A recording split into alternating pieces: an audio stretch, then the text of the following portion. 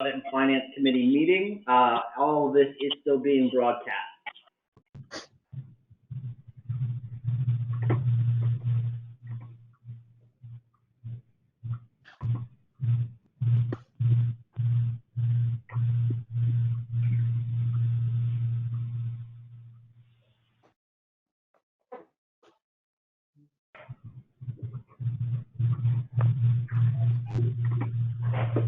I don't know what just happened.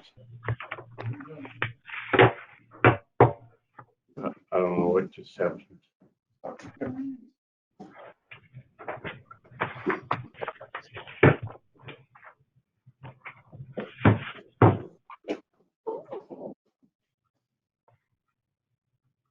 Good morning, everyone. Thank you guys for joining us this morning for the TDHCA's Governing Board meeting.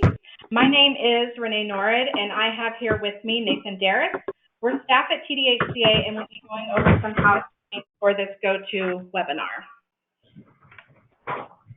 This is an up-close look at your control panel. During the course of the presentation, your control panel will collapse automatically when not in use. To open the control panel, you will select the orange arrow. We'll go over the audio and questions box in the next few slides. When you open your control panel, you can select whether you want to call into the dial-in number or use your computer's audio. Choose computer audio to use your computer's audio features. Choose phone call to use your phone and dial in. Once you select the phone option, GoToWebinar will show you a phone number and access code. Use this information to call in.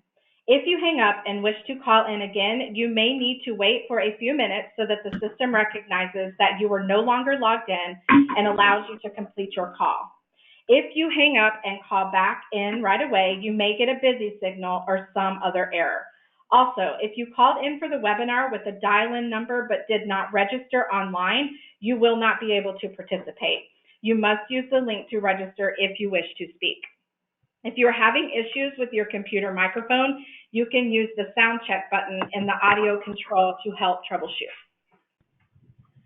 Public comment for today's meeting can be submitted in two ways. Written statements by those attending the meeting but not wishing to speak can be submitted using the questions box in the GoToWebinar dashboard. If submitting a comment in the questions box, please include the agenda item, your name, any organization you are representing, and your position. Also, if you pre-registered to speak on an agenda item today, please indicate in the questions box if you would still like to speak when that agenda item is called. When you want to ask a question or add a comment by speaking, please request to do so in the questions box when your agenda item is being discussed. When it is your turn to speak, a moderator will call on you.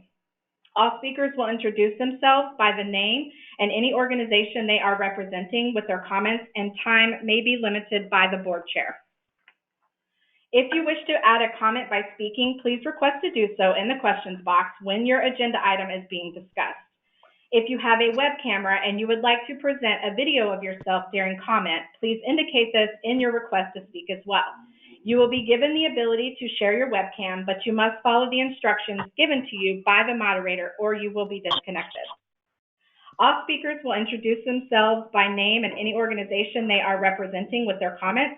You will have up to 3 minutes to speak by the direct discretion of the board chair. Registering a position on an item by those attending the meeting but not wishing to speak can be submitted using the questions box in the GoToWebinar dashboard. Again, if you are submitting a comment in the questions box, please include the agenda item, your name, any organization you are representing, and your position. Written statements other than your position of for or against will not be read or considered public comment. If there are any disruptions to the board meeting, such as an internet outage or other technical issue, the protocol on your screen will be followed. TDHCA will issue continuation instructions through an email announcement to all registered attendees of the meeting, a posting on the TDHCA board website, and TDHCA social media outlets. The meeting will then resume at the appropriate point prior to the disruption. Thank you for your participation. We will now move on to the meeting.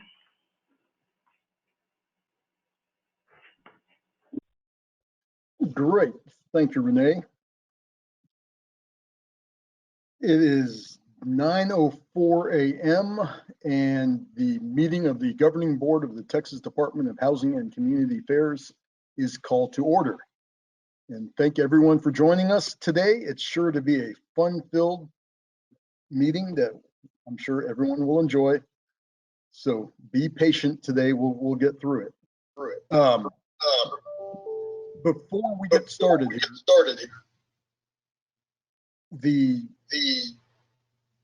I'm hearing echo on myself here.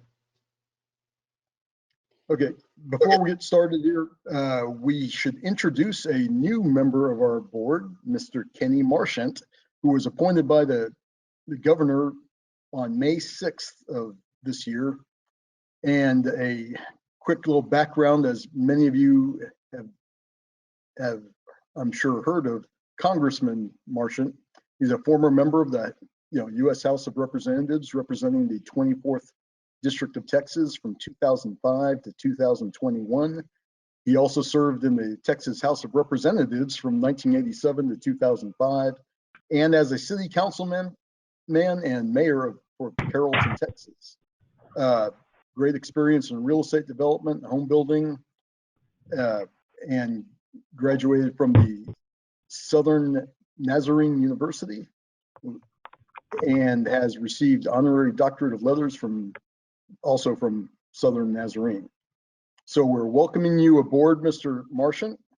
I have an official question to first ask you. It is my understanding that you have been provided TDHCA's statutorily required training program and that you have completed it prior to today. Is that correct? That is correct. Yes. I've read more than I ever read for a Where meeting. you chime in? Yes. Do you hear me? Is he muted? It says click. I still can't hear you. All right. I'm able to hear. I can hear him. Okay, so Leo, are you the only one that can't hear He's not me? muted from our side, is he? Neil, can you hear us? Can you hear us? Why am I the only one that can't hear him? I'm probably, I don't know. There we go. Okay, I can hear now. Yes, I haven't read all the information I've been provided, but I've read the pertinent information that you've asked about. Okay, great. Thank you. So, Mr. Marchant is officially qualified to be counted for purposes of quorum and to deliberate and vote on the board. With that, I will call the roll. Mr. Batch.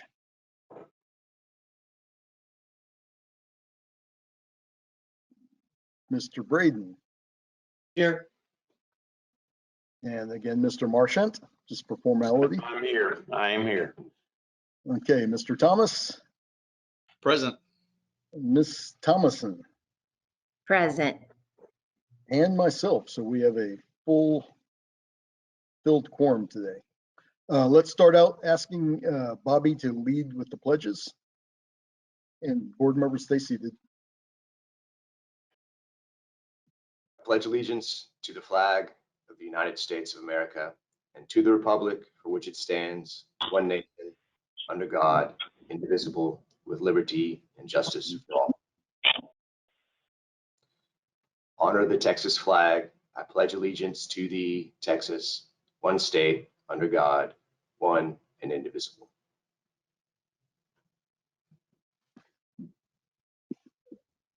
Great. Thank you, Mr. Wilkinson.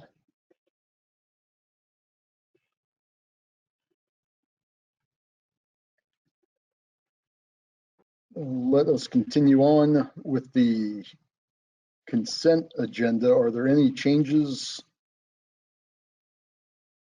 or items that someone wants pulled from the consent agenda?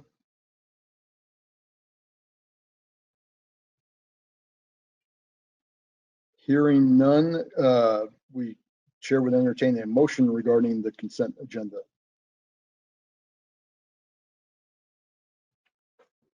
Mr. Chair, I'll make a motion.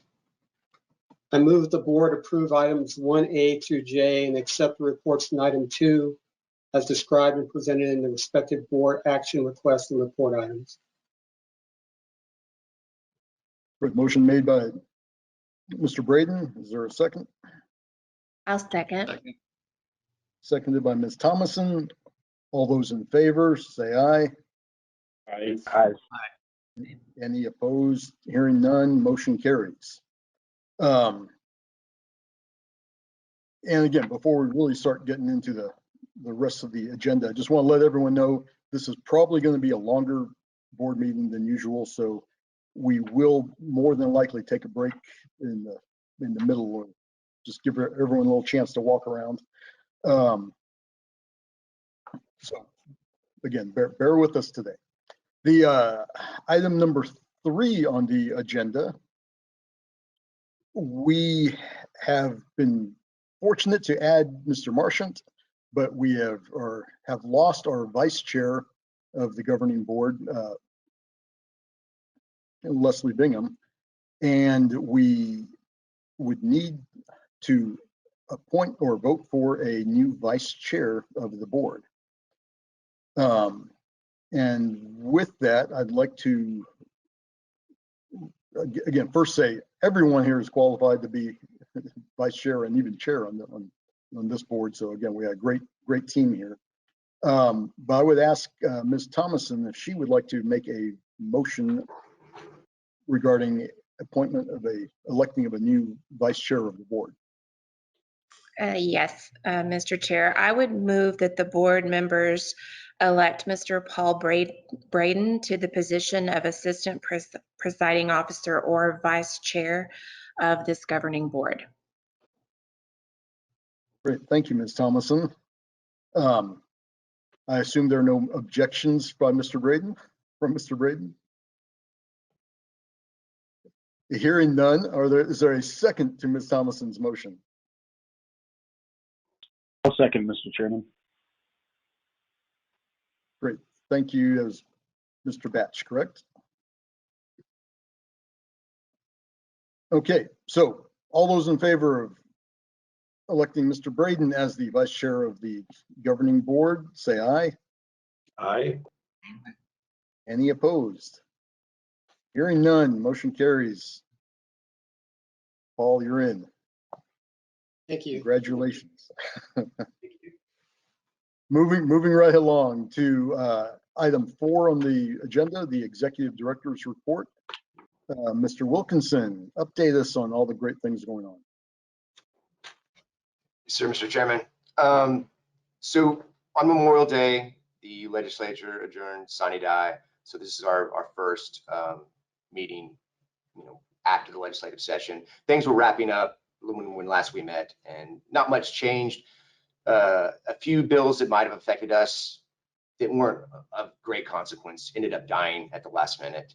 One that passed that might be of interest is HB 1925 by Capriglione, and that is the statewide camping ban bill related to homeless camping. And the department is actually in the bill.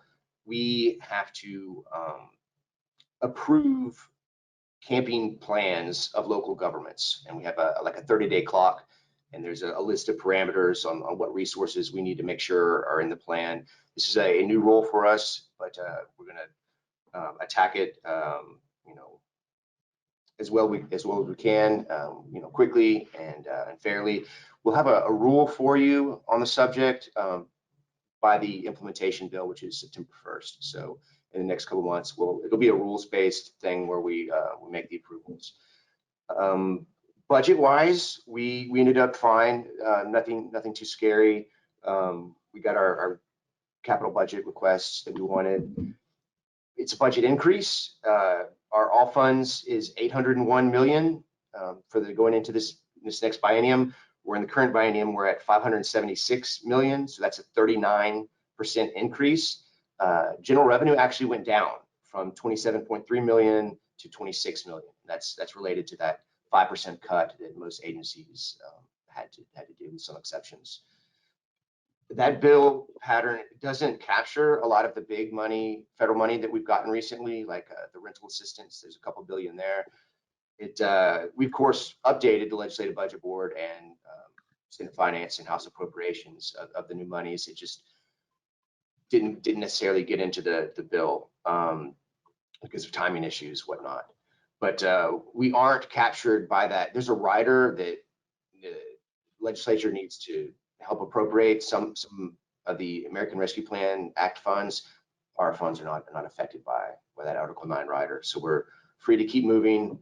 As a further note, especially for the newer members, our bill pattern doesn't really capture a lot of what we do. So all the bond finance, single family activity, all the tax credits are outside of the Appropriations Act. So, you know, it looks like we're an $800 million biennium agency and we're like a $9 billion or more. So we actually have a pie chart that we'll update. We had one that we had for House Appropriations and Senate Finance at the beginning of session, but you know, more federal money has come in since then, and so we'll provide that to y'all to give you an idea of the scope of things we're doing beyond what's appropriated to us.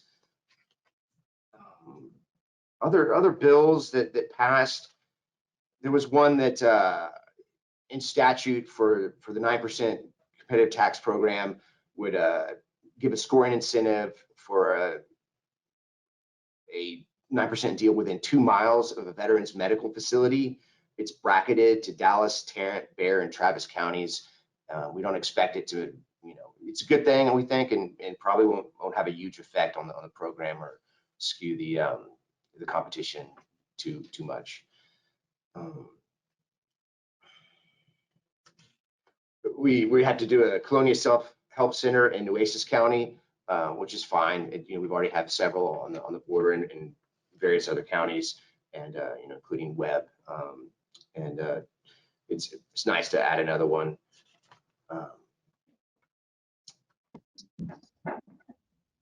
Liz Campos had a bill that has our Texas Interagency Council of the Homeless to do at least 2 public hearings in an urban and a rural location outside of Austin, which is not a bad thing. I actually don't know if that's one has been signed yet.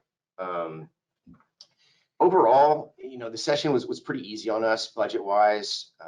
You know, we're growing. We're kind of counter-cyclical that way. The department grew quite a bit after the Great Recession, and the same way with all the COVID packages because of our mission for affordable housing and alleviating poverty. We've had bumps in several of our programs, including energy assistance. That one is especially important now that the PUC ended the disconnect moratorium. I appeared before the PUC's work session a couple weeks ago to talk about the 2 options we have for utility assistance.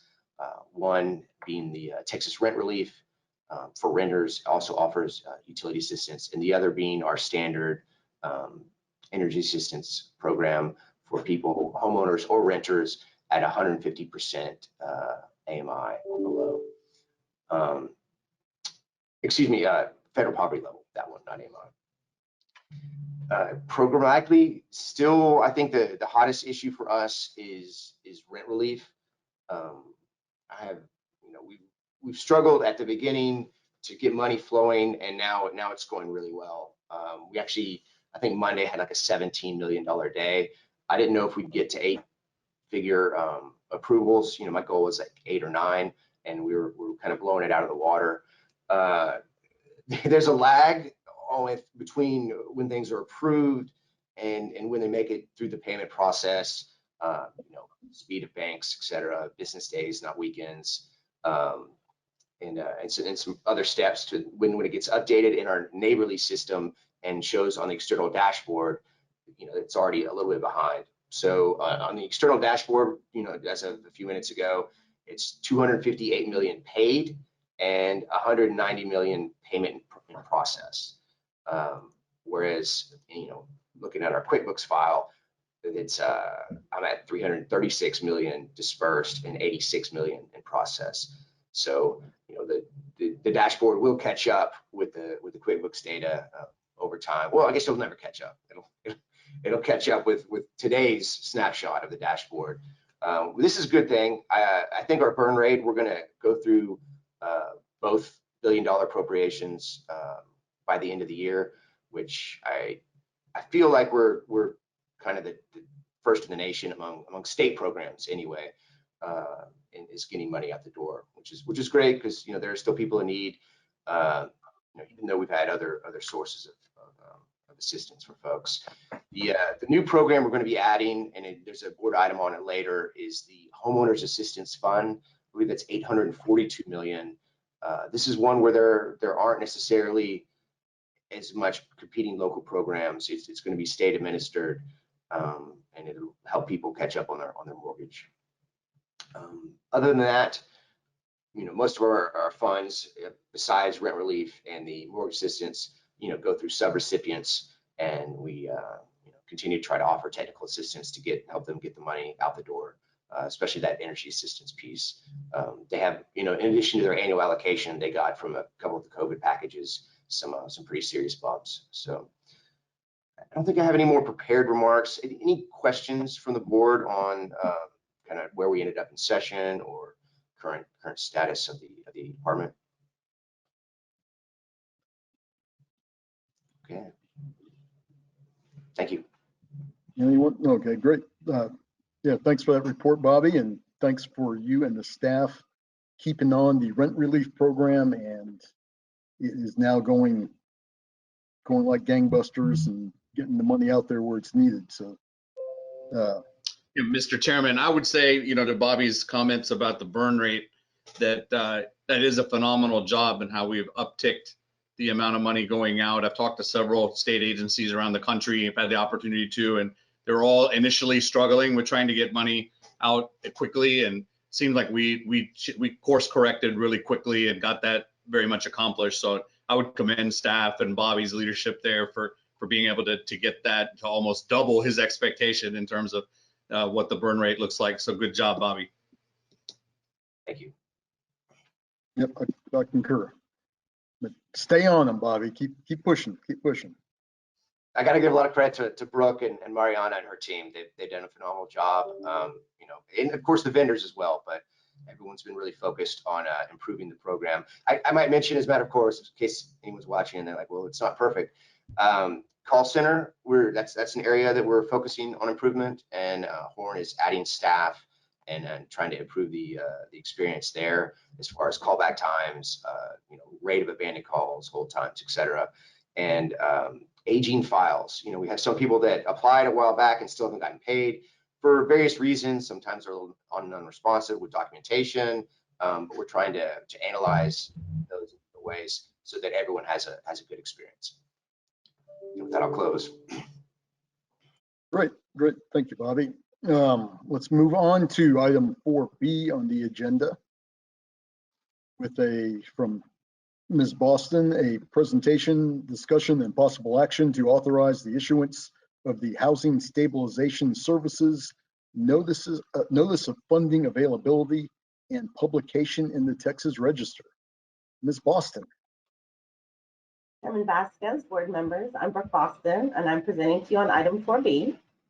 As you know, TDHCA accepted emergency rental assistance funds from the U.S. Department of Treasury that Bobby was just briefing you on. We accepted those funds in two large allotments. The first was approximately $1.3 billion from the Consolidated Appropriation Act, and then the second was roughly $1 billion from the American Rescue Plan Act. Up to 10% of the funds under both of those pots of funds are eligible to be used for housing stabilization services. So staff is requesting authority from y'all today to release a Notice of Funding Availability, or NOFA, to release those funds for housing stabilization services.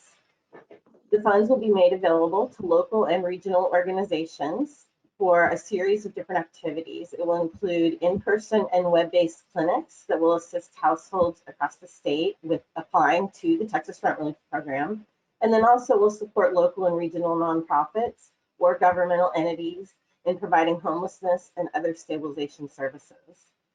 We're really excited about the flexibility of these funds. Some of the services that we're planning on allowing as eligible expenses include everything from food and clothing, hygiene stations, landlord incentive payments to improve likelihood of households finding housing, stipends or short-term payment assistance for public or private campgrounds willing to house people needing housing, funding housing navigators to help people connect with housing options, supporting caseworkers, mental health and medical services and substance use treatment, ID recovery for people who need help with that, job placement, associated childcare if needed, and then case management.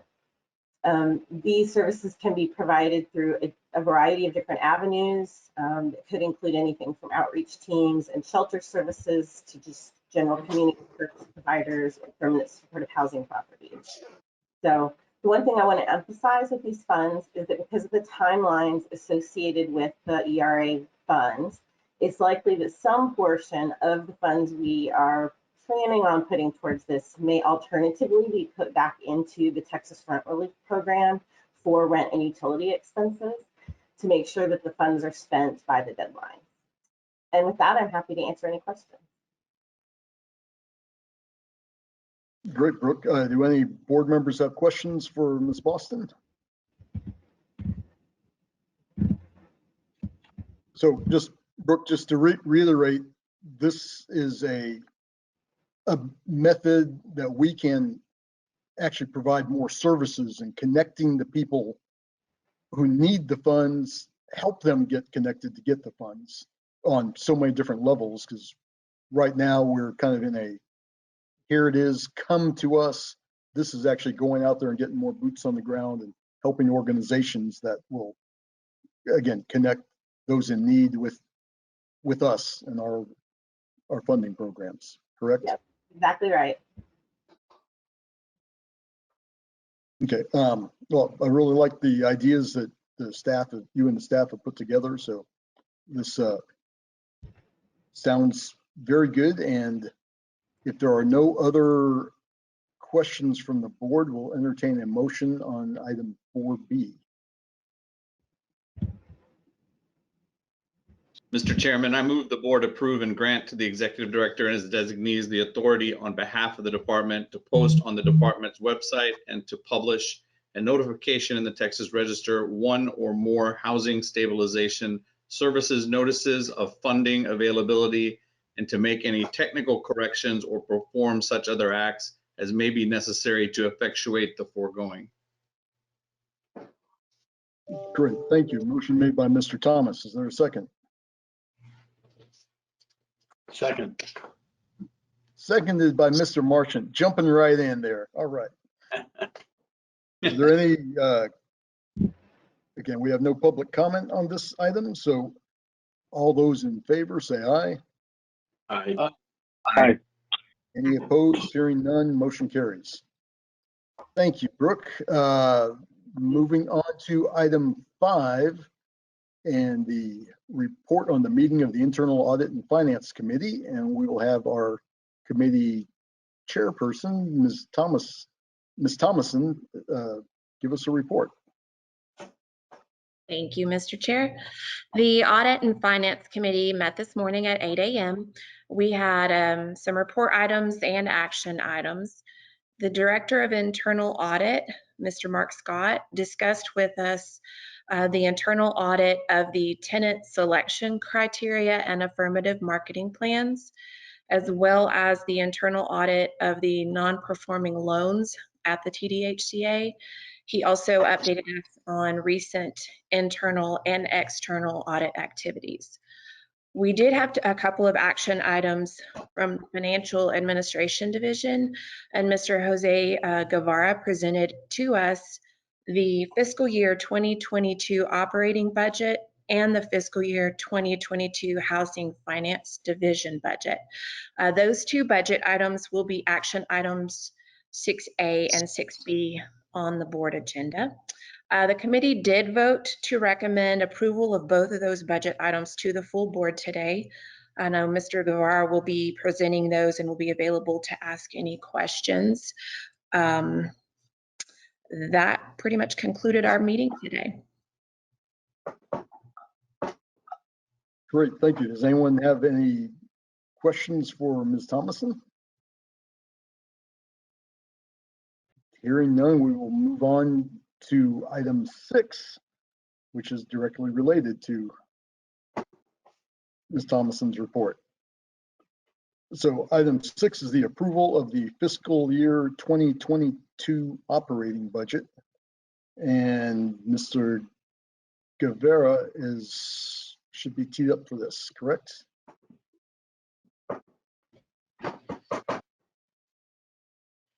Good morning, Mr. Vasquez, and members of the board. Like Ms. Thomason mentioned earlier, we discussed the budget during our audit finance committee. And overall, in summary, our budget for fiscal year 22 is $106 million, an increase of $77.2 million, primarily related to our temporary programs. And so at this point, we would like to request approval of the operating budget. Great, thank you. We did discuss this in the Audit and Finance Committee meeting earlier today, but does anyone have questions for Mr. Guevara?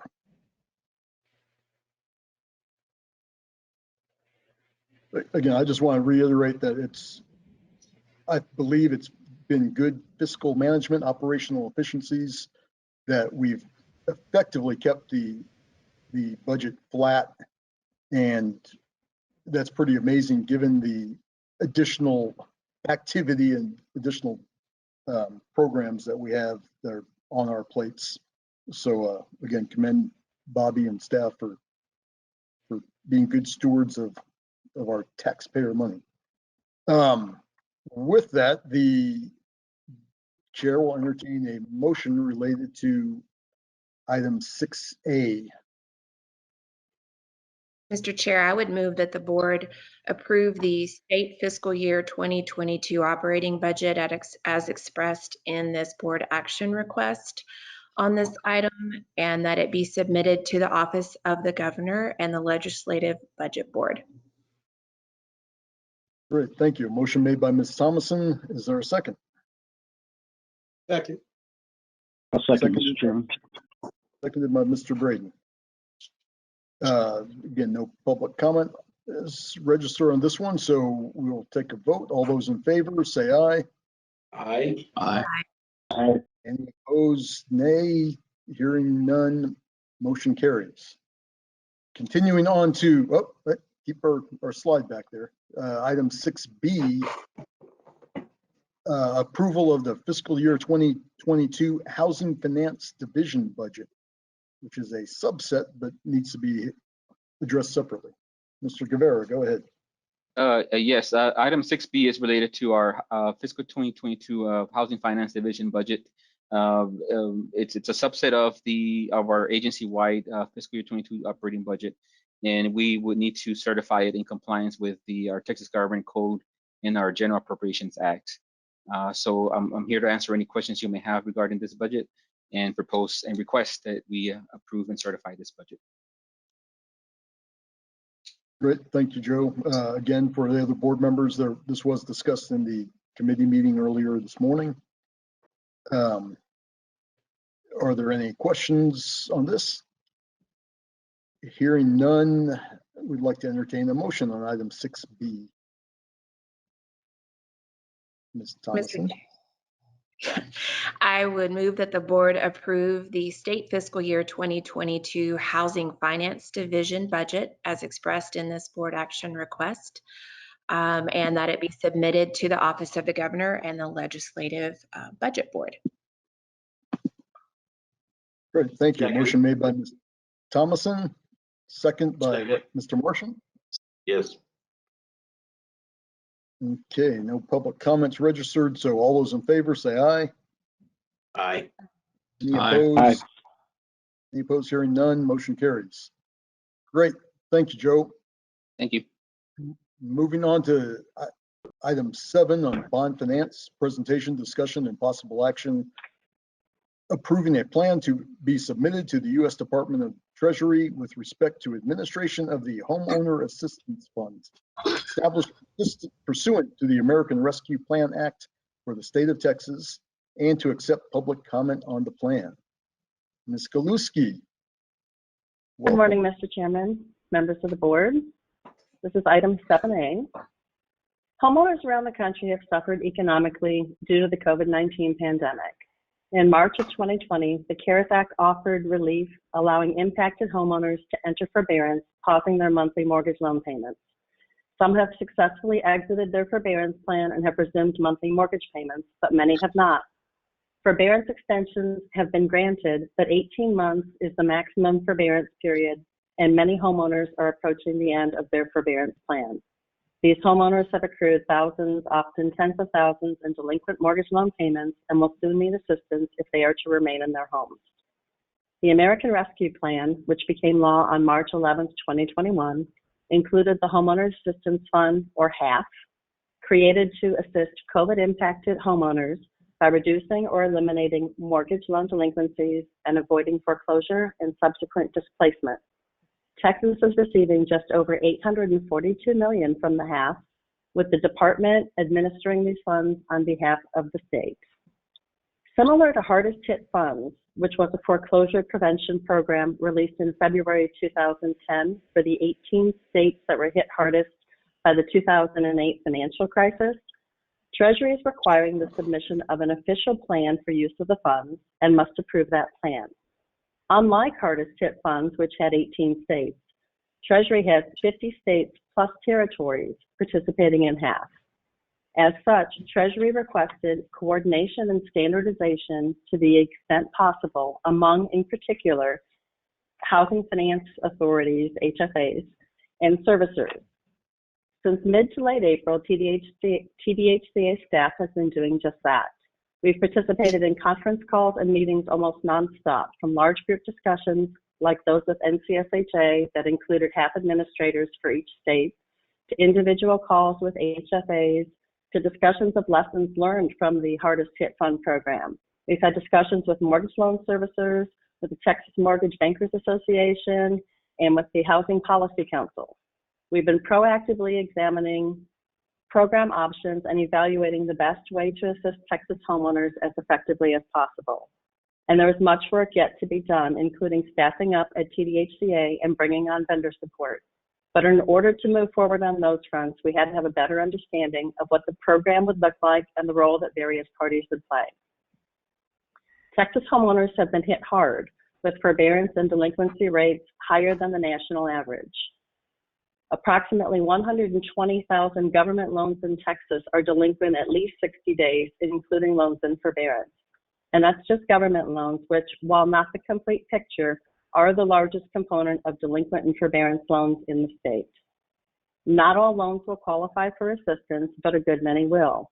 Depending on the assumptions used for the percent of delinquent homeowners that qualify for HAF and the average dollar amount needed to bring those loans current, we hope to reinstate 50 to 75,000 homeowners with these funds. With this item, staff has presented a draft HAF plan that was posted on Monday, June 14th for public comment, which period will end Monday, June 21st at 5 p.m., and for which this board meeting serves as a public hearing. The draft plan outlines a homeowner reinstatement program, which will reduce or eliminate delinquent PITI, principal, interest, taxes, and insurance, and allow for up to 3 months of additional mortgage payments to assist with the transition from delinquency back to regular monthly payments. Assistance will be in the form of a non-recourse grant, and payments will be made directly to mortgage loan servicers. There is a per household maximum assistance amount of $30,000. To be eligible, a homeowner must have experienced a COVID-related financial hardship after January 21st of 2020, must attest to that occurrence and provide the nature of the hardship. All funds under the reinstatement program will be made available to homeowners with incomes equal to or less than the greater of 100% of AMFI or 100% of the U.S. median income, which is currently $79,900. The program can be used for traditional, government, or government-backed mortgage loans, as well as non-traditional loans and properties, including contract for deed, reverse mortgages, and mobile homes. The HAF plan, or a date by which the HAF plan will be submitted, is due to Treasury by June 30th of 2021. There are aspects of the plan that require additional information, as well as templates to be provided by Treasury before submission. Staff is requesting that the Executive Director be authorized to modify the HAF plan to complete and finalize before submission to Treasury by the June 30 deadline, including at his discretion the inclusion of relevant public comment. If the HAF plan is not complete by June 30th, the executive director through this item would be authorized to submit, in lieu of the HAF plan, a date by which the HAF plan will be submitted. That completes my presentation. Staff recommends approval, and I'm available for any questions, although I can't promise I can answer them all. Great, thank you, Ms. Galinsky. Again, there is a short timeline windows on this, so we're having to moving it right along. This is definitely a good plan for Texas homeowners in need of assistance, and I like how I set it at the 100% AMI and below, that we're trying to allow the broadest cross section of Texas homeowners that would be in need to be included. Does anyone have questions for Ms. Galuski? Okay, hearing none. We do have a speaker registered to wants to comment on this item, but as is our usual procedure, let's first get a motion on this item, and then we'll hear the speaker before we vote. So we'd entertain a motion on item 7A.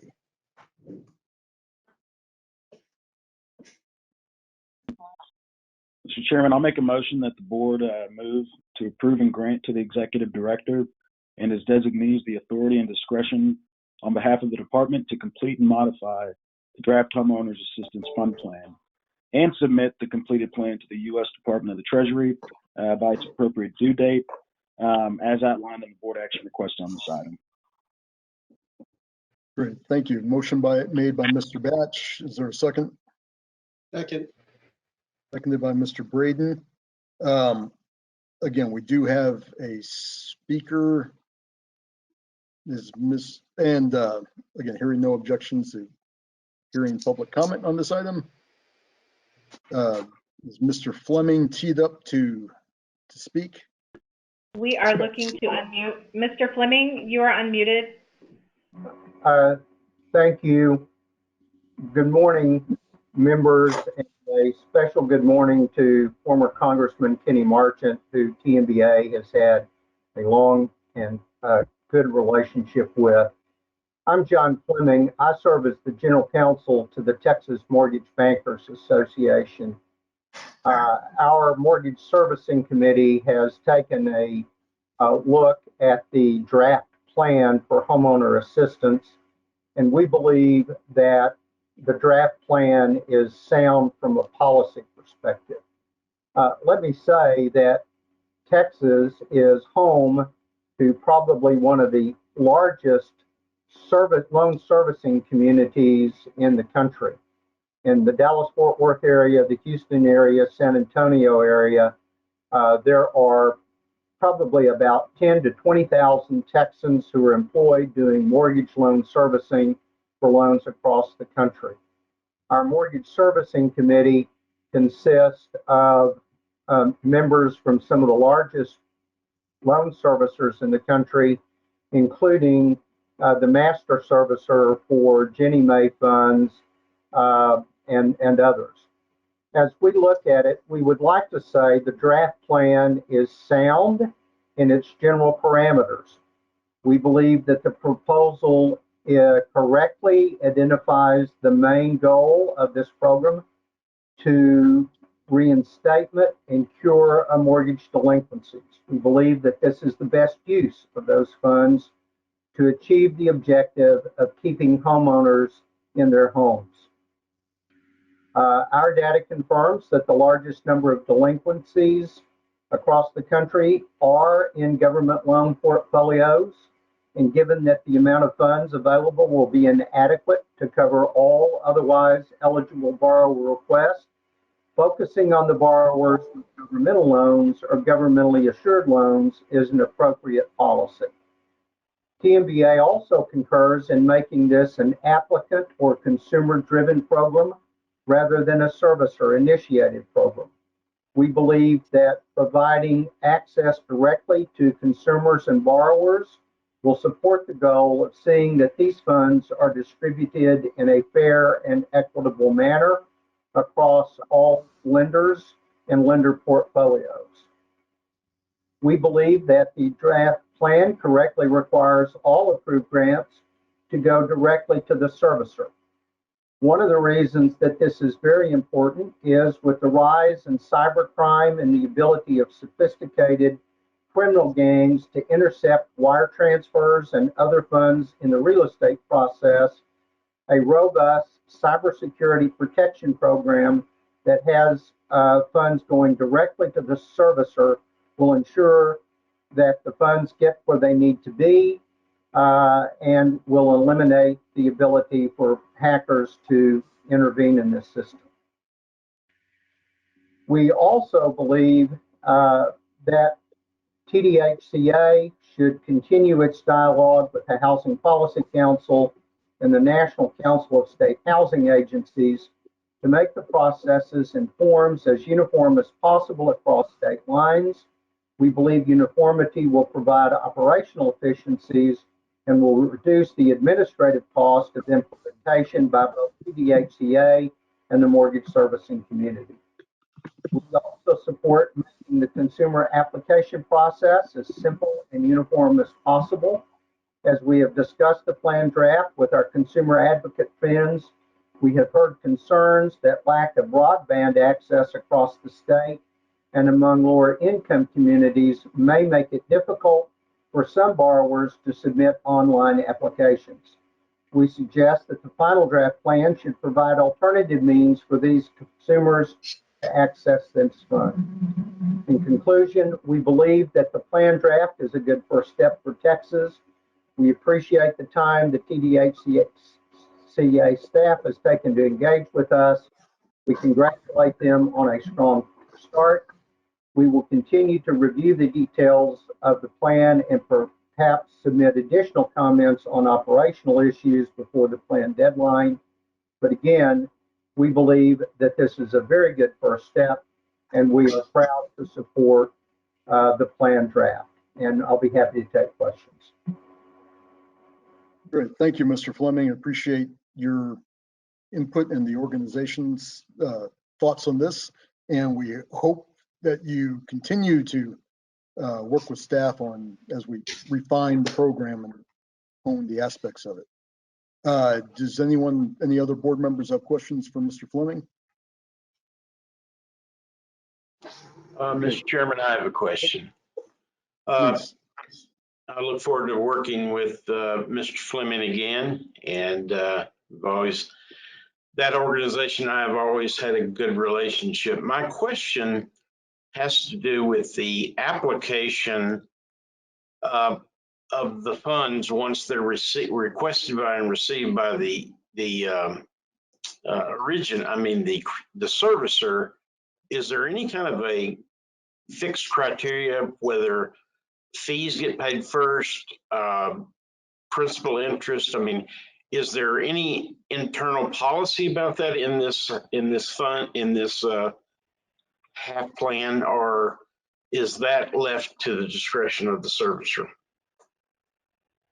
If I could answer that question, there is a priority of application, and that begins with principal interest, taxes, and insurance, and is followed by just any other homeowner assessments that are part of the escrowed amounts that they pay. So homeowner fees, if they're part of their escrow. So there is no provision at this time for paying anything else. This is just a reinstatement program. Okay, and what I'm referring to are late fees, et cetera. And if those are not, Mr. Fleming, yeah. Mr. Fleming, I think in hardest hit funds, I think servicers generally waived late fees. Am I correct on that? I believe that is correct, and particularly for loans that are under forbearance. which will be the vast majority of these government loan portfolios. It would perhaps be worth consideration in the final plan to more specifically address that issue. Great. Yeah, it would be counterproductive for all of this assistance to be given and the loan be brought current, et cetera, except there'd still be an outstanding balance that the servicer deserves and earned. It is in the agreement, but the loans still stay in basically delinquency and because those fees are not paid. And I'm not against paying those fees. The question was about the priority. Congressman Marchant, that is an excellent point that needs to be considered. We agree with you that if at the end of the day, the borrower is not reinstated, that the program has come up a little short. Let me also add that another reason I think that perhaps this should be addressed in the final plan specifically is that while if we're talking about the governmental loan portfolio, this is addressed by Ginnie Mae and FHA, VA, and USDA, but there is also a component of this program that is meant to reach out to alternative lenders that are not governmental loan portfolios. These would be loans under contract for deed and other financing devices. It has been our experience that those loans are going to be very difficult to work with because, quite frankly, many of the lenders in that field approach what we would call predatory status, and it has been difficult to get some of those borrowers reinstated. And I do suspect that while the government loan portfolios have addressed to some extent late fees, that is not the case for these alternative loan products. And that is why the final plan, in my opinion, should perhaps specifically address that. Yeah, I agree. Thank you. Great. Thank you, Mr. Martian. Do any other board members have any questions or comments? Okay, and there are no other commenters queued up for this item. Again, we have a motion on the floor approving item 7A, motion made by Mr. Batch, seconded by Mr. Braden. So let's take the vote. All those in favor, say aye. Aye. Aye. Any opposed, say nay. Hearing none, motion carries. Before going on to item 7B, I let Mr. Fleming slide on his timing because I've neglected to emphasize that please, for all speakers coming up here, abide by the 3-minute rule, and there's the timer on the screen. They'll be counting down. There are going to be potentially a lot of speakers today, and for everyone to get through it, I'm going to have to start cutting off people when that comes up. And just because there's a 3-minute timer doesn't mean you have to use the whole 3 minutes. So just adding that in as well. Okay, with that said, moving on to item 7B.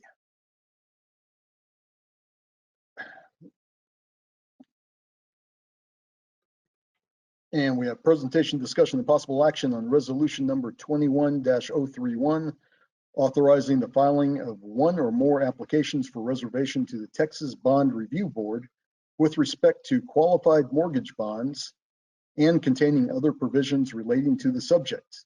Ms. Galuski, again, go ahead. So Monica Galuski, Director of Bond Finance. This is item 7B. Chapter 1372 of the Texas Government Code, also known as the Allocation Act, is the statutory allocation of private activity bond authority, or volume cap, for the state of Texas. In 2021, approximately $1 billion of volume cap was reserved for single-family activity, with set-asides for TDHCA, TSHAC, and housing finance corporations. On August 7th, these set-asides collapsed into a single-family volume cap pool, with the remaining aggregate balance available for reservation for single-family activity through August 14th. With this item, staff is requesting authorization to submit applications for reservation of volume cap, including the department's 2021 set-aside amount of $347,260,414 and up to $531,619 of 2021 single-family volume cap not reserved prior to that August 15th collapse date, where all of the volume cap that's available collapses into a very large pool for any private activity use. We are also asking for authorization for applications for reservation for up to $300 million for single-family mortgage revenue bonds expected to be issued before year-end 2021, for which we expect to use volume cap that was carried forward from 2020 for that purpose. All amounts requested are for single-family volume cap, with no volume cap being requested from the general collapse on August 15th. Currently, much of the single-family volume cap set aside for housing finance corporations remains unreserved.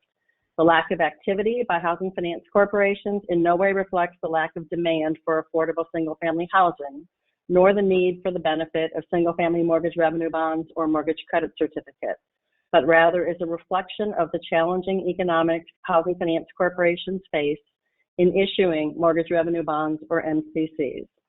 By requesting unreserved single-family volume cap, TDHCA is able to leverage economies of scale and to use that volume cap for its intended purpose. That concludes my presentation, and I would be happy to answer any questions. Great, thank you, Monica. It's actually amazing to see just the volume and activity that is going on in this area. Do any board members have questions for Ms. Kaluski?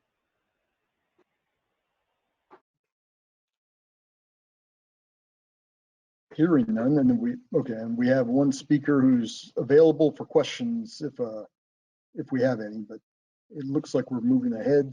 So the chair will entertain a motion relating to item 7B.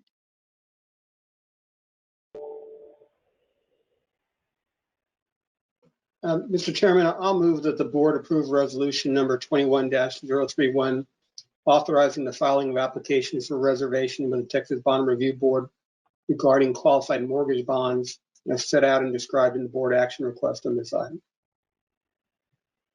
Great, thank you. Motion made by Mr. Braden. Is there a second? Second, Mr. Chairman. Seconded by Mr. Thomas. All those in favor, say aye. Aye. Aye. Any opposed? Hearing none, motion carries. Thank you, Monica.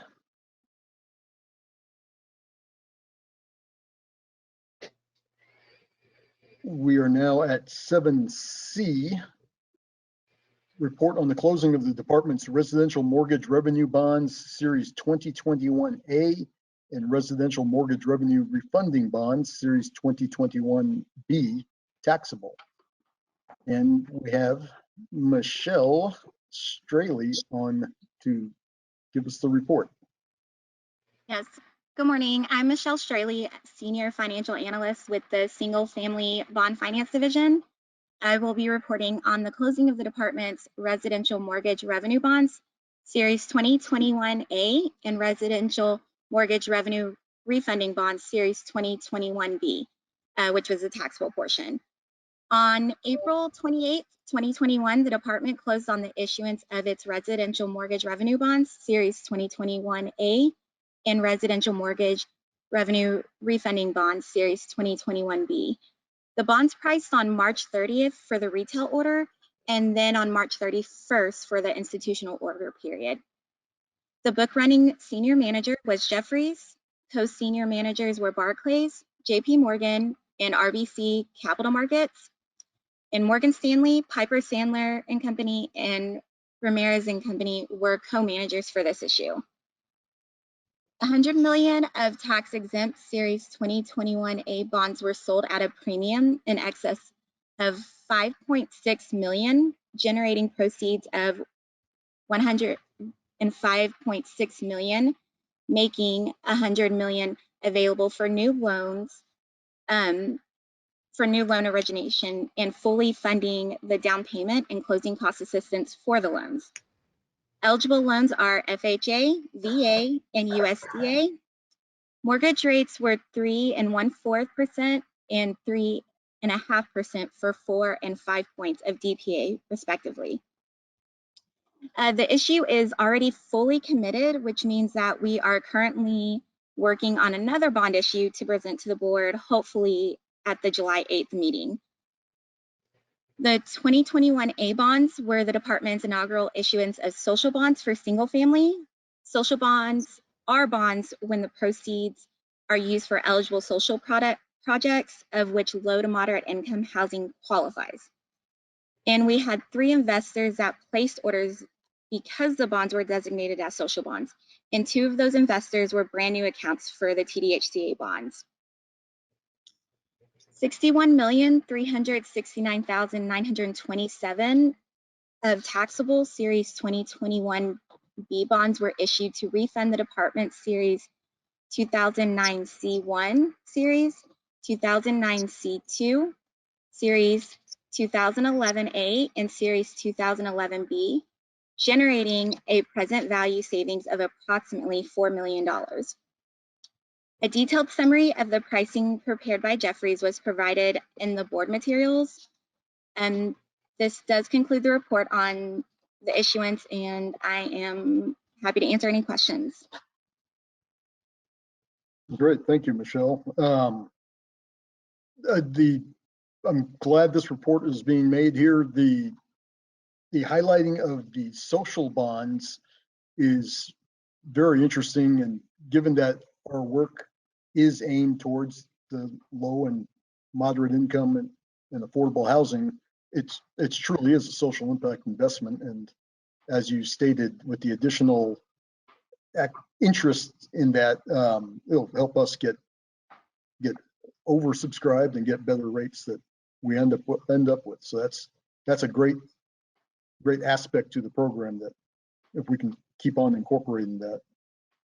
Yes. As well, the refinancing and saving millions of dollars on the refi is actually another great program that I'm glad you and the department are continuing on paying attention to those types of things and getting savings where we can.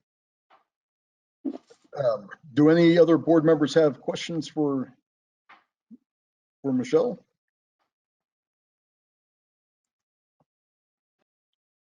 Okay, this is actually a report item only, I believe, and does not require a motion. So again, thank you, Ms. Straley. And we'll continue on to item 7. Oh, I missed something? No, okay, let's continue on to item 7D, presentation, discussion and possible action on resolution number 21-032 regarding amendments to funding loan agreements relating to certain governmental lender notes issued by the department. And Ms. Morales is going to present this one. Teresa. Good morning. Teresa Morales, Director of Multifamily Bonds. This agenda item involves modifications to funding loan agreements on a handful of transactions where the department serves as bond issuer and where Citibank is the permanent lender. The provisions relate to who an approved transferee is relative to the underlying security, as well as changes to the department's form of investor letter for the registered holder of the note. Citibank is asking the department to expand the definition to include other governmental entities across the country with whom they do business. Citibank would be transferring the notes to a governmental entity who will create the trust, allowing for the issuance of a municipal CUSIP, which expands the universe of potential investors by including the municipal market and buyers. The governmental entity will then be the holder of the governmental lender note, while Citibank will remain as the servicer of the loan and our point of contact on the transaction. Citibank represented that with their annual origination of $3 to $5 billion in new loans and the growth of their balance sheet, they are looking for ways to continue to securitize. The modifications requested will allow the loans to come off of their balance sheet and thereby reducing their exposure and allowing them to originate new loans in Texas. This request is not specific to TDHCA issued transactions. Citibank has requested similar modifications from local issuers across the state in which they serve as funding lender. With the changes to the definition, there would also need to be similar changes to the form of investor letter, particularly to the applicable rating category and indemnification provisions. While there are limitations that require an A rating or higher in certain contexts, the department statute and rules do not address the rating associated with a secondary market transaction. In shifting to a minimum rating of BBB category or higher, staff believes the restrictions requiring $100,000 minimum denominations and that holders of beneficial interests in the note be qualified institutional buyers, along with the fact that these are not done as standalone transactions but have been part of a pool of only sophisticated buyers, limits the risk that there will be a retail sale of the underlying security. Moreover, Citibank has represented that they are only marketing to institutional buyers and that they share the department's position that these securities should only be in the hands of sophisticated entities. At the end of the day, the bonds themselves will still be held by a single entity. If they securitize and sell the trust receipts, those receipts will only be sold to those qualified institutional buyers, very sophisticated investors that will purchase them. Although the request in your materials is specific to the Gateway at Hutchins transaction, these changes would be applicable to a handful of other transactions as noted in the exhibit to the resolution that have not yet converted to the permanent phase. It is also anticipated that any future transactions with Citibank would reflect these changes. Staff recommends adoption of resolution number 21-032. Great, thank you, Teresa. Do any board members have questions for Ms. Morales?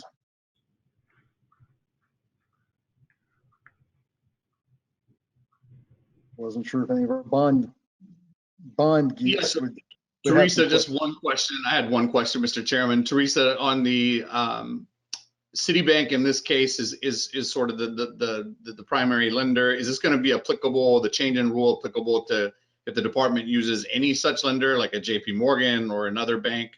Will the same rule apply, or is this specific to Citibank? This is specific to Citibank. It's something that they have requested. It's not reflective of an across-the-board change. Thank you. But Ms. Morales, just to follow up on that, if others requested a similar change, there's no reason the board would, or the department would deny that under similar circumstances.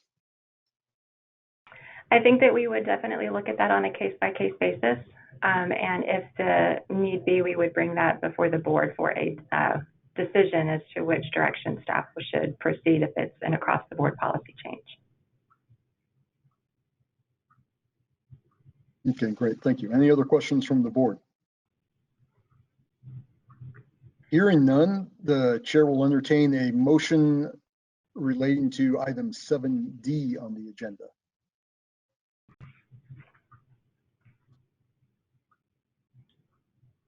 I move that the board approve the amendments to the funding loan agreement relating to governmental lending note series 2016 for Gateway at Hutchins Apartments and the other transactions specified in and as indicated in the board action request on this item. Good, thank you. A motion made by Mr. Braden. Is there a second? I'll second. Ms. Thomason got in there first. Okay, there's no one wanting to make an actual public comment, just availability for questions. So hearing none, we'll go ahead and take the vote. All those in favor, say aye. Aye. Any opposed? Hearing none, motion carries. Continuing with Ms. Morales on item 7E, presentation, discussion, and possible action on resolution number 21-033, amending previously adopted resolution regarding to the issuance of a governmental note for Caroline Lofts Series 2021 and the reissuance of a determination notice of 4% housing tax credits. Ms. Morales. The governmental note for Caroline Lofts was originally approved by the board on May 13th. For unrated transactions such as this one, the board must set specific financing terms and cannot delegate that authority to another party. As it relates to the construction period terms, the board previously approved a construction period interest rate formula based on the 30-day LIBOR floating rate plus a spread of 2%. Given the planned elimination of LIBOR, along with the potential for a lower overall rate, the borrower and Amegy Bank, as the construction lender, have requested the resolution be amended to provide for an alternative index. Specifically, the new interest rate formula will be the 30-day Ameribor floating rate with a floor of 50 basis points plus a spread of 2.175%. The financing for Caroline Lofts also includes CDBG funds from the City of Houston, which is scheduled to be presented to the Houston City Council for approval on June 23rd. The timing of this City Council meeting has allowed staff to request approval of the amendment from the board without jeopardizing the closing deadline in July. The delay from the originally anticipated closing date has also prompted a change to the final maturity date, specifically that it be advanced by 1 month from May to June 1st, 2054, and this is also reflected in the amended resolution. Aside from the changes to the interest rate and the maturity date, there has also been an increase of approximately $1.8 million to the CDBG loan amount, along with increased construction costs, such that the applicant has requested the department update its underwriting to account for how these changes affect the prior credit recommendation. Historically, the department's practice, which is expressed in the QAP, is to reconcile any changes that occur post-board approval at cost certification. If the costs can substantiate more credits, then staff will underwrite accordingly. In this limited instance, the transaction is back before you because of changes relative to the resolution, which did not affect the department's underwriting. Because of the changes surrounding the increase in the CDBG loan, along with the increased costs, staff believes it is important to have an accurate reflection of the transaction as it gets closer to closing, given that the department is the bond issuer. Staff recommends adoption of resolution number 21-033 and that the determination notice be reissued in the amount of $889,192. Great, thank you, Ms. Morales. Are there any questions from the board on this item? Hearing none, we have only people available for answering questions if necessary. So hearing none, is there a motion on item 7E? Mr. Chairman, I move that the board approve resolution number 21-033, amending the previously adopted note resolution relating to Caroline Lofts and issue a new determination notice for 4% housing tax credits as reflected in and subject to the conditions stated in the board action request on this item. Great, thank you. Motion made by Mr. Batch. Is there a second? I'm sorry, I didn't catch. Is that Mr. Thomas? Second, Mr. Chairman. Okay, second by Mr. Thomas. Let's go ahead and take the vote. All those in favor say aye. Aye. Aye. Any opposed? Hearing none, motion carries. Thank you, Ms. Morales. This brings us to item 8 on the agenda. Bear with me while I'm finding my spot. Okay. And Teresa's still here. Okay. Presentation, discussion, and possible action regarding a waiver of 10 TAC section 11.101B5 of the 2021 qualified allocation plan relating to common amenities at the El Rosario homes in Mission and La Merced homes in Mercedes. Ms. Morales, go ahead and give us the background. There are two separate applications reflected in this agenda item. However, the board action requested applies to both of them. Each of these applications include 100 single-family homes that are scattered throughout a neighborhood. One development is located in Mission and the other is located in Mercedes. The waiver before you relates to the threshold requirement regarding common amenities that all applications must meet. Based on the total number of units, the applicant must provide 10 points worth of amenities. This is included in the land use restriction agreement and monitored by staff throughout the affordability period. Some of the homes are contiguous while others are not. There is a separate existing leasing office with a floor plan that is similar to a 4-bedroom unit. The uniqueness of these sites allow for little to no common area to provide enough shared space to achieve the required minimum point threshold. For El Rosario, the applicant has indicated that only 3 points out of the 10 points required could be obtained. In addition to those that are common, there is a minimum threshold of points for the unit side that is not based on development size. The applicant has proposed that a total point value in excess of what they are required to provide under the QAP will be obtained. For La Merced, the action is similar. However, they can only meet 5 of the 10 points that are required, and they will also be providing an overage on the unit side. Staff is recommending that the excess points for those unit amenities be allowed to apply to the number of points both properties are deficient with respect to those that are common.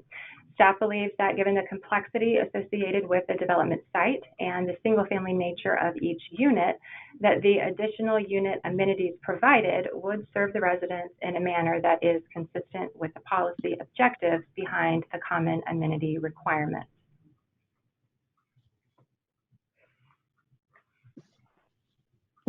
Okay, thank you, Ms. Morales. Are there any questions from the board to Ms. Morales? And again, I understand that the staff is in favor of this and recommending that we do approve it, and you're satisfied with the replacement amenities on per specific unit rather than the general amenities. Correct. The way the QAP is written, it does not address this specific type of development site when you're dealing with not just single family homes, but if they're scattered throughout a neighborhood and there is, there are separate legal descriptions for each home, and where there's a lack of dedicated space, again, the QAP doesn't specifically address it. But just given the types of amenities that can be provided at each home, staff believes that still meets the intent of those amenities that would normally be common. Great. Okay. Thank you. Again, we have individuals available if we need any questions answered, but it appears there's no other comments. So we will entertain a motion on item 8A. Mr. Chair, I move that the board grant the requested waiver of the rule regarding common amenities for these two 4% tax credit applicants as reflected in the board action request on this item. Great, thank you. Motion made by Ms. Thomason. Is there a second? Second. Second by Mr. Braden. We'll take the vote. All those in favor say aye. Aye. Aye. Any opposed? Hearing none, motion carries. Moving on to item 8B, presentation, discussion, and possible action regarding a waiver of 10 TAC 11.101B1A Romanet, is that 2? I think.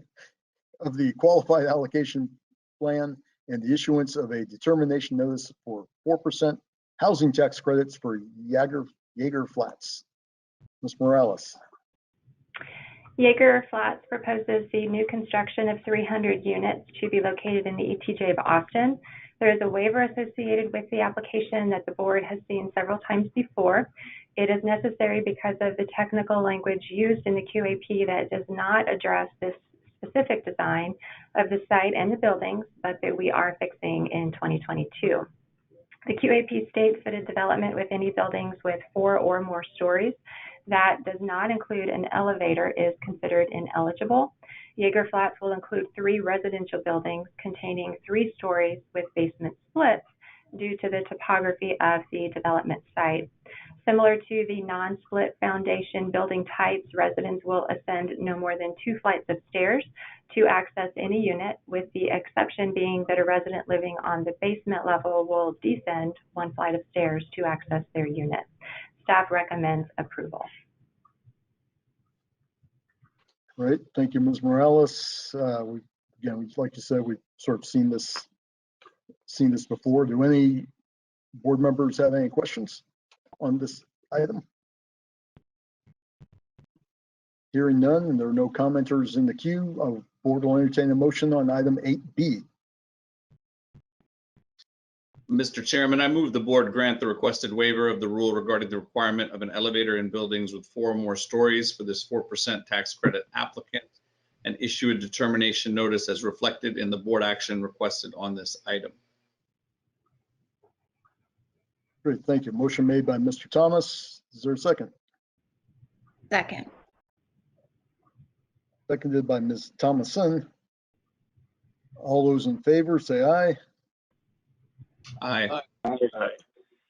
Any opposed? Hearing none, motion carries. Thank you, Ms. Morales, you're with us for a while, aren't you? Okay. Moving along to item 8C, presentation, discussion, and possible action on a waiver relating to 10 TAC 11.101 B1B Romanet 1. Relating to ineligibility of elderly developments for historic oaks of Allen Parkway Village in Houston. Ms. Morales. The department received a waiver request associated with the proposed rehab of historic oaks of Allen Parkway Village, which is an existing elderly development originally built in the 1940s that received an award of housing tax credits in 1997. The QAP states that elderly developments of 2 stories or more that do not include elevator service for any units or common areas above the ground floor are considered ineligible. Concurrent with the rehab of historic oaks, the applicant intends to rehab an adjacent property consisting of townhome units that were also originally built in the 1940s and that has historically served elderly individuals and small families. While a 4% tax credit application has not yet been submitted, the applicant intends to submit one application that will combine these 2 developments and operate them as one property with the intent to serve an elderly population. Some of the buildings containing the townhomes are comprised of 1-story flats on both the first and second floors, and split level units with both first and second floors, whereby access to the second floor is by stairway. The QAP would require elevator access to each second-story flat and to the upstairs of each of the split level units. The applicant has represented that the townhomes are of a historic nature and as a result are pursuing state and federal historic tax credits. Representations from the architect indicate that the design of the townhomes is not adaptable to provide ADA access to each floor within a single unit or to the second-story flats. In adding the elevator to the interior of the unit, there was too much living space that was lost. In exploring the possibility of adding elevators to the exterior of the townhomes, information was provided indicating that the Texas Historical Commission objected based on specific federal standards that would need to be met. Staff recommends approval of the specific waiver as noted in your board write-up. Great, Thank you, Ms. Morales. And again, to reemphasize, this is an existing development where there are already elderly people living there and dealing with the stairs and no elevators, correct? Correct. Okay. Do any board members have questions for Ms. Morales? Hearing none, and I think our speakers are only available for questions only. So the board would entertain a motion on item 8C.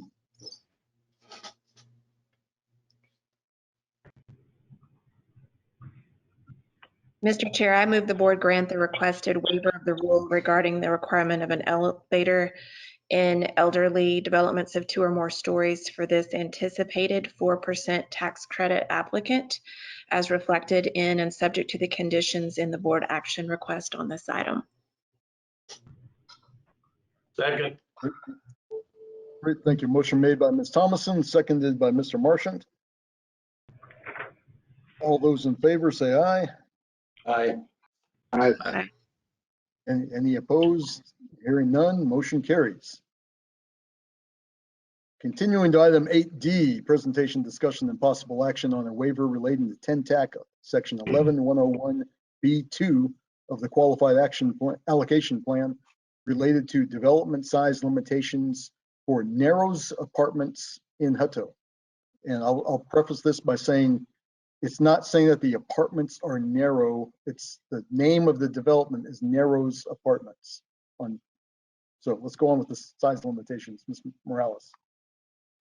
Item 8D involves a waiver associated with the maximum development size in a rural area. The QAP restricts 4% applications to a total of 120 units. A 4% application has not been filed, but the department received a waiver request for a proposed new construction 312-unit development in Hutto. Hutto is located to the east of IH-35, north of Austin, and just outside of Pflugerville, and is considered a rural area according to the department site demographics report. Pursuant to the QAP, an area is considered rural if it is within a metropolitan statistical area that has a population of less than 25,000 and does not share a boundary with an urban area. According to the U.S. Census Bureau data, Hutto had a population of 27,947 people in 2019. The city limit boundaries of Hutto and Pflugerville are separated by less than 50 feet. And if Hutto and Pflugerville shared a boundary, Hutto would have been considered urban based on the population size. Given the growing population, the proximity to other urban areas, the presence of multiple large employers nearby, and several large-scale events that take place within the city of Hutto, the applicant believes that Hutto has many of the characteristics consistent with other areas and municipalities that are considered urban. Staff agrees, and based on all of the information that is outlined in your materials, staff recommends that a waiver of the development size be granted. You're saying that Hutto is not rural? Correct. Okay. Do any board members have questions for Ms. Morales on item 8D? I have a question, Mr. Chairman. Yes, sir. And forgive this question. I'm sure that you guys all know the answer, but are there allotments for rural units versus urban units? And if you reclassify something rural to urban, does that free up additional units to be built in rural areas? I don't know if you understand what I'm asking. Are we diminishing the number of rural units that can be built by doing this, or vice versa? So on the 4% side, we have historically limited the number of units to be built in a rural area out of a concern for overburdening and making sure that the market can support the number of units proposed. And so part of what we look at when we get requests such as this is the demand, and if an applicant is proposing 300 units in such a small area, we're looking at where are those folks going to be coming from? Is there going to be a demand for the units that are being proposed? This is a case-by-case basis, so I don't know that if another applicant came along and wanted to propose something similar in Hutto that it would be a yes, but it would come back to the board for consideration. And again, we would take a look at the market study, the primary market area, take a look at whether that market that they have identified can support those additional units. Okay, I think my question is, do we have a specific number, a targeted number of rural units that we're trying to build every year, or does it matter? On the on the 4% side, we do not. On the 9% side, there is a rural set aside. And so there is a specific amount of credits from the ceiling that are attributed to projects in rural areas. Okay, on the 4% side, we don't see very many small-scale rural projects just because of the nature of the bond transaction and the costs associated with issuing bonds. Those costs are better absorbed on a much larger scale. Yeah, thank you. Great. And just to follow up on that, Mr. Marchant, your question is very valid in whether we are taking rural allocations or rural monies and putting it into an urban project. That would be normally be a good question, but I think in this case, we are simply allowing for more units to be built in at this location. We're not taking from one to the other. This is just waiting to allow us to build more, allow them to build more. Yeah, thank you. Okay, any other questions on item 8D? Hearing none, and we have no one in the queue for comment, Chair will entertain a motion relating to item 8D on the agenda. Mr. Chair, I'll make a motion. I move the board grant the requested waiver regarding the development size limitations for this anticipated 4% tax credit applicant as reflected in and subject to the conditions stated in the board action request on this item. Great, thank you. Motion made by Mr. Braden. Is there a second? Second. Seconded by Ms. Thomason. All those in favor, say aye. Aye. Aye. Any opposed? Hearing none, motion carries. Thank you, Teresa. I believe, or someone correct me if I'm wrong, that item 8E is being pulled from this meeting. Is that correct? That's correct. The applicant has requested that this agenda item be postponed to the July meeting. Okay, very, very well. So noted.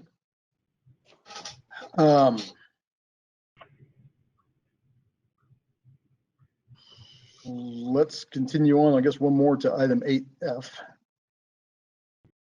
The presentation, discussion, and possible action regarding the issuance of a determination notice for 4% housing tax credits for Westmoreland Station in Dallas. Ms. Morales again. Westmoreland Station involves the new construction of 248 units proposed to be located in Dallas that will serve the general population. The development will include units at 50% and 60% of the area median income and will also include some market rate units. The applicant disclosed the presence of an undesirable site feature relating to the proximity of an overhead transmission line. Based on the totality of the information provided by the applicant, staff believes that this undesirable feature was mitigated and the site was determined to be eligible.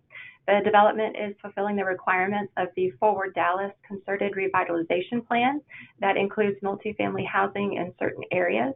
There are zoning constraints on the site relating to the building's location, and the fact that the City of Dallas is providing local funding to the development reflects its support of the location, despite its proximity to the power lines. Moreover, the City of Dallas Housing Finance Corporation is serving as the bond issuer. The department has received public comment in opposition, which is included in your materials.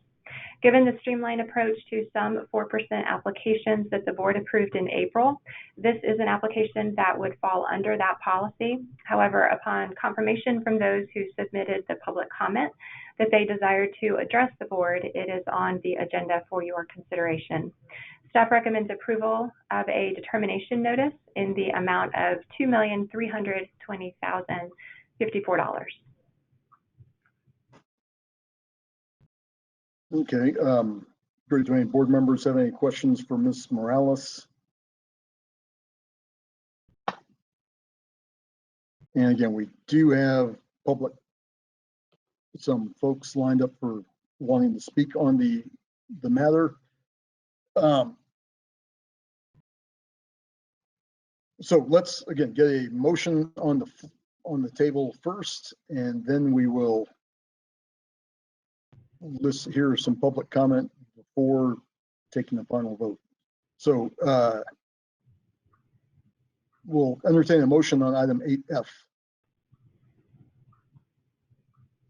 Mr. Chair, I move the board grant the issuance of a determination notice for Westmoreland Station as reflected in and subject to the conditions stated in the board action request on this item. Okay, great. Motion made by Ms. Thomason. Is there a second? Second. Seconded by Mr. Braden.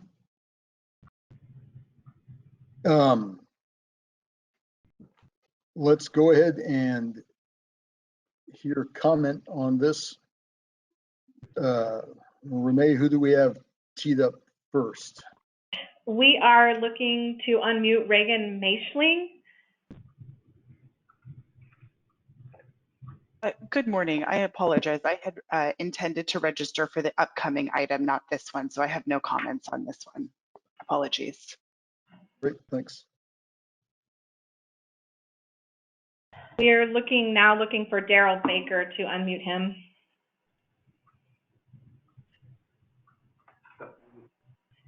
Daryl, you are self-muted. Will you please unmute yourself? Okay. Okay, I'm unmuted. Thank you very much. My name is Daryl Baker. I represent a group called Fair Share for All Dallas. With the written comments that we've submitted, in addition to those, we want to really underscore the fact that we have more than enough LIHTC projects in our particular council district. We've got 16 in all currently. Approval of this one would make it 17. We feel that we've also been denied due process by the city of Dallas and especially the Housing Finance Corporation, in that they don't have a forum for receiving public comments on these issues. One of the things that we are especially concerned about, that we submitted information to you all about, was the crime stats in this area. And again, what we need, because of the oversaturation of LIHTC, we need really high-end development in our council district. We have a regional affordable housing plan that the city of Dallas is not requiring the regional partners to adhere to. And this LIHTC has been used more as a weapon than a tool. And again, we have more than enough affordability in this particular region. And an emphasis should be placed on other parts of Dallas and of the Metroplex to put affordable housing where it is really needed, but it is not needed here. So thank you for your time and your consideration. And based on the information that we submitted ahead of time, we're in hope that you had a chance to read it, to understand it, and consider it, and to provide for LIHTC opportunities in other parts of Dallas, but not here. Thank you very much. Great, thank you, Mr. Baker. Also, before we're continuing on to other commenters who I think we have lined up, Teresa's still with us, yes?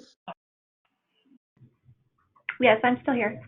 Okay, all right. Again, just to reiterate, this is the item for approval is simply a determination notice that they have checked off all the boxes for the housing tax credits on this particular project. It's not a final issuance of tax credits, and it's subject to a whole slew of other activity that needs to be done and approvals, including city and local, et cetera, and bank financing and all that stuff.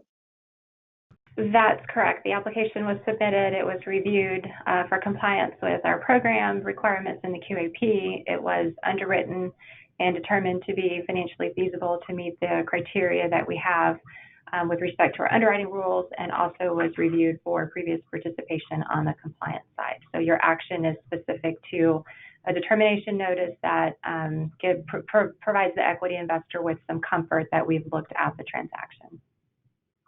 Okay, so just for all the commenters understanding, this is a procedural process for us at this point. But with that, who's next up? Is it Audrey Martin? Audrey Martin, we are looking to unmute her now. Audrey, you are self-muted.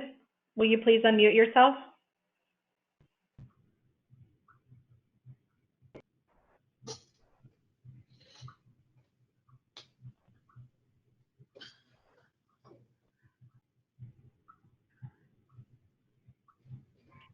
Audrey Martin, will you please unmute yourself?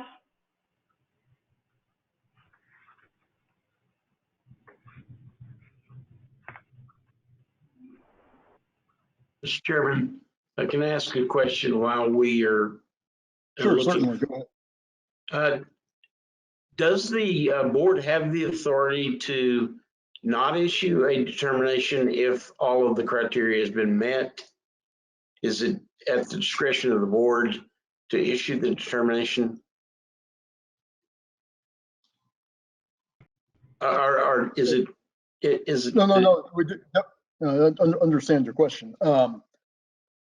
It is and Bobby, you can clarify this for me as well, but it's if they check off all the boxes for a determination notice, we are approving them. Unless there's some just extraordinary extenuating circumstance, we might move that around or might reconsider that. We have the discretion to reconsider, but most of these types of notices right now are just coming through on the consent agenda that but we have the discretion to not issue a determination. But once, I mean, the policy is that once they meet the criteria, the board does issue the determination. Is that correct? Yes, sir. Yep. Okay. Bobby, do you want to add anything on that? So the board approves the rules, and if they follow all the rules, then they get the determination notice. You could vote against it. Maybe you could get sued, I think would be the short answer that Bo would. Yeah, okay, yeah. So we have the discretion, but if we exercise that discretion, we might subject the board to a lawsuit. So. Yep, thanks. Okay, with that, let's move on to next commenter, Chris Applequist. Is that correct? Yes, that is correct. Chris, you are unmuted. Can you hear us? Great. Thank you. Thank you. Can you hear me okay? Yes. Perfect. All right, Chairman and members of the board, thank you for your time today. My name is Chris Applequist, Generation Housing Partners. I'd like to thank staff for their recommendation of approval. This is a development we've worked on for over a year. We started in July of 2020. We've gone through all the appropriate channels with TDHCA as well as the City of Dallas. And we've garnered a substantial amount of support for this development. We received a resolution from the City of Dallas, which was unanimous. We've also got $8 million in soft funding from the City of Dallas. And I'll let Kyle Hines, who's with the City of Dallas, elaborate on that as well today. We're partnered with Dallas HFC. We've received letters of support from DART, Dallas Area Rapid Transit, as well as North Texas Fair Housing Center. And then recently the site was rezoned to WR5 with unanimous support. And then above and beyond that, over the past year, we've been working with Heritage Oak Cliff, which is a consortium of 36 neighborhood groups, which provided a letter of support in February. And really all this was done through a lot of public outreach. That was asked of us to do by the city council. That included 5 public meetings as well as 3 virtual meetings, as well as reaching out individually to a number of folks, primarily with Fair Share Dallas, that have had an issue with basically any development that includes Litech south of I-30. And we've really tried to address a lot of the false information that's out there, but we haven't had the opportunity to speak individually with Daryl Baker or a few of the other folks. However, they have attended a number of the meetings going all the way back to last year, and they've been nice folks, good to work with, and we've tried to figure out a solution. But again, we understand there's always going to be a little bit of opposition. There's a development that it's really important to note is it meets a lot of objectives, goals and objectives with the city of Dallas. One is the 1,000 unit challenge to put affordable housing in close proximity to light rail. We're 300 feet boundary to boundary from the Westmoreland station, which is amazing. I mean, we typically in the affordable housing world don't get the ability to have land that's that close to a light rail. So this is a development we're really excited about. We've got a lot of support. We appreciate staff's recommendation, and thanks for your time, and I'm here for any questions that you may have. Great, thank you, Mr. Applequist. I actually believe that my information is that the next 2 registered speakers, Kyle Hines and Adrian Iglesias, are both speaking for the motion or for the staff's recommendation. Is Mr. Stan Atten speaking? Let's skip to him to see if he's speaking against the recommendation. You're looking to unmute. Oh, I think I'm unmuted, right? yes, we can hear you. Okay, well, as a longtime resident of Oak Cliff, when I look at a project like this, I get concerned. This site is actually on a former plastics plant. I understand there is some remediation issues with this site. It's a high crime area because of the high density of apartments that were within a mile of this project. The police have designated as a tag area because it's so dangerous. There's shootings on a regular basis, murders on a regular basis within half a mile of this project. Now it is located next to a DART station, but that DART station is so dangerous. The DART police put their little police unit there from time to time to deal with all the cars that are broken into. So it's not a safe place to go to at night. It's not a safe place to park your car. And that's adjacent to this proposed project. We have plenty of affordable housing in Oak Cliff. We have tens of thousands of units. Many of them are subsidized by the government. What we need is affordable housing north of I-30 where the jobs are. Currently, because of the way the city is structured, the low-income housing is in the south and the jobs are in the north. It puts an unfair burden on homeowners. There's a nice housing development about half a mile from this project, but there's also a number of used car lots and junky rundown businesses stretching along Westmoreland. This is a bad investment, I would think, on your part. You're just creating another potential crime scene for the evening news. So I would say you shouldn't recommend this project. Thank you. Thank you, Mr. Atten. Again, I'm going to, at this point, we have no other speakers other than Mr. Hines and Iglesias, who are already going to speak for the motion. So seeing no one else, I'm actually going to ask the next 2 speakers to stand down, and I want to go straight to the vote that we have a motion made by Ms. Thomason, seconded by Mr. Braden in favor of the staff's recommendation. So all those in favor say aye. Aye. Okay, any opposed? Hearing none, motion carries. So thank you all. We are moving, the next is item 8G. Given that by my clock it is 10:48, and I think we're about to get into the more colorful part of the board meeting, why don't we take a break and recess until 11 o'clock? So give everyone a chance to move about, refill your coffee, and we will come back at 11 o'clock. So it's 10:49 and we stand in recess. Thanks.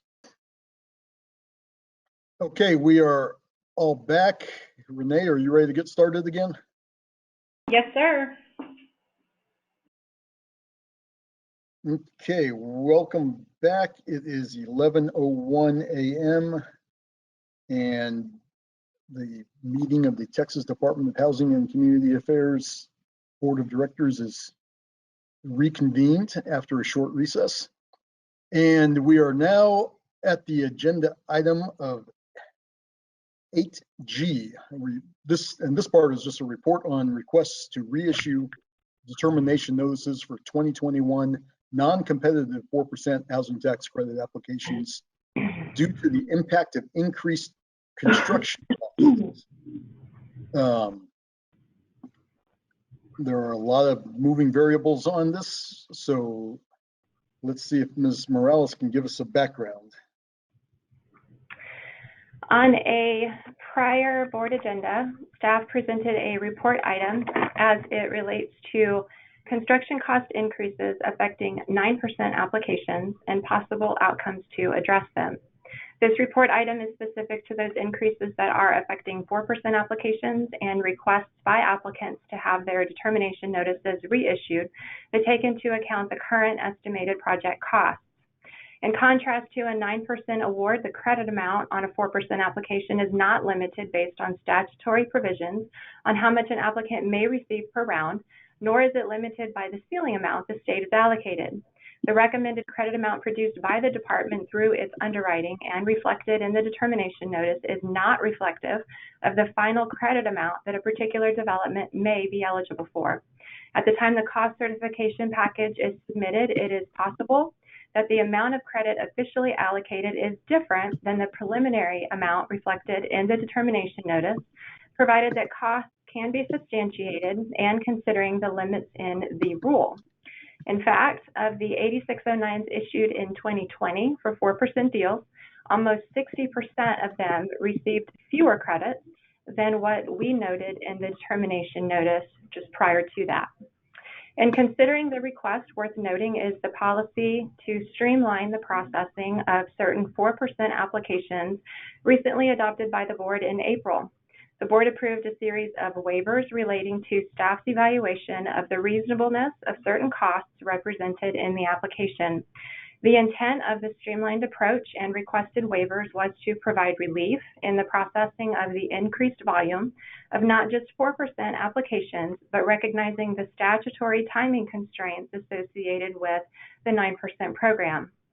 Moreover, the new approach recognizes the point in time in which evaluating the costs of a particular development provides value, which is at cost certification, when the costs are actually known instead of speculating what they might be at application.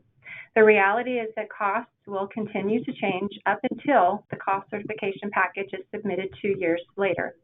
As part of my presentation in April for the streamlined policy, I expressed that it is becoming increasingly difficult to arrive at a snapshot in time that solidifies staff's review as complete and the pressure created by the continuous process of review.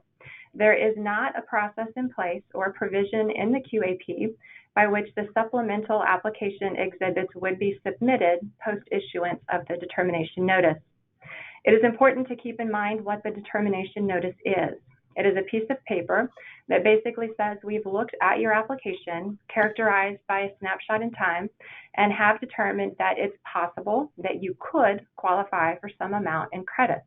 It is not an award of credits, nor does it constitute a legally binding allocation of credits. It is a comfort letter of sorts, and we are being asked to update the comfort letter, which remains valid, with a new comfort letter. Staff recognizes that the increase in lumber and other construction-related costs have impacted previously underwritten developments. However, staff does not believe that there is value added in accepting and reviewing another round of costs solely to produce a new determination notice that reflects a higher credit amount, which an applicant has the ability to request at cost certification.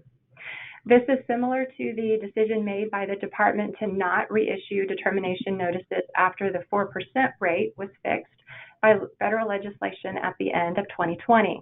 We recognized that those deals who had not closed would be eligible for the 4% rate and that we would reconcile the difference at cost certification. We did not re-underwrite all of the applications for which we had already issued determination notices. In closing, a reevaluation of these 4% applications where determination notices have already been issued defeats the purpose of the streamlined process and does not promote the efficiency for which it was intended. Okay. Again, just for clarity, I'm not sure I fully understand why they want a reissue the notice. I mean, again, what's the crux of the argument? I wish I knew. I think we have some commenters that might be able to answer that. Let me make a comment on that. You know, I understand what Teresa said, and I agree. Obviously, staff has limited resources. I understand that. And at the end of the day, the tax credits are going to be what the tax credits are going to be. But at the beginning of the financing, you know, deal participants take this predetermination notice and they structure their financing and they line up the tax credit purchasers on the basis of that. So that's why they want updated ones, because they need to know whether they're selling $800,000 worth of tax credits or $900,000 of tax credits, and how that, you know, flows through the equity of the deal.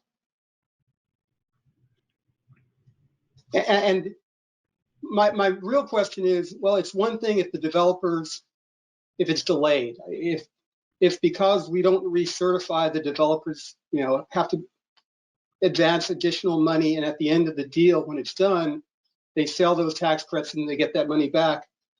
To me, I'm like, well, okay, you have to wait for that to come in. I guess my question would be, and I don't know the answer to this, maybe some industry participants do, is, are some of those credits lost because of us not recertifying it? Because is it the fact that they line up a sale of all your credits and you think it's 800,000, but at the end then it's 900,000, and that buyer either doesn't buy the extra 100 or it buys it at some reduced amount, so there's some loss of value as part of that deal? And that's the only thing I would ask as part of this. And again, along those same lines, though, we still don't finalize everything until that final cost certification anyway. So I will also add that there's always going to be a difference in the recommended credit amount that we come up with as opposed to everybody else. So keep in mind that the QAP has certain underwriting parameters and feasibility indicators that we have to meet. The deal has to fit in our box. And if it doesn't and results in a credit cut, then that's what we have to do in order to be compliant with the rule. Lenders operate with a different box, and equity investors operate in another different box. And so recognizing that everybody has their box, at the end of the day, when we issue that determination notice, there's always going to be some fluctuation.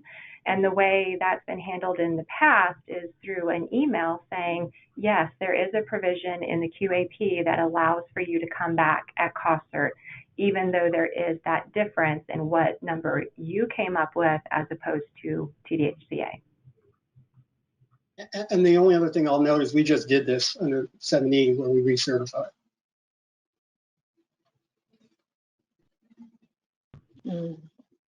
Where we were the issuer, right, for that one. Right. So I mean, that can't be the measuring stick. Oh, we only do this when we're the issuer. I mean, that doesn't seem right to me. So So keep in mind that the streamlined policy that the board adopted was specific to 4% local issuer transactions that did not involve multifamily direct loans from TDHCA, nor did it involve TDHCA bonds. It's customary for on TDHCA transactions, we are usually the first entity to step out there with a published underwriting report and an approval. And as the deal tracks closer to closing, if there's changes such as the item that was previously on the agenda for Caroline Lofts, there's changes to the CDBG loan. So I have to go back and see how does that affect our underwriting, because there was a representation that was made to this board and there was a representation made to the bond review board that the transaction was feasible. So that's why in instances where TDHCA is the issuer, there's that vested interest to ensure that from initial approval all the way through closing that deal still fits within our box. On 4% straight up local issuer transactions where the streamlined policy applied, we don't have that vested interest. I mean, I agree there were circumstances in Caroline Lofts that dictated it. I mean, I was supportive of that. But I would think it can't be the sole reason we take another look at 4% termination letters is where we're the issuer. I would think there were additional circumstances. So I'd like to add that as an overall agency perspective, I worry, especially at this time, throwing a lot more on the underwriting staff as we're trying to get them all done for the 9% round. So, you know, if it was one, take a new snapshot, okay, but what if we have 15 or 20 or 25 and all of a sudden we're overloaded with something that doesn't need to happen? I'd be curious to hear testimony from I don't know if it's a tax credit investor or the developer who's going to speak on how it helps them to have a new determination notice when the tax credits are just going to be sized, how they're going to be sized at cost cert anyway. And I agree with that. I mean, I acknowledge there are limits on our staff, and our staff is doing a tremendous job with a lot more on their plate now. So, I mean, at the end of the day, I agree with you, Bobby, on that. Okay, well, before we get into public comment, just again, to clarify, this is not an action item or a vote that we're going to be taking today. We're just receiving more input on the process in this public meeting, correct, Bobby? Yes, it's just a report item. Okay, so just as we start the speakers, just a reminder, we're not taking action on this today. We're hearing you out. And then to reiterate, we have a little 3-minute clock on the screen that I'm going to encourage everyone to stay under. You don't have to use all 3 minutes. And please don't take offense if I have to start cutting you off, because again, we have a lot of speakers to get through. So Renee, I think our first speaker lined up is Reagan Maishling. Yes, we have. Rachel, you are oh, there you go. Can you hear me? Yes. Great, thank you. Good morning. My name is Reagan Mackling. I'm Vice President at Enterprise Housing Credit Investments. Enterprise is a national nonprofit dedicated to making home and communities places of pride and belonging and promoting upward mobility. Through our capital and investment platforms, Enterprise has facilitated nearly $1 billion in lending and tax credit investment in Texas to support the creation of affordable housing over the past 10 years. We value TDHCA and our developer partners' tremendous commitment to affordable housing. We are currently working with LDG Development and the Bexar County Housing Authority on a 4% transaction called Agave, and we have requested that the team seek a new predetermination letter because the original letter is based off much lower anticipated costs that did not take into account the recent dramatic rise in material costs. Enterprise and its investors have historically been able to come up with workarounds to address concerns on this matter, but the impact of the pandemic and lumber prices has created special circumstances where the differences in the credit amounts are too large to mitigate. Enterprise and its investors are aware of previous examples where states have reduced credits on 4% deals at 8609s. Even though this was not in Texas, it did create concern in the industry for some investors. It is certainly not our intention to create unnecessary work for staff. We know that resources are limited.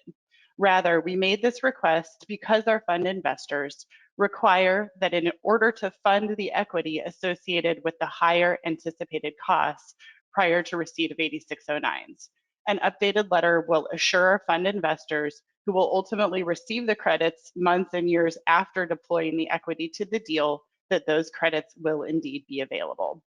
Thank you for your consideration. Great, thank you, Reagan. Next up, Drew Childre. Yes, right? we're looking to unmute him.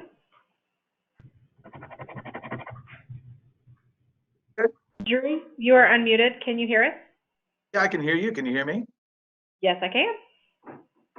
All right. Well, great. Well, thank you, everybody. Thank you, Mr. Chairman and board members and executive director, and a special thank you to Teresa Morales. I want to put a big thank you to her and her staff and her team for for all the work that they do, and it's greatly appreciated. We really understand that their workload and their especially at this time of year is very limited, and so we definitely do not want to put any more burden on their shoulders. But that being said, I just want to make a statement that, as you know, due to the pandemic, the construction costs of many of the materials has increased exponentially over the last several months, with lumber taking the charge in this increase. We submitted a 4% tax credit application for our agave development back in early January and received a determination notice in April. We're closing on the financing next month. And as you can expect, the construction costs are quite a bit higher now than what they were projected in January. We realize there is a specific process at cost certification that allows for additional credits to be awarded for costs that are justified. We're currently in a bind with our investors leading up to the closing. It is hard to say what will happen in the next 2 years during construction, but in the event costs exceed TDHCA's 10% threshold for staff's ability to approve additional credits administratively, our investors are concerned that we may not be awarded all the credits necessary for the development. As you can see, this puts us in a difficult position right before closing, and we're just reaching out to TDHCA to see what we can do to ease our investors' minds. Again, we do not want to put any more workload on Teresa and her staff and TDHCA staff during this time, but we are looking for some assistance in what we can do here. Thank you. Great, thank you, Mr. Childre. If we have up next, Barry Palmer. Yes, we are looking to unmute Mr. Palmer now. Barry, you are unmuted. Can you hear us? Yes. Good morning. This is Barry Palmer with Coates Rose, and we represent the developer. And as previously stated, that there have been unprecedented increases in construction costs, lumber in particular, this year that we haven't really seen since probably 2005 after the hurricane. So I think a lot of investors have gotten comfortable when the credit determination notice is within 10% of what's projected, because the TDHCA rules do allow staff to administratively increase the credits by up to 10%. But it's the fact that the deals that go over 10%, that's the problem. And this is one of those. So, one way that you could do this is only take deals back for reissuance of the determination letter if the new credit amount is more than 10% of what the original amount was. And that would limit the amount of deals that come back. And in response to Mr. Vasquez's question of earlier as to what happens on the credits, are the credits lost? Well, usually the investor, actually almost always, the investor will agree that they'll buy more credits up to a certain level. But that level is oftentimes 5% or at most 10% more. So the investors will commit up front to buy 5 to 10% more in credits, but they over what's in the commitment notice, but they won't agree to commit to buy more than that. So yeah, I just would request that the staff and the board consider reissuing commitment notices in this case, or in cases where the credit amount is more than the 10% leeway that's allowed to staff to increase. Great. Thank you, Barry. I have a question again for staff, I guess. Teresa, how many applications have already submitted this request for reissuance? I've probably received a handful at this point, with not necessarily updated exhibits received, but the question's been asked. And so that's what prompted the report item to bring before the board. But if we have, say, fewer than 5, and then we make it known that our policy is changing and we will agree to reissue, and maybe it is, a 10%, 15% threshold as far as the change, do you think that will all of a sudden trigger another 25 requests? Or right. So I wouldn't say that the request would be limited to the one in which the speakers are asking about, but the question becomes, of the 20 to 25 determination notices that have already been or will be within the next month be issued, is the expectation that staff is going to go back and effectively re-underwrite all of those with updated numbers. And Teresa, there's a rush to this too, right? Because they'd be closer to the end of their bond reservation or their closing to try to rush. Right. There's transactions that received reservations at the beginning of the year, and so their 180-day bond reservation is nearing its end. So ironically, that coincides with the statutory deadline for the 9% applications. And so what the request would do is it would tell underwriters to stop working on current 4% applications that are just trying to get a determination notice, and also stop working on the 9% applications in order to reissue a notice that is already valid.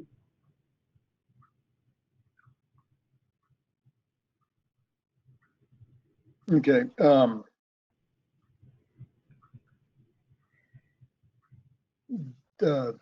Renee, do we have any other commenters actually queued up? I see we have some available for questions, but we have no one else in queue. Do any other board members have questions for Teresa or Bobby? I had one follow-up question. I assume this is sort of like a glitch or a temporary problem, because new underwritings that you're working on now are factoring in the higher costs, correct? It is whatever is included in the application. If the applicant says, we've got updated numbers, can you use these instead? Then that's something that we could factor in to the underwriting that we're currently doing. So at some point, the applications, the actual real world numbers are going to catch up with these applications, and they'll be submitting numbers based on what the costs are now. At the end of the day, yes.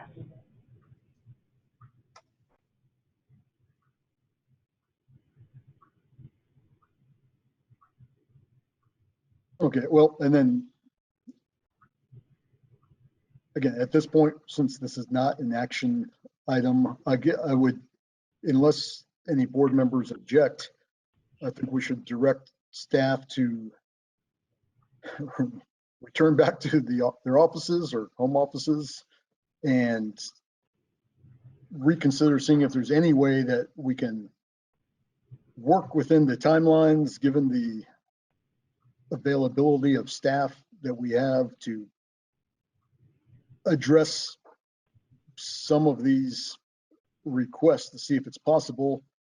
Maybe there is a threshold that's not just at 10%, maybe it's a 25%, threshold or something that would need to be met as far as a change. And I'm not calling it out. So you all, figure out how to make it where it's not too burdensome, where we're stalling the current activity that needs to be done. But if there's some way, again, I think all of us understand what the developers, the applicants are facing and the challenges with their financing. So if we can do something, we're not saying no, absolutely not, but I guess I'm going to direct staff to go back and see if you can come up with a workable idea. Does that work for everybody?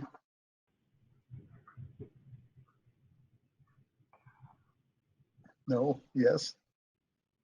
I think that the other thing to keep in mind as we get these requests would be the extent of changes. I think that it's being represented that it is solely based on an increase in construction costs, but just so everyone is aware that the internal process is not just to accept cost numbers and dump them into our underwriting, but with a new set of numbers means that the underwriter has to go back and evaluate everything in its totality to ensure nothing else changed. And so I think with the subject application, it wasn't just an increase in costs, but it was changes in expenses and changes in rents. And the debt and equity providers were not those that we initially underwrote to. So I think that within this ask, there's going to be some spectrum of changes, and it may not necessarily be an update, but it's effectively a re-underwrite because of how much has changed since the determination notice was originally issued.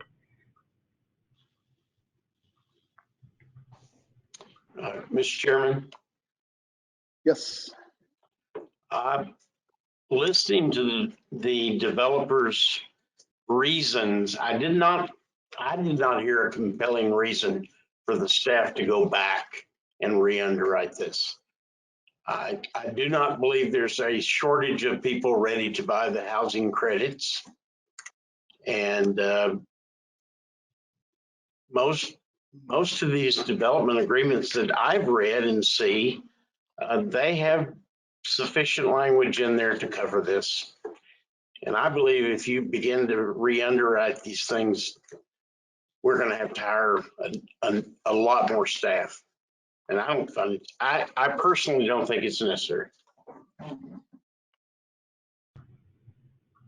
Mr. Chair, I would agree with that. I know this has been an unprecedented change, specifically in lumber prices, but we're recently starting to see some correction in that. And I think that, yes, opening this up to re-underwriting this one particular application could spin off into a whole lot of extra work for staff that may be unnecessary.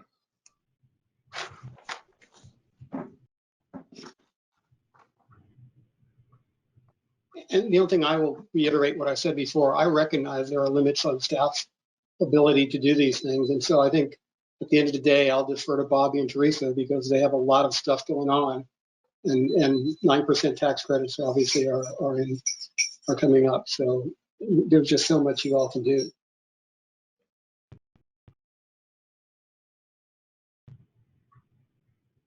Okay, Bobby, Teresa, I think you get a sense of how the board feels about this. Let us know what ideas you have, and obviously keep working with all the different constituencies involved, and I'm sure they can help come up with some other ideas as well. So with that, we're going to need to continue on with the meeting agenda for today.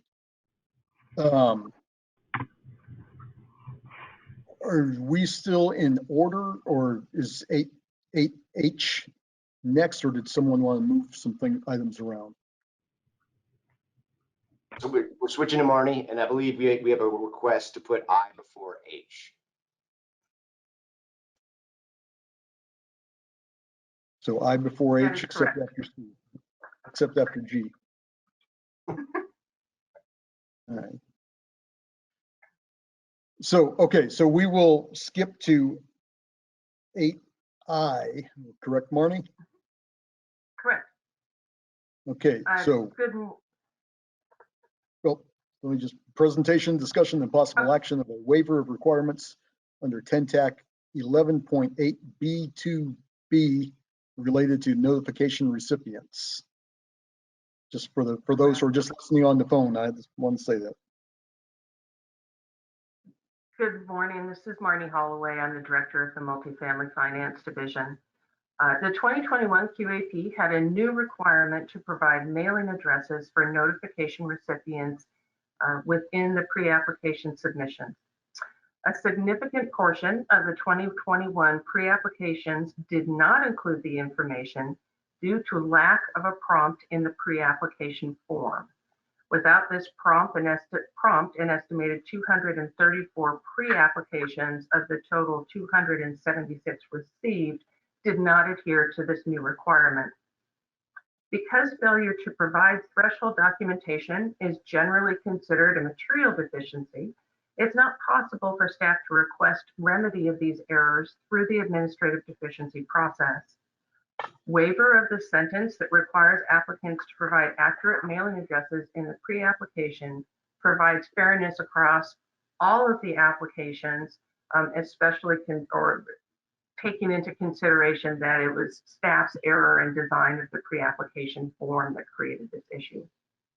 Amendment of the QAP in order to allow the errors to be addressed is not possible. Therefore, a waiver of the requirement is necessary in order to resolve the question. Staff recommends that the sentence in 10 TAC 11.8 B2B that requires accurate mailing addresses for notification recipients be submitted in the pre-application be waived for all 2021 applications. I'd be happy to take any questions.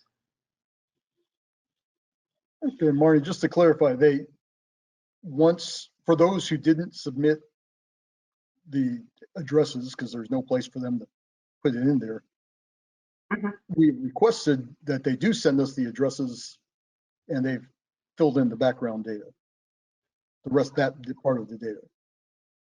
We have not submitted requests to those applicants to provide that information because it's outside of what we can do within the administrative deficiency process. By definition, failure to provide threshold information is a material deficiency. So the action that we would take if this was just a few applications that didn't put the information in, if the form actually asked for it, so they had that prompt, would be to move to terminate the pre-application, and then therefore the applicant would lose those 6 points. Okay. We have several people who want to speak on this item. Do any board members have any questions ahead of that?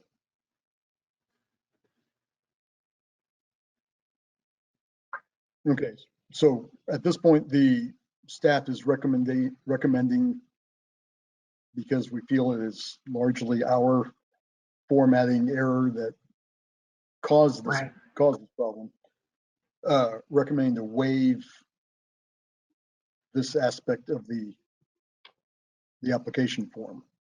So correct. Let's first get a motion on 8I. And if it gets motion and second, we will entertain public comment. So is there a motion on 8I concerning staff's recommendation? Mr. Chair, I move that the board grant for all 2021 9% applications the staff requested waiver of the requirement in 10 TAC 11.8 B2B that requires accurate mailing addresses for notification recipients be submitted in the pre-application. Second. Okay, motion made by Ms. Thomason, seconded by Mr. Marchant. Let's hear public comment before we take an action on this. And I believe we have Justin Gregory first up. Justin, you are self-muted. Can you please unmute yourself?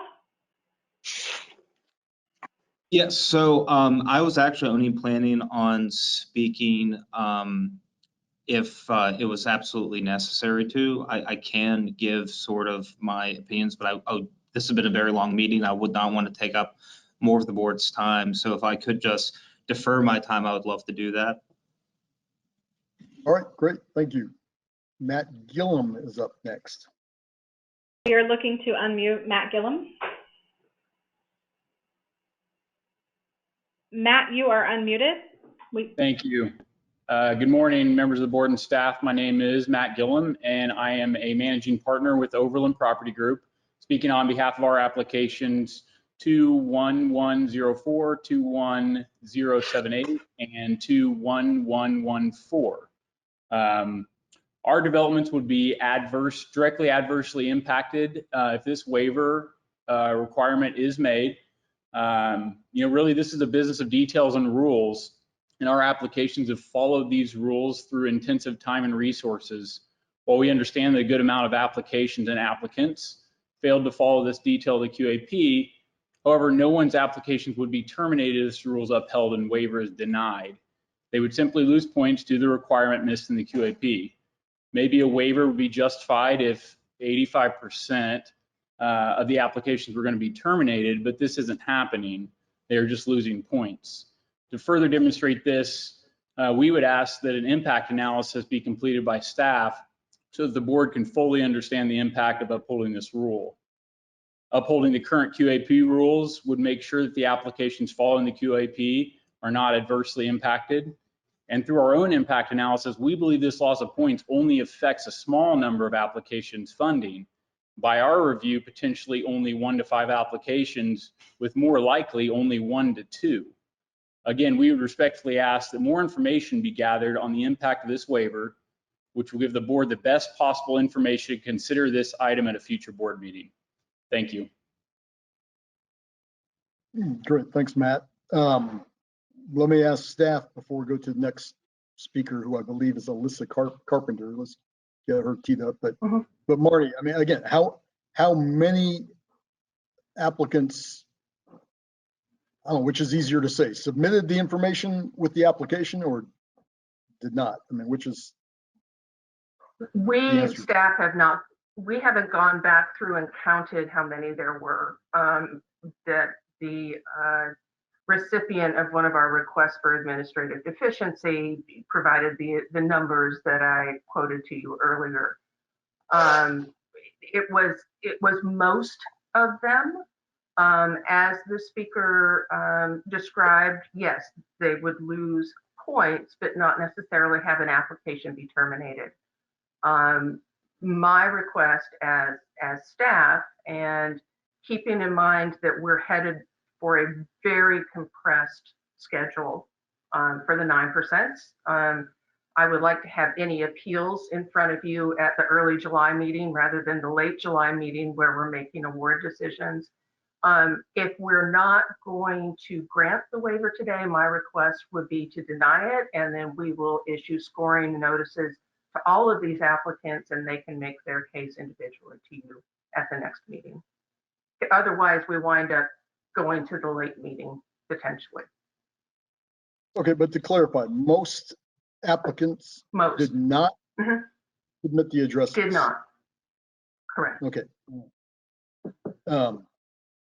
Let's go on with the next speaker, Ms. Carpenter. Is that right? Yes, we are looking to unmute her. Alyssa, you are unmuted. Can you hear us? Hi, yes. Can you hear me? Yes, ma'am. Okay, great. Hello, my name is Alyssa Carpenter, and I am one of the consultants who did upload a file with a notification mailing addresses as specified in the pre-application section of the QAP. I've been consulting on applications for approximately 15 years, and all those years, TDHCA staff has been fantastic about releasing black-line versions of the initial staff draft and the final approved QAP that show the changes from the previous year. I think it is the responsibility of all consultants and developers to thoroughly read the QAP each year and take note of the changes. I read the 2021 QAP, and there's very clearly an underlying change with the new language in the pre-application notification recipients section that stated that mailing addresses were required in the pre-application. There's nothing ambiguous or confusing about the requirement. Like the QAP, we also review the application procedures manual each year, and while I did not notice anything in the manual with specific directions on this requirement, there was also nothing in the manual that stated that I did not have to comply or that any QAP requirement was being waived. So we uploaded a file with the mailing addresses. While the online application jot form did not change from last year, the system has always had a place for applicants to upload additional files relating to a pre-application, and this is where I uploaded the file. There was not an inability for any other applicant to upload the required documentation to meet the requirement. I would like to emphasize that while we do submit applications for several different developers, there were 2 unrelated applicants who also uploaded mailing addresses with a pre-application. I am not sure why so many other applicants failed to read this part of the QAP, but this new requirement was in the initial staff draft of the QAP that was posted by TDHCA all the way back in September 2020 and is obviously in the final version. This requirement was publicly available for everyone to read for 4 months prior to the pre-application due date.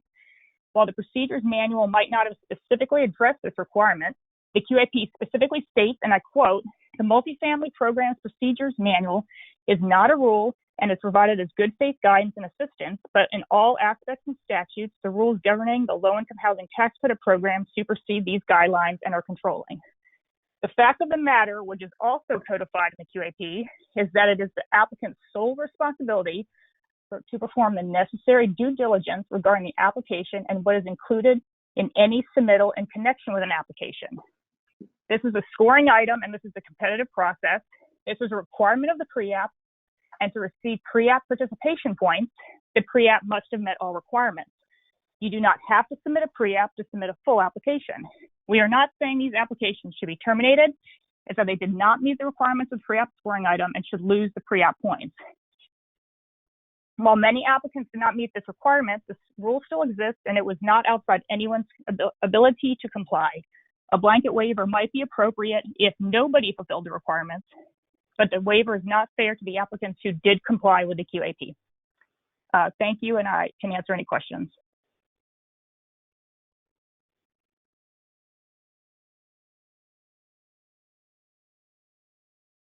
Sorry, I muted myself. Thank you, Ms. Carpenter.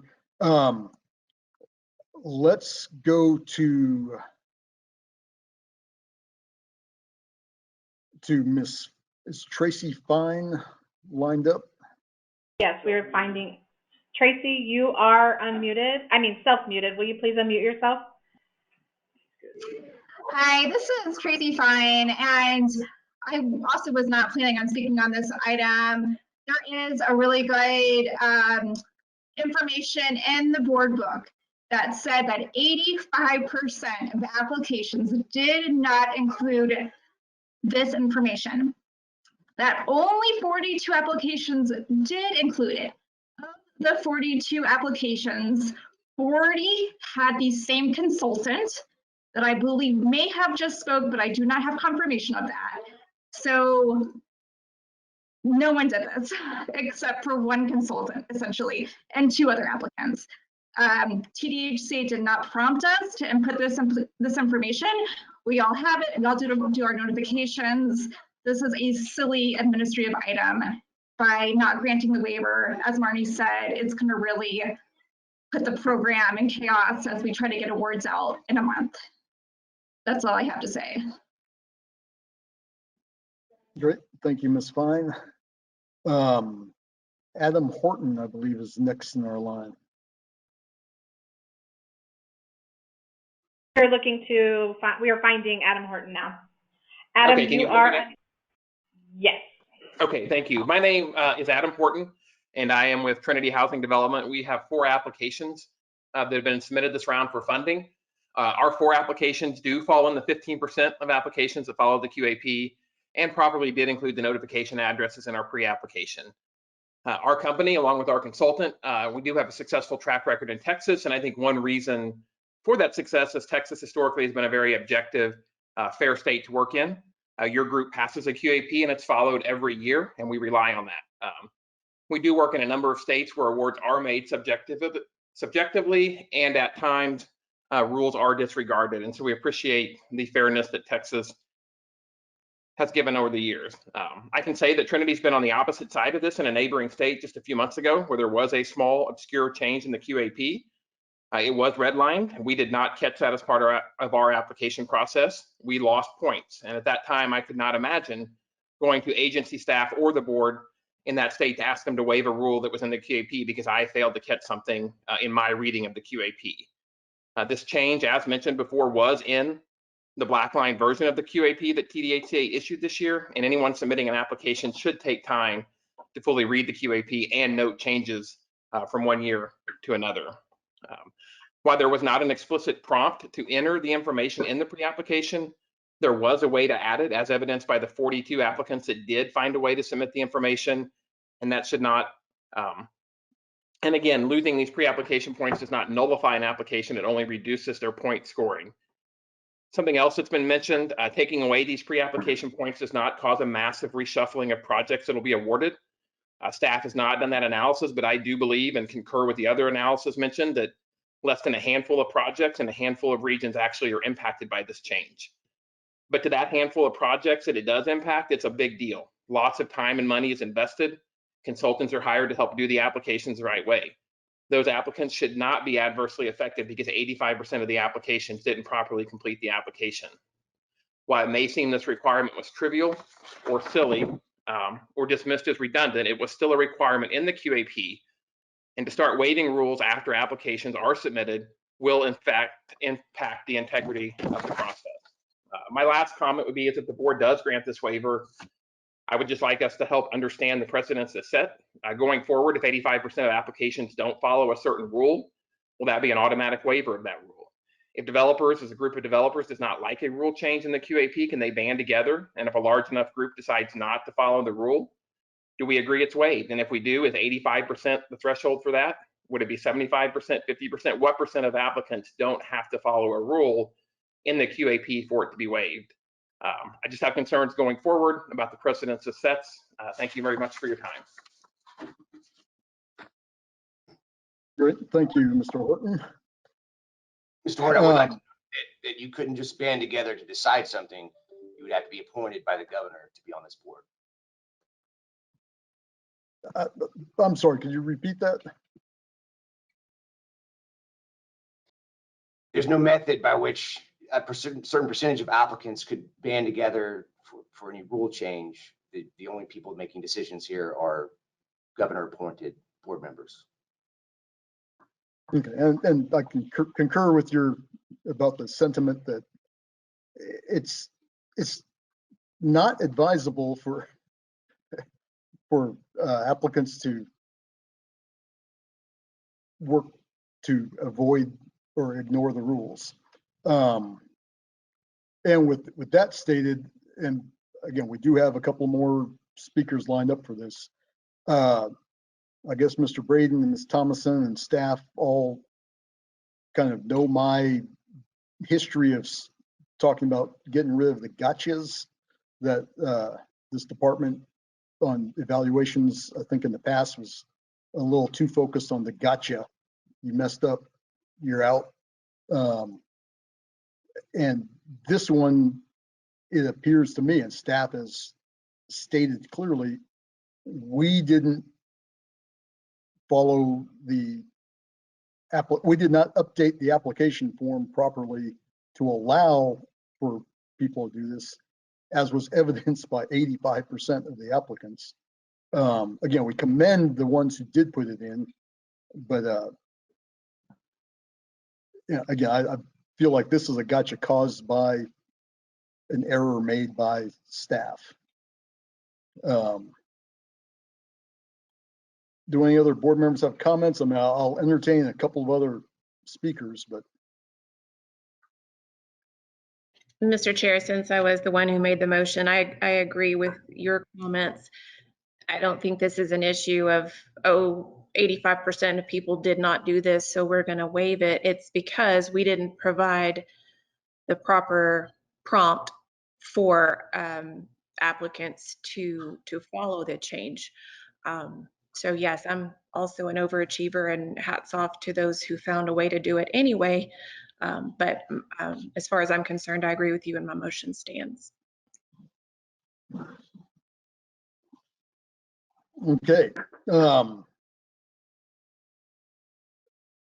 Let's hear another speaker or two. We have Miss Anderson, Sarah Anderson up next. Sarah, you are unmuted. Can you hear me? Yes. Okay.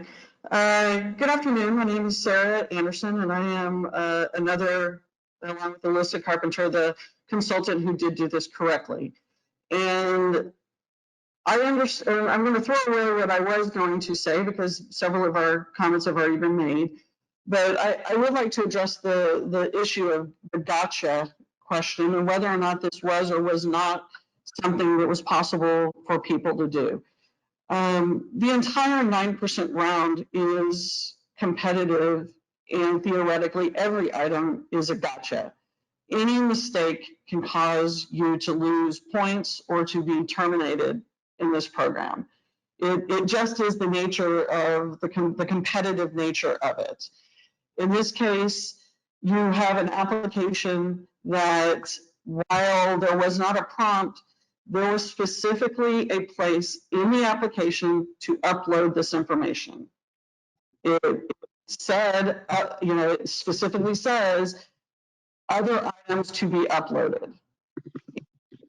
I would say that this isn't a matter of the application being done, because at the end of the day, not a single one of the 85% that didn't do this asked staff what to do, which tells me this isn't a matter of the application being wrong. It is simply a matter of they didn't do their homework. Any one of those could have seen and said and sent an email to staff and asked how to handle this because they didn't see a prompt. Not a single, to my knowledge, not a single person asked this question, which tells me it isn't the fault of the application. It was the fault long before the application was filled out by the people that they simply didn't do their homework. Now, I understand that there's a concern about how much change or how much this would upset. We are talking a potential of only a couple of applications, and I believe that the system should play out and those applicants should have to come before you and specifically make the case about why they should have the waiver. The onus should not be on us who did not make the mistake to have to prove to you guys why the rules should be followed. Now, I would also say that, I have a concern about this waiver process in general. There is a threshold for waivers to be approved by the board that have to be met, and I don't believe that this waiver meets it. By rule, there are two things. One, the waiver must establish that the need for the waiver is because something was not within the control of the applicant, and this simply is not the case. Second, the waiver must also establish if by granting the waiver, it better serves the policies and purposes articulated in statute than by not granting the waiver, which this waiver doesn't do either. So I don't even think this is an item that is eligible for waiver or certainly has not been presented how it meets this. And again, we would just ask that for those people that did the job just a little bit better, that we get the benefit of that extra work. Thank you. Great. Thank you for those comments. I believe the board has the understanding of the position by those against granting the waiver. And in the opinion of the chairman here, I don't believe that additional speakers are going to add anything that's going to really help us with that evaluation. So I'm going to cut off comment here. Ask, I guess, Bobby/Bo one more question here on, again, I'm assuming the fact that it's on the agenda here in form, I mean, we do have the ability, discretion of the board to actually waive this. So there's no question on us being able to take the vote as is presented. This is Bo Eccles. Yes, I believe the board does have the authority. This is a staff requested waiver of a non-statutory item in the QAP. Right. Okay. Thank you, Bo. That's all I need to know. Okay. Again, I appreciate there are other speakers, but again, we understand your positions both for the waiver and against it. So closing discussion here, we have a motion by Ms. Thomason, seconded by Ms. Marchant, Mr. Marchant. So I'm going to call for the vote. So all those in favor of Ms. Thomason's motion to agree with the staff's requested waiver on item 8I, say aye. Aye. Aye. Aye. Are there any opposed? Okay, motion carries. Thank you all Thank you. for your activity on this. And let's move on to, or back to item 8H. Are these going to be taken together or one at a time? One at a time. Okay, so we'll look at 21128 Fisher Street Apartments first. Correct.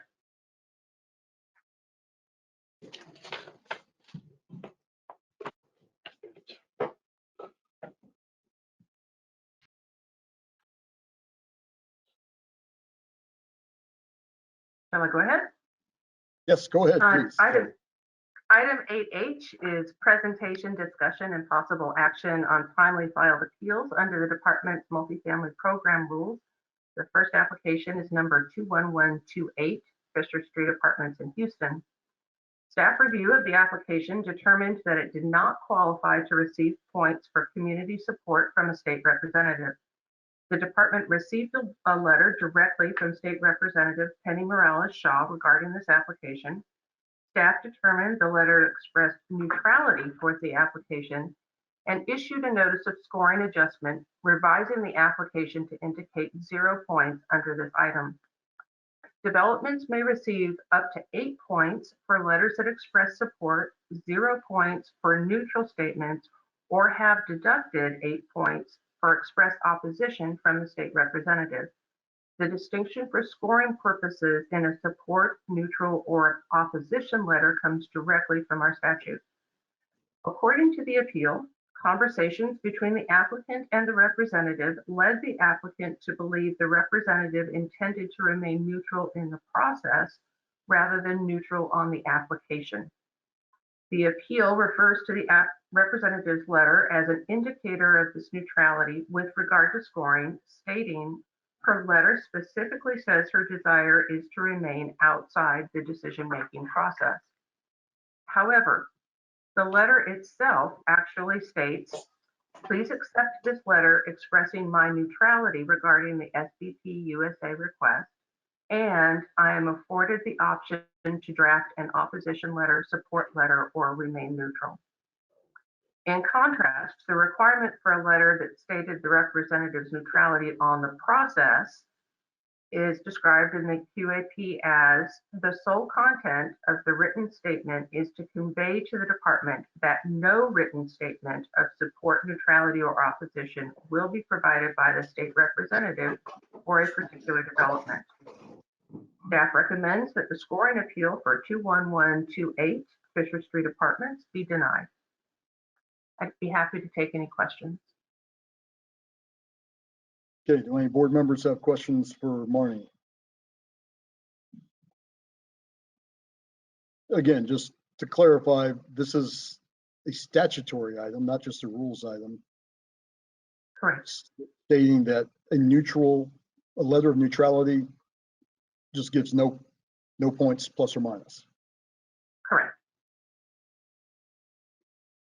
Okay, let's take okay, again, we do have to, I think, vote on these separately. I believe that's the case. Yes.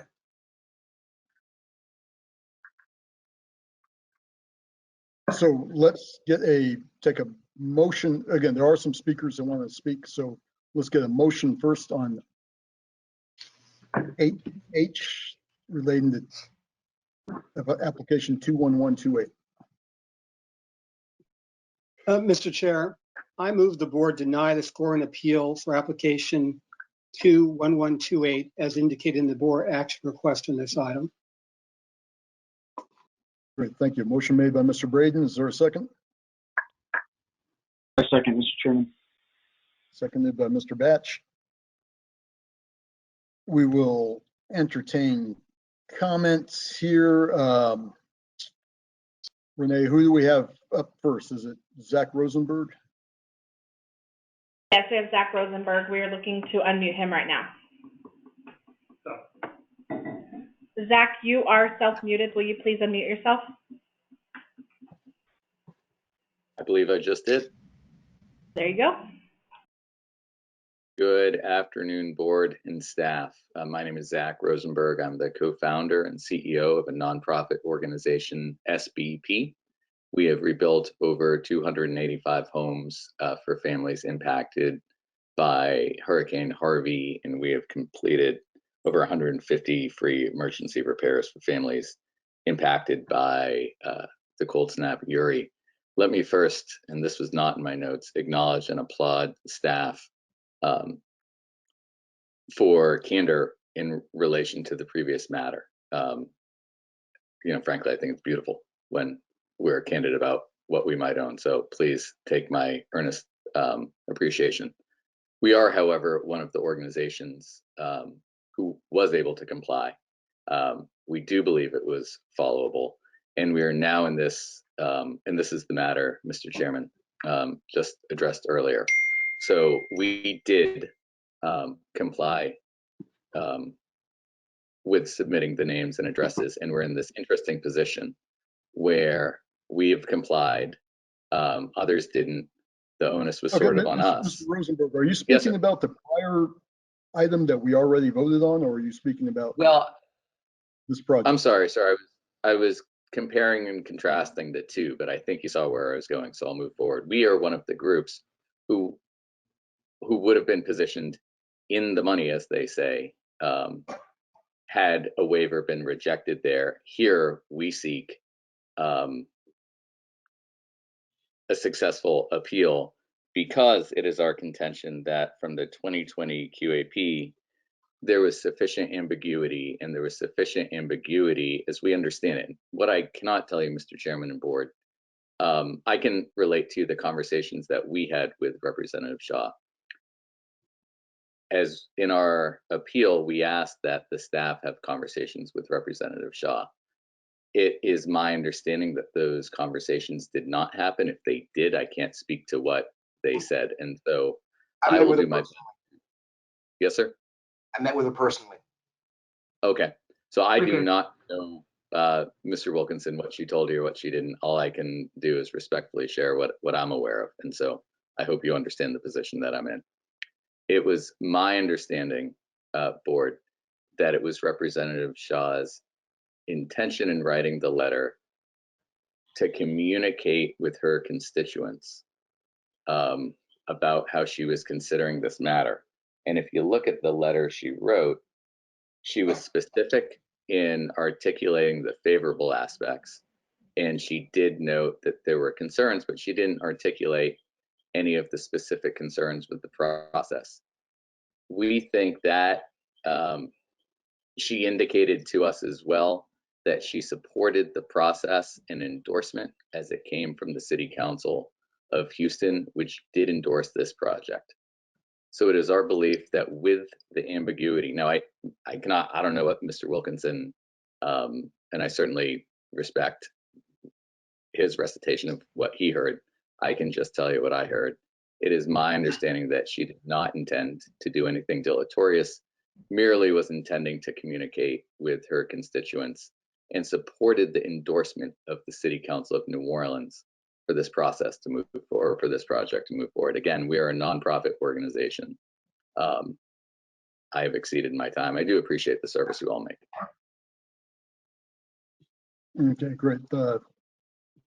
Thank you for your input, Mr. Rosenberg. Renee, do we have another speaker on this item? No, we do not have anyone else in queue for 21128, but we do Okay. have one for 21131. Yep, okay, great. Well, okay, do board members have any further questions for Marnie or Bobby? Hearing none, we have a motion on the floor by Mr. Braden, seconded by Mr. Batch, to continue with the staff's recommendation to not grant a waiver on or appeal. So all those in favor say aye. Aye. Aye. Aye. Aye. Any opposed? Hearing none, motion carries. Let's go to the second item of 8H, application 21131 Boulevard 61. So this item is going to be a little different because the board action request and supporting materials are not in your board book. There's an error in the posting process that it didn't get, was not included in that information. We, of course, have been speaking with the applicant, and I've had a conversation with Janine Sisak, who will be speaking in just a moment, regarding the circumstances around presenting the item at this meeting. During that conversation, I read a series of conditions to which she agreed. Ms. Sisak acknowledged that she represents the applicant for 21131 Boulevard 61. She acknowledged that this is on the agenda, that there is no bar or associated documentation posted, and she has been offered the opportunity to have this matter fully documented and presented at the meeting on July 8th. She acknowledged that she will have an opportunity to have this appeal heard only at this meeting if she's moving forward, and that she may present a document from the appeal file, which hopefully our moderators are able to present on the screen. Due to the circumstances, I will be reading the entire board action request into the record rather than my usual summary. So the board action request reads as follows. Presentation, discussion, and possible action on timely filed appeal under the department's multifamily program rules for application 21131 Boulevard 61. Recommended action, whereas the appeal relates to competitive housing tax credit application 21131 Boulevard 61, which was submitted to the department by the full application delivery date. Whereas a notice of scoring adjustment was provided to the applicant identifying points that the applicant elected, but that staff determined the application did not qualify to receive under 10 TAC 11.9. Whereas the applicant timely filed an appeal, and whereas the executive director denied the appeal. Now, therefore, it is hereby resolved that the scoring appeal for 21131 Boulevard 61 is hereby denied. Background. Scoring criteria used in evaluating and ranking applications related to competitive HTC selection criteria is found in 10 TAC 11.9, including those items required under Texas Government Code Chapter 2306, Section 42 of the Internal Revenue Code, and other criteria established in a manner consistent with Chapter 2306 and Section 42 of the Code. The application proposes the new construction of 100 units for the general population in Houston, of which 90 will be restricted and 10 will be market rate. Relevantly, 10 TAC 11.9E3 related to pre-application participation allows 6 points for developments that complete all requirements under 10 TAC 11.9E3, as well as 10 TAC 11.8 related to pre-application requirements for competitive HTC only. Accordingly, points may only be earned by applications that adhere to all of the aforementioned requirements, which includes but is not limited to the pre-application threshold requirement under 10 TAC 11.8 B2B related to notification recipients. The rule requires, in relevant part, then B, notification recipients, no later than the date the pre-application is submitted, notification must be sent to all of the entities prescribed in clauses Romanet 1 through 8 of this subparagraph. Officials to be notified are those officials in office at the time of the pre-application is submitted. Between the time of pre-application, if made, and full application, the boundaries of an official's jurisdiction may change. If there is a change in jurisdiction between pre-application and the full application delivery date, additional notifications must be made at full application to any entity that has not been previously notified by the applicant. Meetings and discussions do not constitute notification. Only a timely and compliant written notification to the correct entity constitutes notification. Under Romanet 8, this is one of the entities to be notified, the state senator and state representative of the districts whose boundaries include the proposed development site. The appeal claims the application is eligible for 6 points for submitting a pre-application, saying the pre-application met all requirements of 10 TAC 11.8 A and B, as well as section 11.9E3. However, the appeal itself acknowledges the failure to properly notify the correct state senator prior to pre-application submission. Per the appeal, the Boulevard 61 site is located within an enclave of District 13, surrounded on 3 sides by District 17. While not disputing that the site is actually located in District 13, for which State Senator Miles is the elected official, the appeal indeed states the site is located just 728 feet to the west of the dividing line of the 2 districts. While we made an administrative error in notifying Senator John Huffman at pre-application, we have cured this by notifying Senator Boris Miles prior to submitting this full application. I apologize. We have 3 senators mentioned here, and hopefully Janine will help us understand the 2 that are involved. After reviewing the appeal, staff determined and the executive director affirmed that the rule is clear with regard to the applicant's responsibility, and the relevant statute, which is Texas Government Code 2306-6704 B-15, is clear that the pre-application process requires evidence be submitted that notification has been made to the state senator and state representative of the district containing the development. Because the applicant failed to properly notify the correct state senator of the correct district, the application was assigned a score of 0 under 10 TAC 11.9E3 related to pre-application participation, and its appeal to the executive director was denied.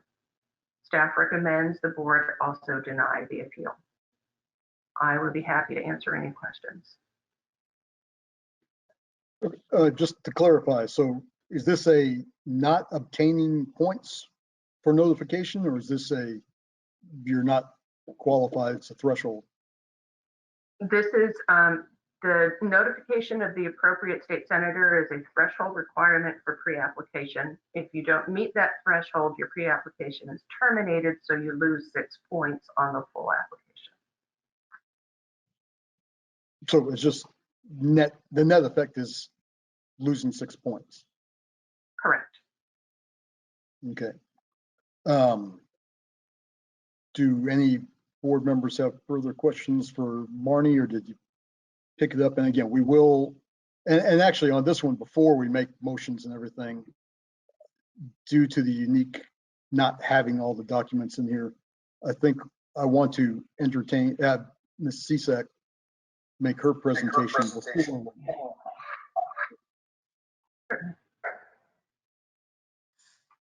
I'm sorry, is someone telling me not to do that?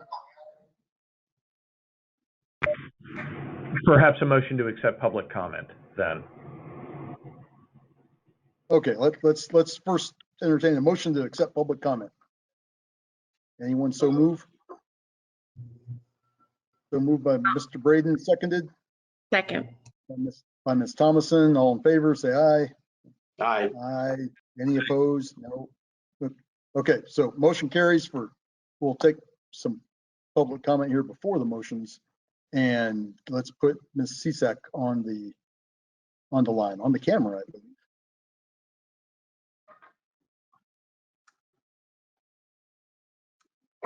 Hi, good morning. Can y'all hear me?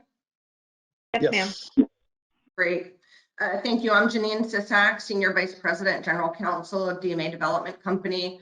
I want to send my well wishes to the board. Thanks, board chair. I'm happy to see the board filled out and want to welcome board member Marchant. We're happy to have you on the board.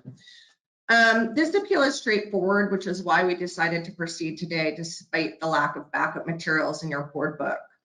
Here, we made a mistake in identifying the state senator at pre-application because our site is very close to the district boundaries. You can see in the map that it's an odd-shaped district, and we were super close to the boundary, and even having our address off by 1 digit, it put us on the other side of that line. When we discovered this mistake, we corrected it immediately by notifying the appropriate state senator before the full application was submitted, which was more than 90 days ago. The end result was that we satisfied the notification requirements by notifying not 1, but 2 state senators, and neither senator has expressed any concern about our development in the past 3 months. In fact, this high opportunity site for families received affirmative political support from the city of Houston, as well as Representative Jean Wu, with no opposition from any neighbors. Staff's position essentially is that we lose our pre-app points because notifications are required prior to pre-app submission. The rule specifically about pre-app points doesn't support this conclusion. Applicants receive 6 points for submitted pre-applications that meet the major requirements. Within the larger context of the rules, we met the major requirements, including making 20 or so notifications, attaching evidence of site control, electing set-asides, etc. Staff position is that any pre-app with even a single administrative error is disqualified for 6 points, and that's what Marnie was suggesting on the prior item as well. This conclusion simply isn't consistent with the overall rules and does not serve the policy goals of the agency. You should lose your pre-app points for a material deficiency, not an administrative one that was cured by full application. We respectfully request that you reinstate the 6 pre-app points because we met both the notification requirements and the pre-app requirements prior to submitting the full app. When you look at our pre-application as a whole, we did 100 things perfectly and 1 thing wrong. In this larger context, a total disqualification of our pre-app seems unwarranted and creates a situation where the punishment does not fit the crime. This is a classic case of no harm, no foul, since it essentially affects nothing else in our application. And I'd like to add that, this, in my opinion, falls in the gotcha category that was indicated at the last item. So again, thank you for your time and consideration and your service to the state of Texas. And I did that with 3 seconds remaining. Thank you.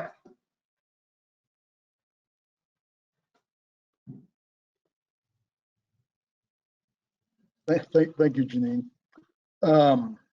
We do have a couple more speakers, so let's just keep going with the public comment here while we're on this. We have Alyssa Carpenter lined up on this item. Renee? Yes, sir. She is unmuted. Alyssa, can you hear us? Hi, yes, I'm here. Perfect. Okay, thank you very much. Sorry I don't have anything. This is Alyssa Carpenter, and I am sorry I don't have anything prepared for this because nothing was put into the board book, so I wasn't quite sure what the applicant here was arguing, but I want to make a couple of points here. Number one, this is not a gotcha item. Everyone has to comply with this. I don't know that there are 85% of people with this problem. Again, it's the due diligence and responsibility of the applicant to correctly notify all individuals. Number two, The application is not being terminated. It's the pre-application that did not meet the requirements, and it would be losing points. I do want to bring up that this issue has happened in prior years. I was involved in an issue like this in 2013 where an applicant did not notify the correct official, and the board actually terminated that application because that applicant did not catch the error before the full application. That's great that this applicant caught the error before full app, but it cannot comply with the requirement that the notifications be sent prior to the date of pre-application. So it is not an administrative deficiency in any way to correct this. There's a specific time frame. I think that all other applicants did comply with that. And so this is not a gotcha or something that's just, you know, an oversight that staff can correct. There's a specific time frame. I also want to point out that the development certification that is in the application, that certification has a certification of notifications, and there is something specific in there that states that development owner certifies pre-application included evidence of these notifications pursuant to 10 TAC 11203. The pre-application met all thresholds, and no additional notifications are required with the full application. The notifications were clearly required at pre-application, and it's clear from the rules that you must notify the official in office that represents the site. I'm sorry that the boundaries close to the site, I think that that is not an uncommon occurrence, and most people do get that correct. So again, I'm speaking in opposition of this item, and thank you very much. And if anyone has any questions, I'm here to answer. Great, thank you, Alyssa. I think we have one more speaker lined up, Sarah Anderson. Yes, we are looking. Sarah, you are unmuted. Can you hear us? Thank you very much. Again, this is Sarah Anderson, and I don't really have much to add. Alyssa covered a lot of items, and I just want to say that I agree with her that I believe that this appeal should be denied. I think that just as an applicant, we have a lot of new board members, and we just consistency in the rules being applied is what makes the Texas QAP and our process better than most states. And we rely on that everybody has to follow the same rules. The rules, again, here were very specific. There is precedent that you can't, even fixing it later doesn't absolve and fix your pre-application. So we would request that you deny the appeal. Thank you.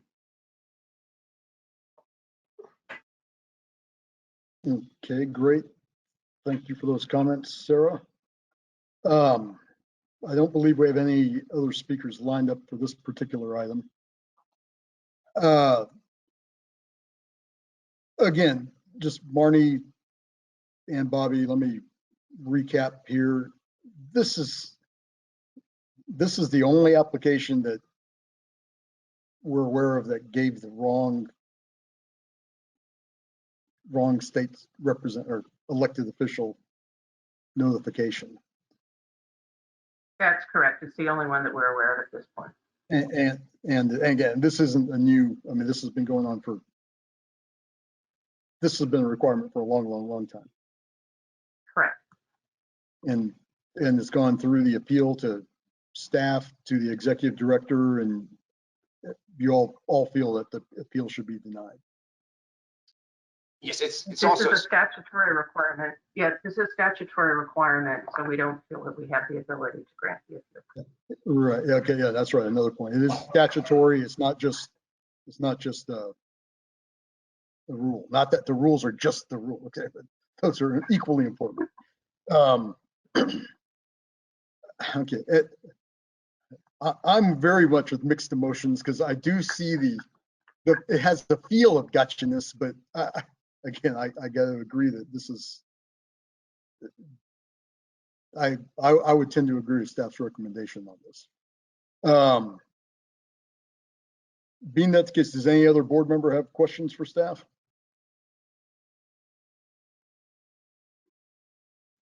Okay, hearing none.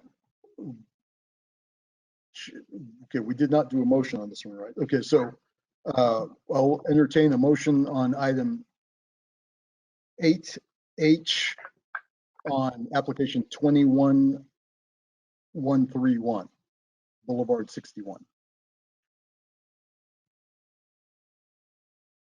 Mr. Chair, I will move that the board deny the scoring appeal for application 21131 as indicated in the board action request on this item. Second. I second, Mr. Chair. Motion made by Ms. Thomason, seconded by Mr. Marchant. Okay, all those in favor, say aye. Aye. Aye. Any opposed? Hearing none, motion carries.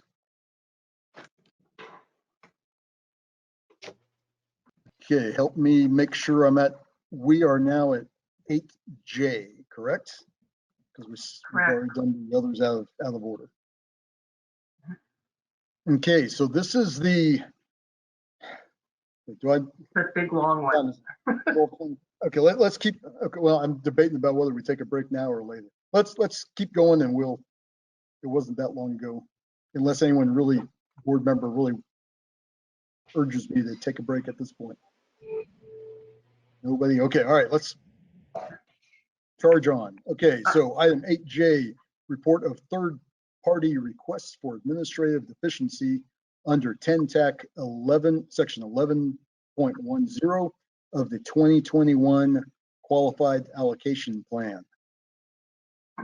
Ms. Holloway. Yeah.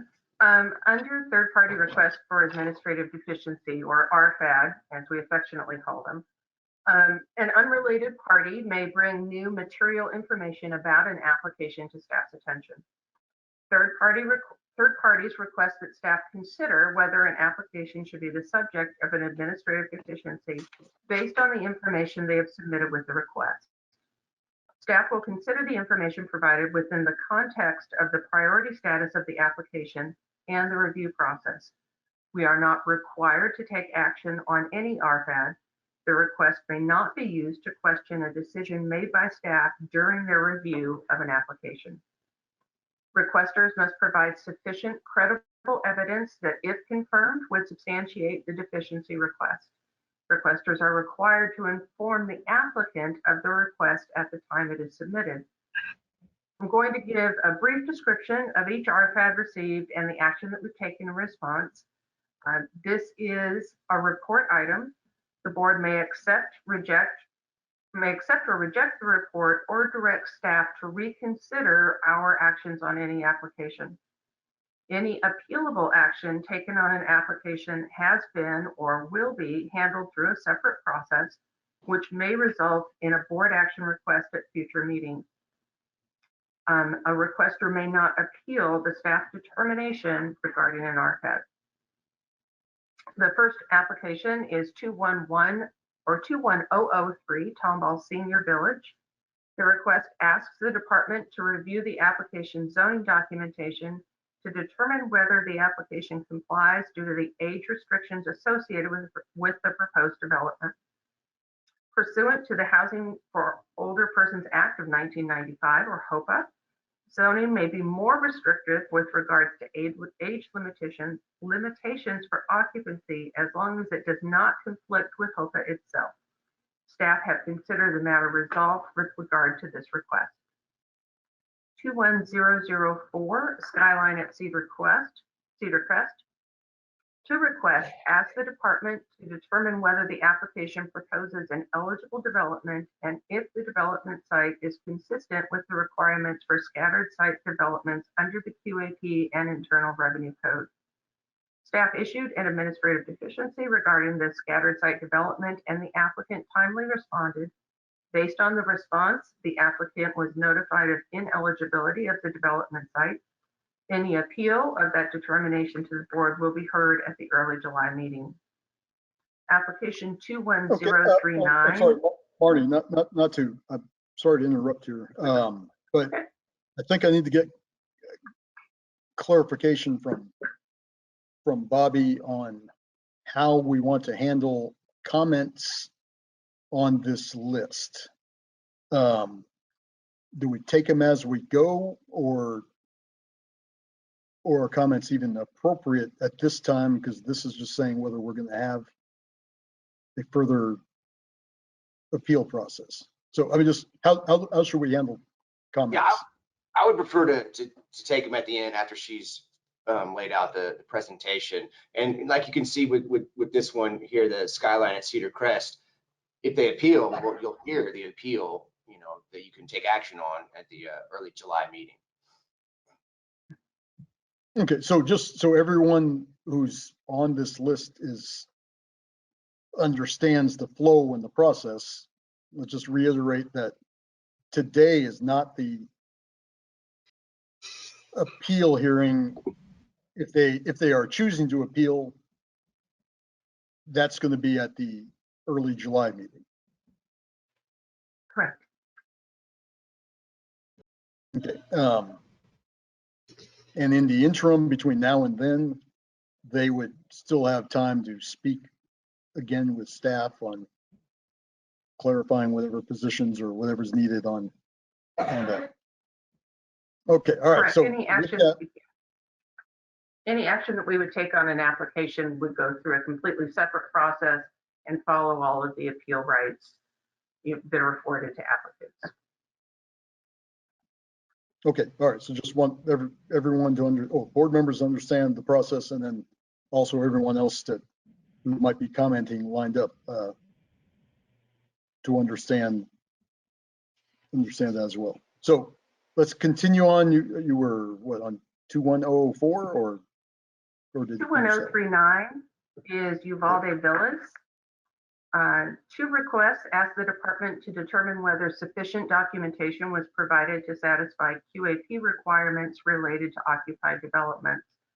We sent an administrative deficiency regarding application requirements, and the applicant has timely responded.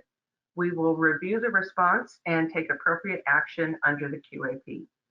The applicant has claimed that they did not receive notice of one of the RFADs, but because there are two requests for their same topic, there does not appear to be an impact here. Application 21048, Price Lofts. The request asks the department to determine if the application qualifies for points under proximity to jobs. It questions the legitimacy of the result produced by the Census Bureau's on the map mapping tool. Staff was able to replicate the information provided in the application, so no further action is necessary. Application 21054, Reserve at Palestine. The request asks the department to determine whether the applicant provided sufficient documentation to qualify for points under proximity to job areas and pre-application participation.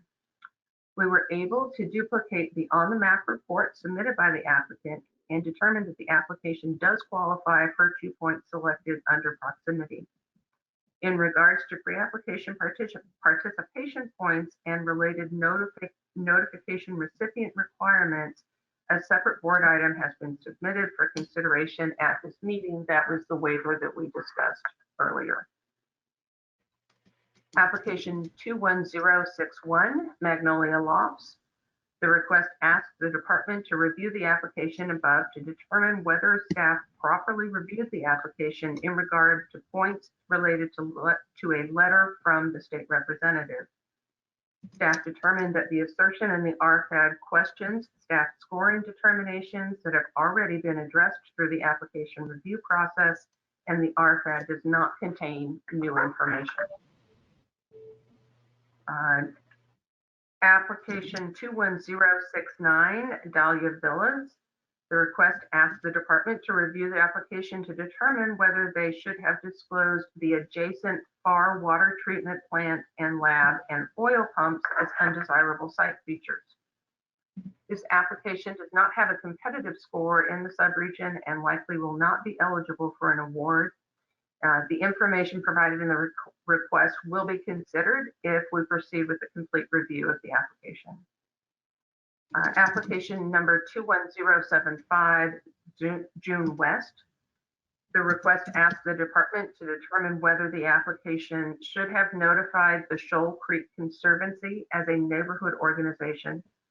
provided sufficient information related to the proposed development location in a floodplain and critical water quality zone, and should have disclosed the critical water quality zone requirements in the feasibility report.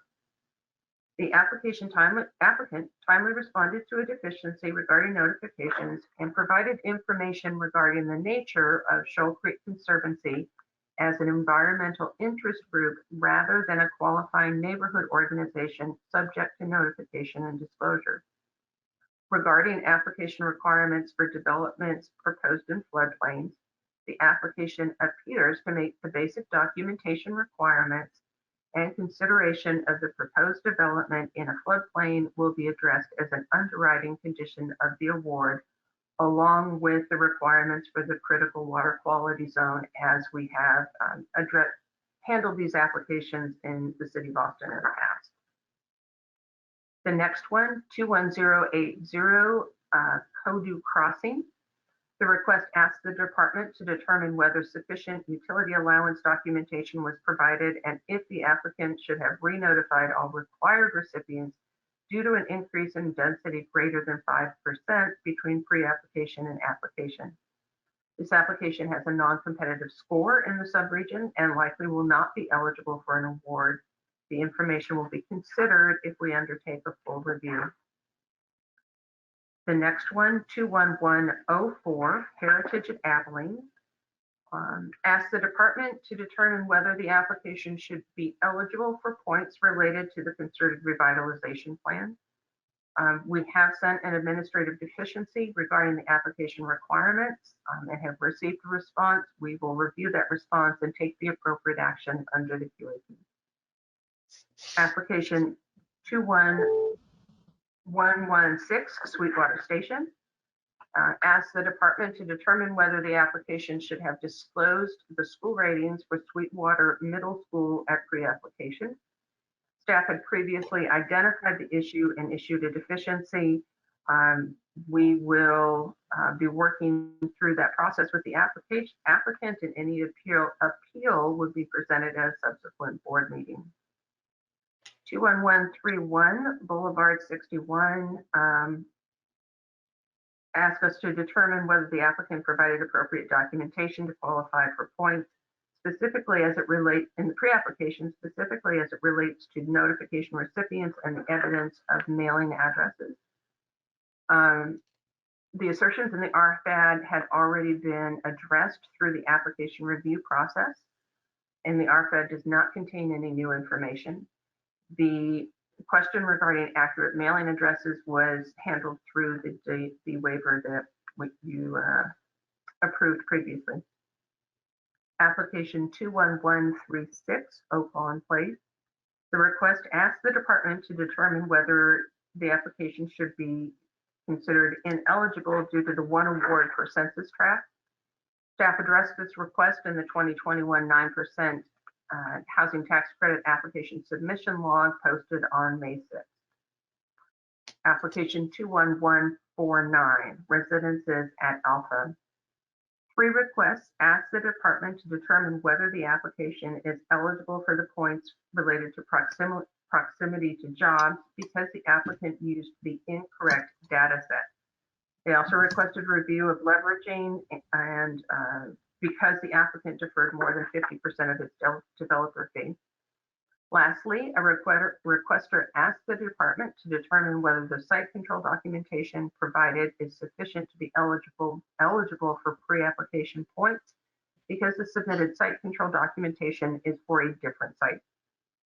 Staff ran the proximity report using the 2017 on the map data, which indicated there were sufficient jobs in the radius for the points selected. Regarding leveraging, staff review resulted in the determination that the application did not qualify for points because more than 50% of the developer fee was deferred in the application, and a corresponding deficiency response did not resolve this issue. We also determined that the application did not qualify for pre-application points because site control submitted at pre-app was for a completely different development site than the one identified in the application. Excuse me. Application 21177, Harbor Ridge Apartments. The request asks the department to determine whether the application qualifies for points related to Opportunity Index. Also asks us to assess whether spelling errors in the names of 2 elected officials could have led to officials not being properly notified. We had previously identified the question regarding Opportunity Index and resolved that issue during the course of our review of the application. The applicant's response to an administrative deficiency includes documentation that shows the appropriate parties received public notifications. Application 21185, Weslaco Village. The request asks the department to determine if the application, has overestimated development costs and the impact on scoring related to leveraging, and asks the department to determine whether the application provided sufficient documentation of their eligibility to participate in the at-risk set-aside. Staff has determined that the application has a non-competitive score and will likely not be eligible. If we proceed with a complete review, we will consider this information. Application 21186, Palms at Blucher Park. The request first asks the department to determine whether the applicant notified the appropriate state representative and whether the development is eligible to claim an increase in eligible basis. We had previously identified and addressed the pre-application notification requirements.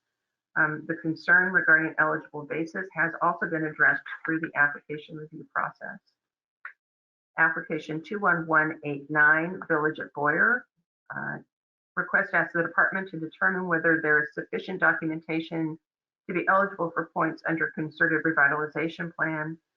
Staff review of the documentation indicates it is sufficient to support that determination that the CRP meets the rules in question.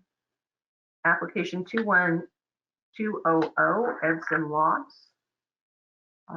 The department is requested to determine whether the application met several threshold requirements, including school ratings, direct loan documentation and waiver requirements, pre-application notification of a county commissioner, submission of the required feasibility report, as well as scoring related qualification for points under proximity to jobs, concerted revitalization plan, and pre-application participation.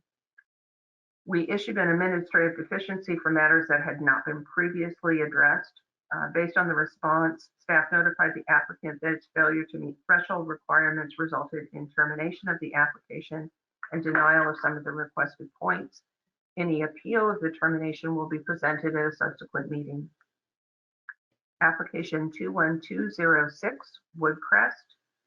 2 requests ask the department to determine if the application included appropriate documentation to qualify for points related to residents with special housing needs due to the application's elected participation and the at-risk set-aside, as well as related pre-application participation. Staff determined that the assertions in the RFAD question scoring determinations that will be or have already been addressed through the application review process in the RFAD does not contain new information. Application 21210, Hebron Village Supportive Housing.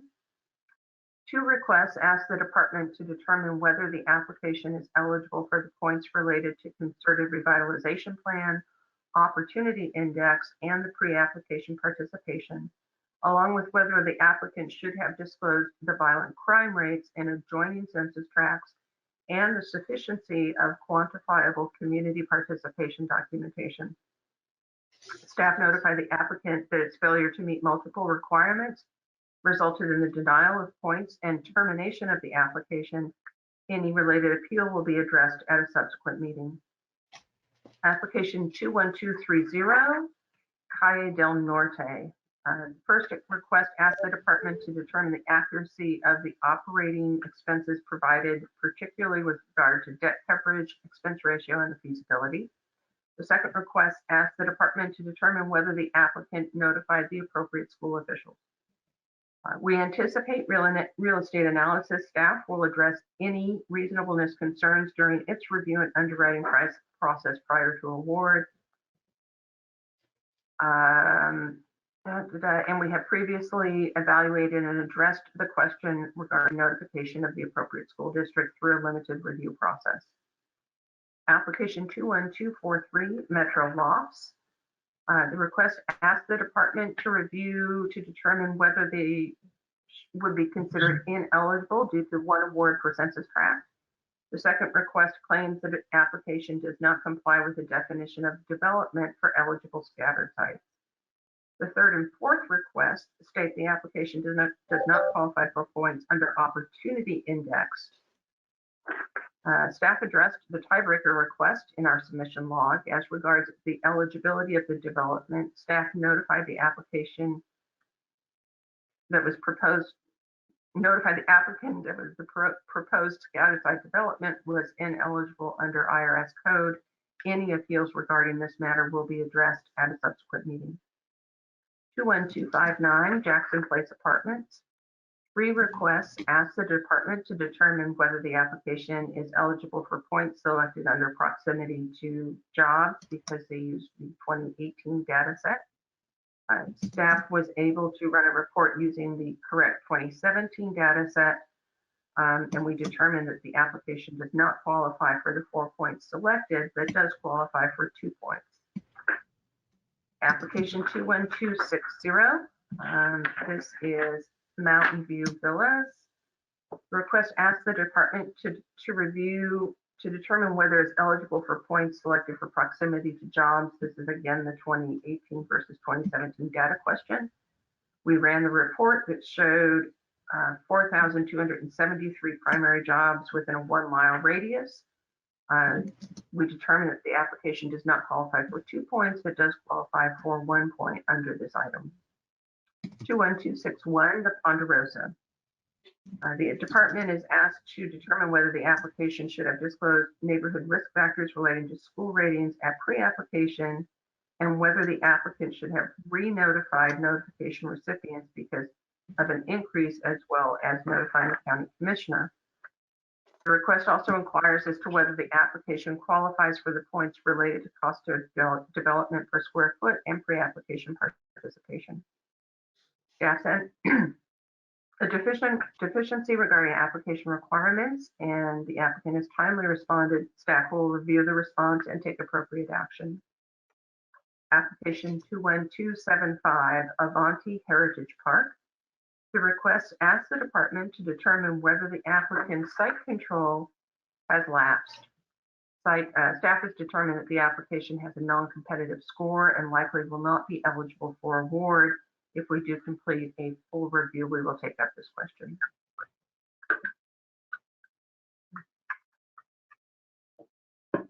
Application 21290, Fish Pond at Alice. The request questions the decrease in units and resulting increase in the amount of tax credits requested at application over the pre-application.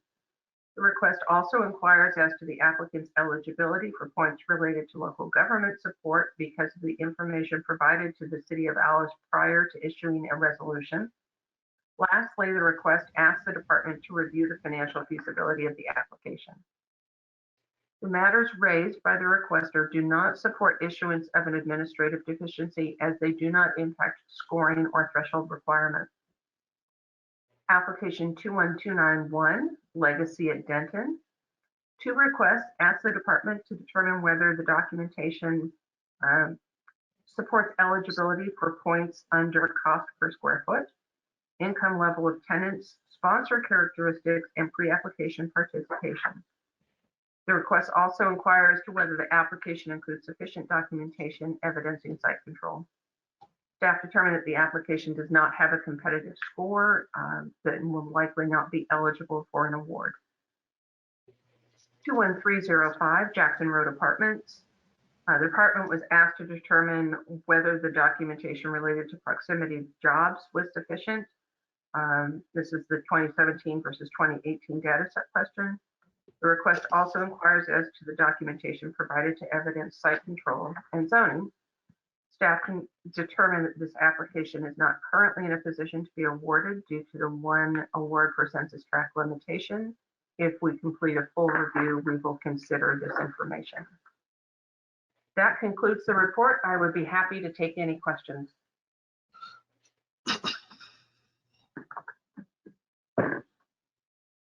Very good, Marnie.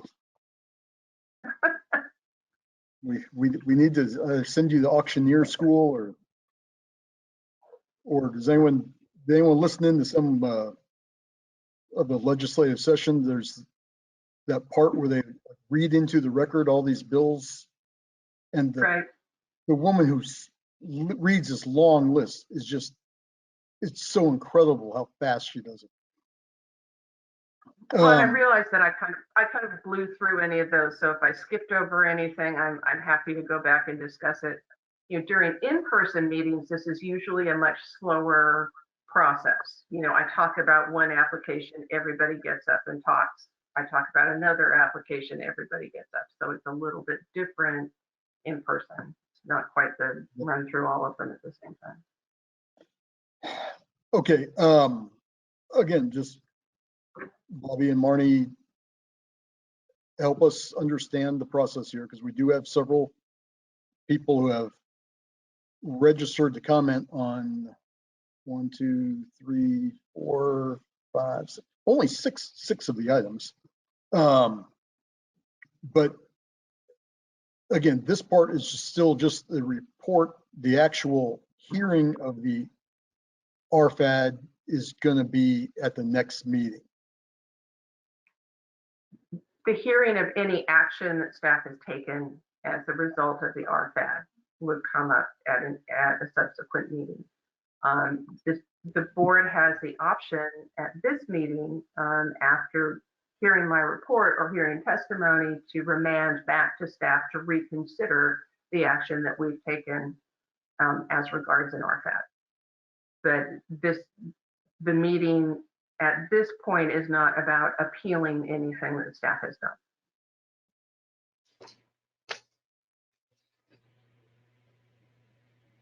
Okay. Well, I guess with that, let's go ahead and hear some comments. And I think we have people lined up in order. On project application 21004, we have David Resnick.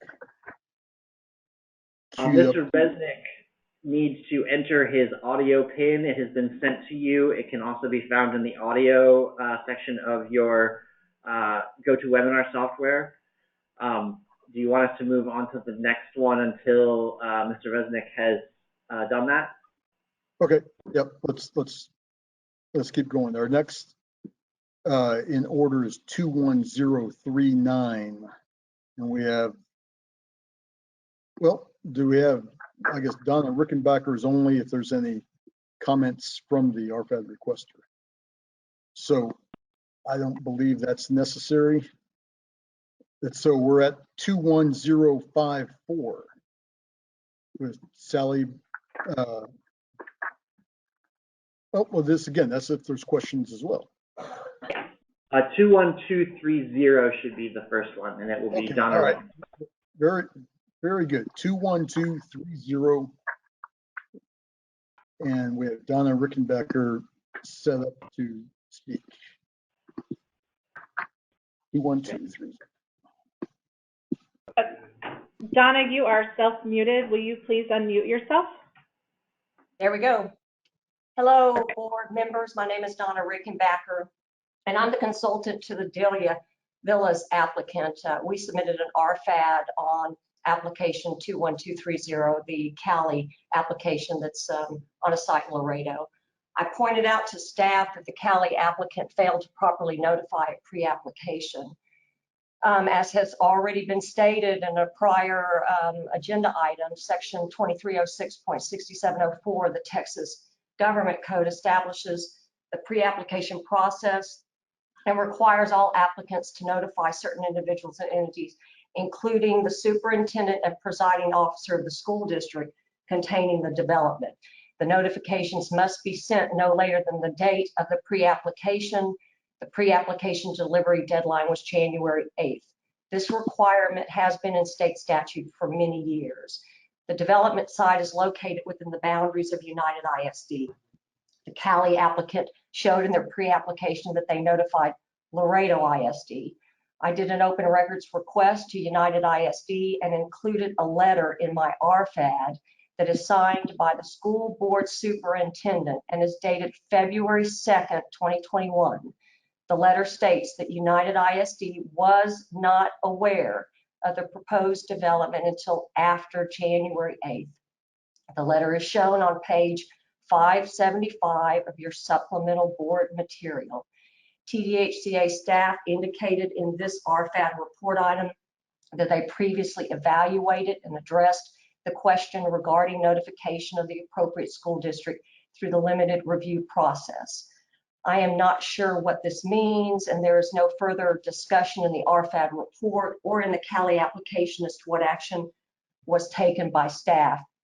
I believe it's important to point out to the board that state statute requires the department to reject and specifically uses this word and to return the applicant any application, in this instance a pre-app, assessed by the department that fails to satisfy this threshold criteria. As recognized in the letter from the superintendent of United ISD, the Cali applicant failed to properly notify a pre-app in violation of state statute. This failure is not curable through any process under our rules. The pre-application must be terminated, and the Cali applicant should lose their pre-application points. Given my testimony and the board's denial of Boulevard 61's appeal on a similar failure to properly notify at pre-application, I hope the board and staff will look more closely into this RFAD report item. Thank you.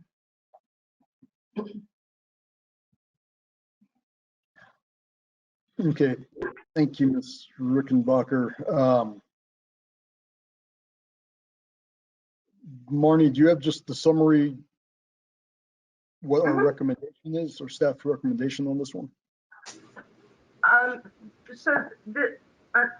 We received a limited review request of this item shortly after the applicant realized what had happened.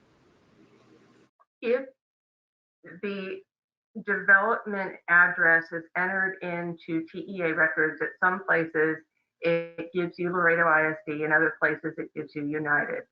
If you look at the maps for both school districts on their respective websites, they actually do overlap. And the address for this development is in a place that it overlaps. So looking at what was presented to us in the limited review request, and I was the one who actually went and looked at the websites and looked at the mapping and figured out that there was this overlap. It was very clear that based on the information that was available to the applicant, they were notifying the appropriate school district. It appears to be a situation that if you aren't aware of what's going on with the school districts in Laredo, you wouldn't realize that there is this overlap of the two.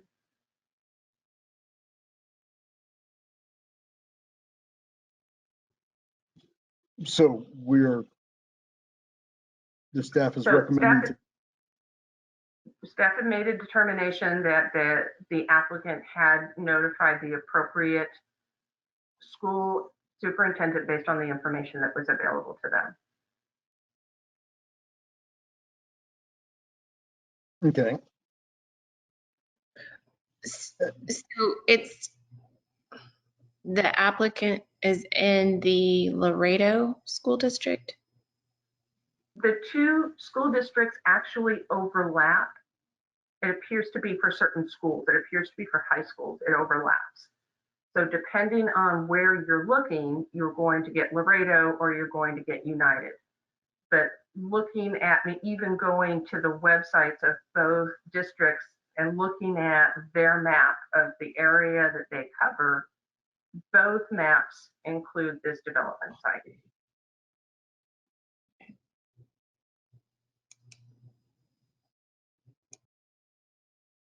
Okay, we actually have several speakers who have jumped on that would like to to make some comments on this application. So, and then I think Ms. Rickenbacker might want to readdress, but let's wait for her at the end. So let's bring in Alyssa Carpenter again. Yes, we're looking to unmute Alyssa Carpenter.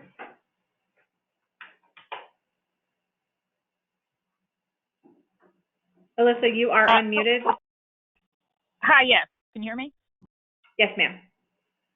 Hi, yes. I don't have an application with region. I don't know anything about who's in contention here. I just want to speak on this kind of situation briefly.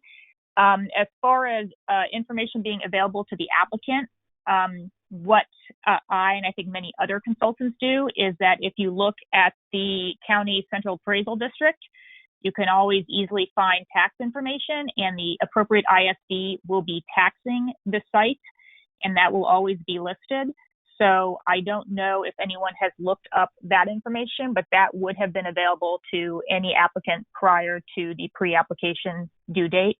The second item is that if there is some sort of like school sharing thing, which I think Marnie maybe has implied, where maybe a high school goes to Laredo or something, then my question is whether then the applicant needed to have notified both ISDs in order to comply with the school district, because if both actually serve the site, then should both have been notified at pre-app and not just one. So those are just my two quick comments. Again, I'm not in this region. I just would like to clarify, if this issue does come up in the future, that we're all on the same page. Thank you. Great, thank you, Alyssa. Next, we have up Robbie Meyer. Robbie, you are self-muted. Will you please unmute yourself? Can you hear me? Yes, ma'am. Okay. I'm going to agree with both. My name is Robbie Meyer. I'm with Arts Advantage, and thank you, Chairman and the board, for allowing me to speak. I'm going to agree with both Donna and with Alyssa. In your board materials, it shows that they notified the Laredo ISD, and then at pre-application, and then at full application, they notified United. I'm going to back up just a minute and go back to the decision that you made on item 8H with Ms. Janine Sisak's item. And it's the same situation there. She notified the wrong state representative or state senator, and it was determined that it's the applicant's responsibility to get this right, even though she was, right next to the border of two senators. It's the applicant's responsibility. It's the same thing here with the school district. It's the applicant's responsibility to make sure that they have the right school district at the time of pre-application. The staff's saying, that they reviewed this during the limited review process, and under the QAP, the limited review process is only allowed for application items that don't involve scoring. And this particular item would involve scoring because it has to do with pre-application threshold and therefore pre-application points. And so therefore, I don't think the limited review process would be allowed here. And I would ask the board to, instruct staff to relook at this and look at, the applicant's responsibility at the time of pre-application and, needing to get that right and not getting that right. And that's my comments. Thank you. Great. Thank you, Ms. Meyer. I think we have next Jeff Beckler. You're looking to unmute Jeff now. Mr. Beckler, you are self-muted. Will you please unmute yourself? Yes, do you have me? Yes, we can hear you. Okay, thank you. I represent the developer on the Cal del Norte apartments, and I wanted to chime in and thank Marnie and staff for allowing us to go through the limited review process and agreeing with our assessment that while there's no guidance on what exactly to search, we felt that the TEA website was, excuse me, as valid as anything out there. Should we need to search tax records and things of that nature, we'll certainly do that whenever we're instructed to. We felt that if the application process uses TEA scores for other thresholds and for other items of that nature, we certainly felt that it was the germane website to use to find our school district. And as Marnie stated, there was overlap. However, the overlap was not stated on our search. Laredo was stated on our search. And upon finding this out, it was immediately brought to staff's attention. We've been nothing but transparent in trying to resolve this immediately through that limited review process. And I think the difference on past situations brought up in other phone calls is that this has gone through a limited review. And it's a limited review on the districts. It's not, we're not asking for a limited review on a point item. While some may ascertain that indirectly it's a point item, the limited review was solely focused on the districts and what the TEA website brought back. So again, I would like to thank Marnie and staff for agreeing with us. And I certainly hope that the board sees our situation and sees our transparency and what we've done to alleviate it. So thank you.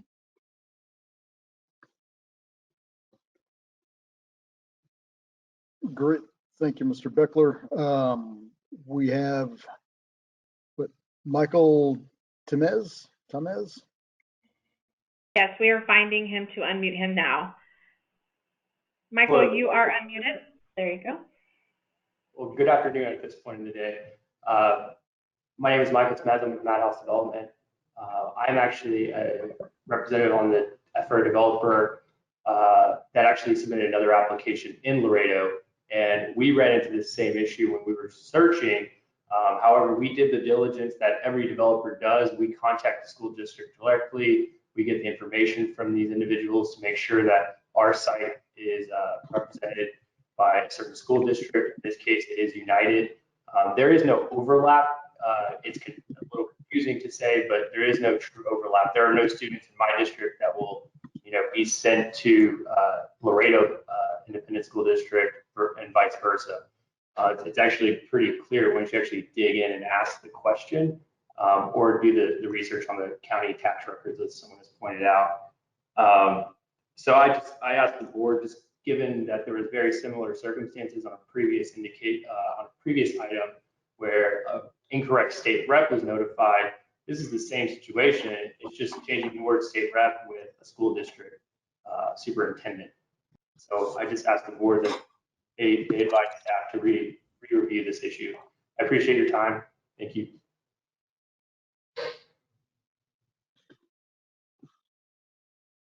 Great. Thank you. I think we are now back to Donna Rickenbacker. And I believe this is the last speaker on this item. Yes, that is correct. Donna, you are unmuted. Can you hear us? Donna, you are self-muted. Can you please unmute yourself? Yes, I'm unmuted now. Thank you, Chairman. I don't want to repeat what everybody's been saying. I just want you to understand that as the requester, it was very easy for us to determine what school district that this particular site was located in. There truly is not any overlapping at all with respect to the two school districts. So, and I don't even operate in Laredo, Texas. And I also want to make it very, very clear that this is a statutory requirement and that it cannot be solved through any type of administrative or limited review process. The department is required to reject the applicant if they fail to properly notify at pre-application. It's very clear in state statute. Thank you. Great, thanks, Donna. Okay, again, clarifying the process here, we are not taking an action, or we are directing staff to re-review, or how do we? The board has the option to direct staff to take up any item that we've had an RFAD for and bring it back to you for action specifically on that application. And we vote on this, or how's this? I would bet Bo could help us with how that works. Say Bobby or Bo? No, since this is a report item, this is Bo Eccles. You could simply give direction to staff to reconsider an item or to consider the comments that have been made in response to this report. But indeed, this is a conclusion that's been reached by staff to not take an adverse action against this applicant. So it's not going to be reviewed again. If there's information that's been presented here in comment that causes a board member to believe that staff should perhaps consider those and then issue another opinion, but the opinion, you have to realize, if considering all of this and staff is still of the same opinion, it will not see the board's attention again as this issue. It will simply be that this application proceeds toward award. Okay. Chair, we'd be happy to give it another look if you want to just direct us to look at the school district issue again on this application. I'm happy to hear any other board members' comments, but the only one that stuck out in my mind was whether they should have indeed notified two school districts. I mean, if one zone for the high school and one zone for the elementary school or something, that might be a case. But I think I would ask staff to take another look at it.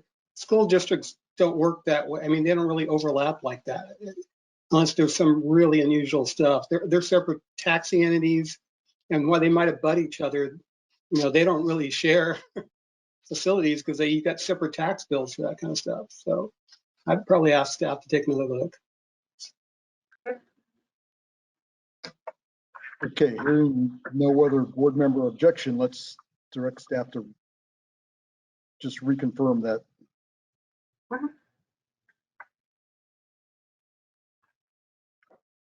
Okay, let's try to move on here. According to my notes that have been given to me, no, actually,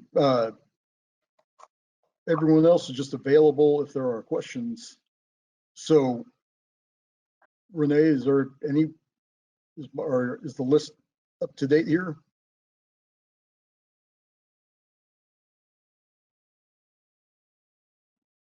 It appears that it is, so we can accept the report and ask direct staff to review the 21230.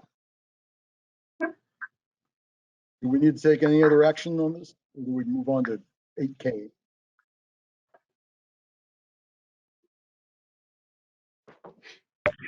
If that's a legal question, this is Bo Eccles.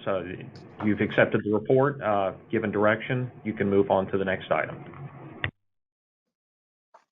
Very good. Also, just note, in the next half hour or so, we're going to lose at least one of our board members.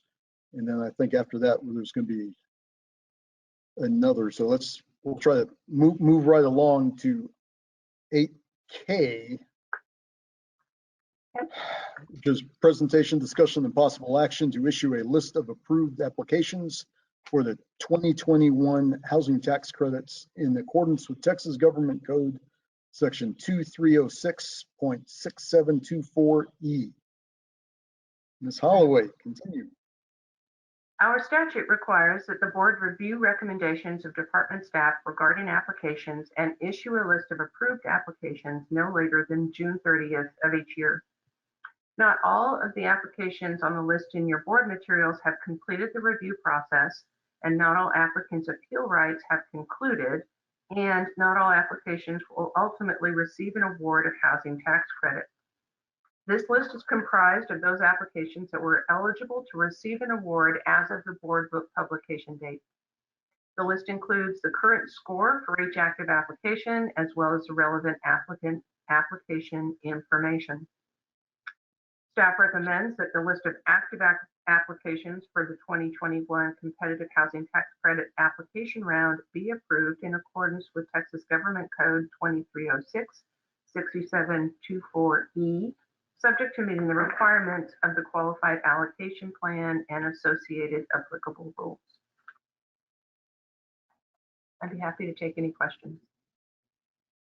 Okay, again, just clarifying, these are not approving awards, these are approving applications that remain eligible in the process. Approving the list of applications, yeah. Okay, do any board members have questions for Marnie or staff?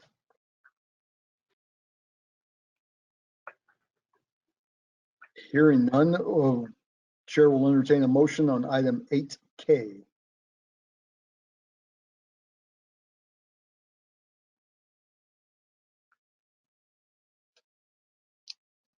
Mr. Chair, I move the board accept the list of approved 9% applications in accordance with Texas Government Code Section 2306.6724E and subject to the descriptions and stipulations stated in the board action request on this item.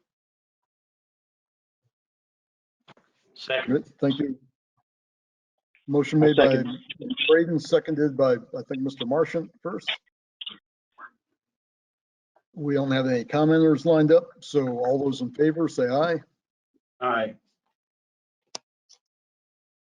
Aye. Any Aye. opposed? Any opposed? Hearing none, motion carries. Just letting everyone know, we are actually getting relatively close to the end of the agenda, but there are still more comments and things going on. Let's forge ahead rather than, because again, we're going to start losing quorums. So item 8L, presentation, discussion and possible action regarding eligibility of 10 TAC section 11.101B1C related to the ineligibility of developments within certain school attendance zones for 800 Middle in Houston. Marnie, give us the background, please.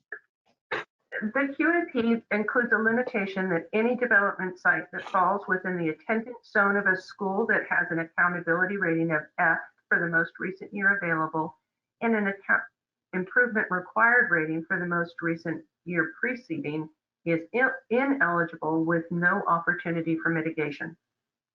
The proposed site of 800 Middle is within the attendance zone of Wheatley High School in Houston, which received a TEA accountability rating of F for 2019 and was rated improvement required from 2015 to 2017.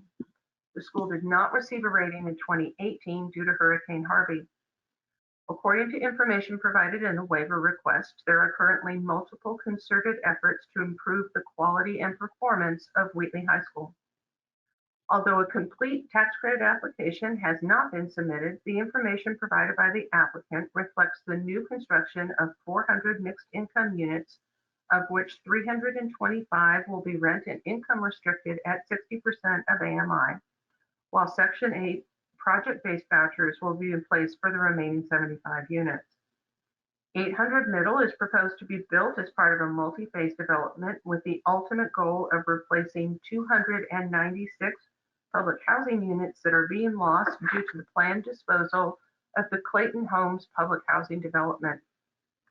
As part of its proposed improvements to Interstate 10 in Houston, the Texas Department of Transportation must acquire the 21-acre tract of land owned by the Houston Housing Authority, which is the site of Clayton Homes.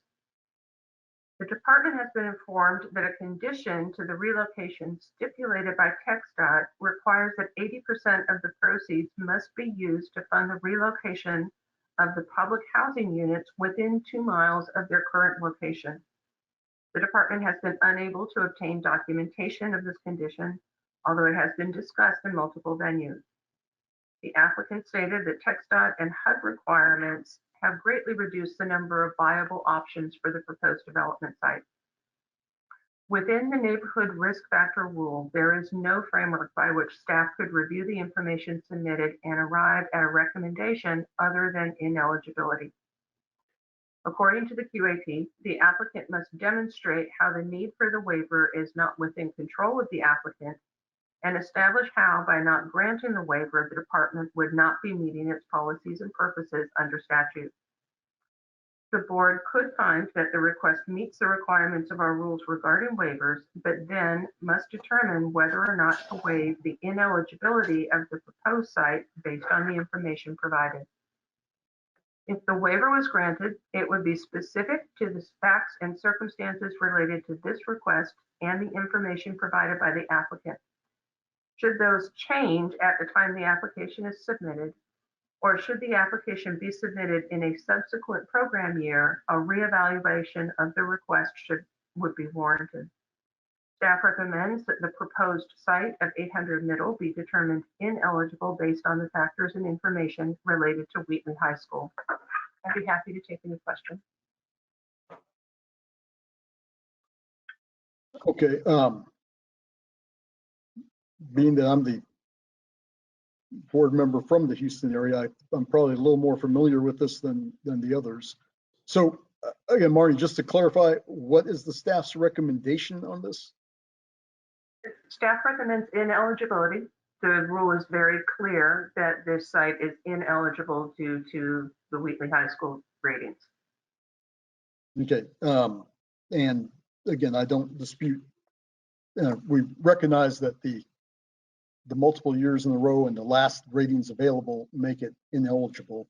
However, can you just re-clarify the situation where the applicant here is moving an existing development, the Clayton Homes development, and they're forced to move it because TxDOT is expanding the highways and going to build over everything? Correct. So the TxDOT is undertaking this improvement of I-10 in Houston that will take these 21 acres that the Clayton Homes development is located on. They are required under federal regulation to relocate those units. Part of that relocation is that TxDOT has imposed this requirement that those 80% of the relocation funds be used within 2 miles. The current proposal that's in front of us discusses an application that we will be receiving in the future. The bond reservation was just issued, so we'll be getting the 4% out soon. Proposes to move 75 of the 296 Clayton Homes vouchers, project-based vouchers, from the Clayton Homes site to the 800 Middle site. The request talks about further development plans, but we don't at this point know what those are. And we actually at this point don't know the full extent of this current development that's planned at 800 Middle because we don't have the application. Okay, but the Clayton Homes existing development is zoned to Wheatley High School already. Correct. And as would be the current, the new proposed location would remain with the same high school. Correct. Mm-hmm. That's true. And there are limitations based on HUD and Houston Housing Authority as the distance they can even to relocate. And part of the deal, as I recall, that they're moving Clayton Homes and they're not going to move them way out. The Clayton Homes location is very centrally located in Houston. So it's already a heavily developed area. There's not a lot of alternative sites to put a new development. Mr. Chairman, can I ask a question? Sure, Mr. Martian. So when Clayton Homes is actually removed, there'll be a net loss of population in Wheaton High School. If, there are 75 units that are under the current proposal that are going to be moved to the new site. Whether or not there'll be a net loss to the high school will depend on what happens to the balance of those 220 some odd units that remain to be relocated from Clayton Home. Yeah, I mean, I think that's an important factor, Mr. Chairman, is whether, I understand you're not wanting to move new units into a bad school, but when you're not really doing that, you're actually moving units out of a bad school. There's going to be a residual amount. So maybe our policy or our rules are in conflict with HUD's. And this is a very unique situation where they're being forced to move it. Let's have a motion. Again, we have several speakers. Let's have a motion, please, to hear public comment again before we make a motion or an action motion. So is there a motion to receive public comment on this item? So moved. Second. Moved by Mr. Braden, seconded by Ms. Thomason. All those in favor say aye. Aye. Any opposed? Hearing none. Motion carries. Let's bring up Mark Thiel, I think is the first speaker. Yes, we are moving him over to panelist so that he can use his webcam. Good afternoon, Mr. Chair and Governing Board. My name is Mark Thiele. I'm the interim president and CEO of the Houston Housing Authority and speak on behalf of our residents and a deeply committed board. HHA provides affordable homes and services to more than 58,000 low-income Houstonians, half of them children, and oversees a large portfolio of public housing and tax credit developments across the city. Clayton Homes is a public housing community built on the banks of Buffalo Bayou in 1952. For decades, this vibrant community served as the home for hundreds of families in the historic Second Ward. I'm here today because TxDOT is set to demolish Clayton Homes as part of their I-45 expansion project. After almost 70 years of serving low-income Houstonians, this critical housing will be no more. However, we have a plan to replace Clayton with a modern new construction development and keep these families in the same neighborhood. HHA has acquired a suitable site less than half a mile down the road in the same census tract. We believe our residents deserve the opportunity to remain in the community they've historically called home. This belief was the basis of one of the key conditions of our agreement with TxDOT, that 80% of the units will be reestablished within a 2-mile radius of Clayton. With your vote today, you can make that a reality. 800 Middle will be a Class A new construction, providing 400 units for working families, seniors, and children. All units will be affordable, including 305 units serving households with incomes less than 60% of the area median income, and 95 units with project-based vouchers assisting households with incomes at or below 30% of AMI. Numerous community amenities and upgraded unit features are included in the design. Wraparound supportive services will be provided at no cost to residents, including financial literacy, after-school programs, and health and wellness screenings.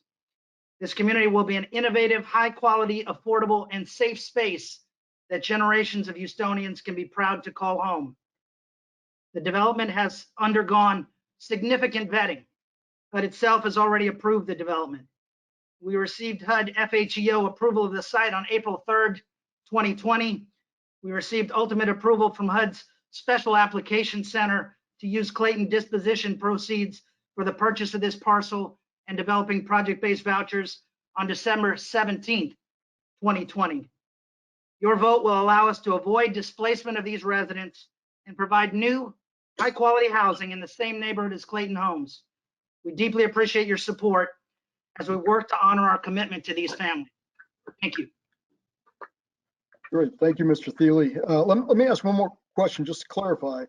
So there are going to be more units at the new location than are being displaced from the Clayton Homes location. Is that correct? Yes, sir.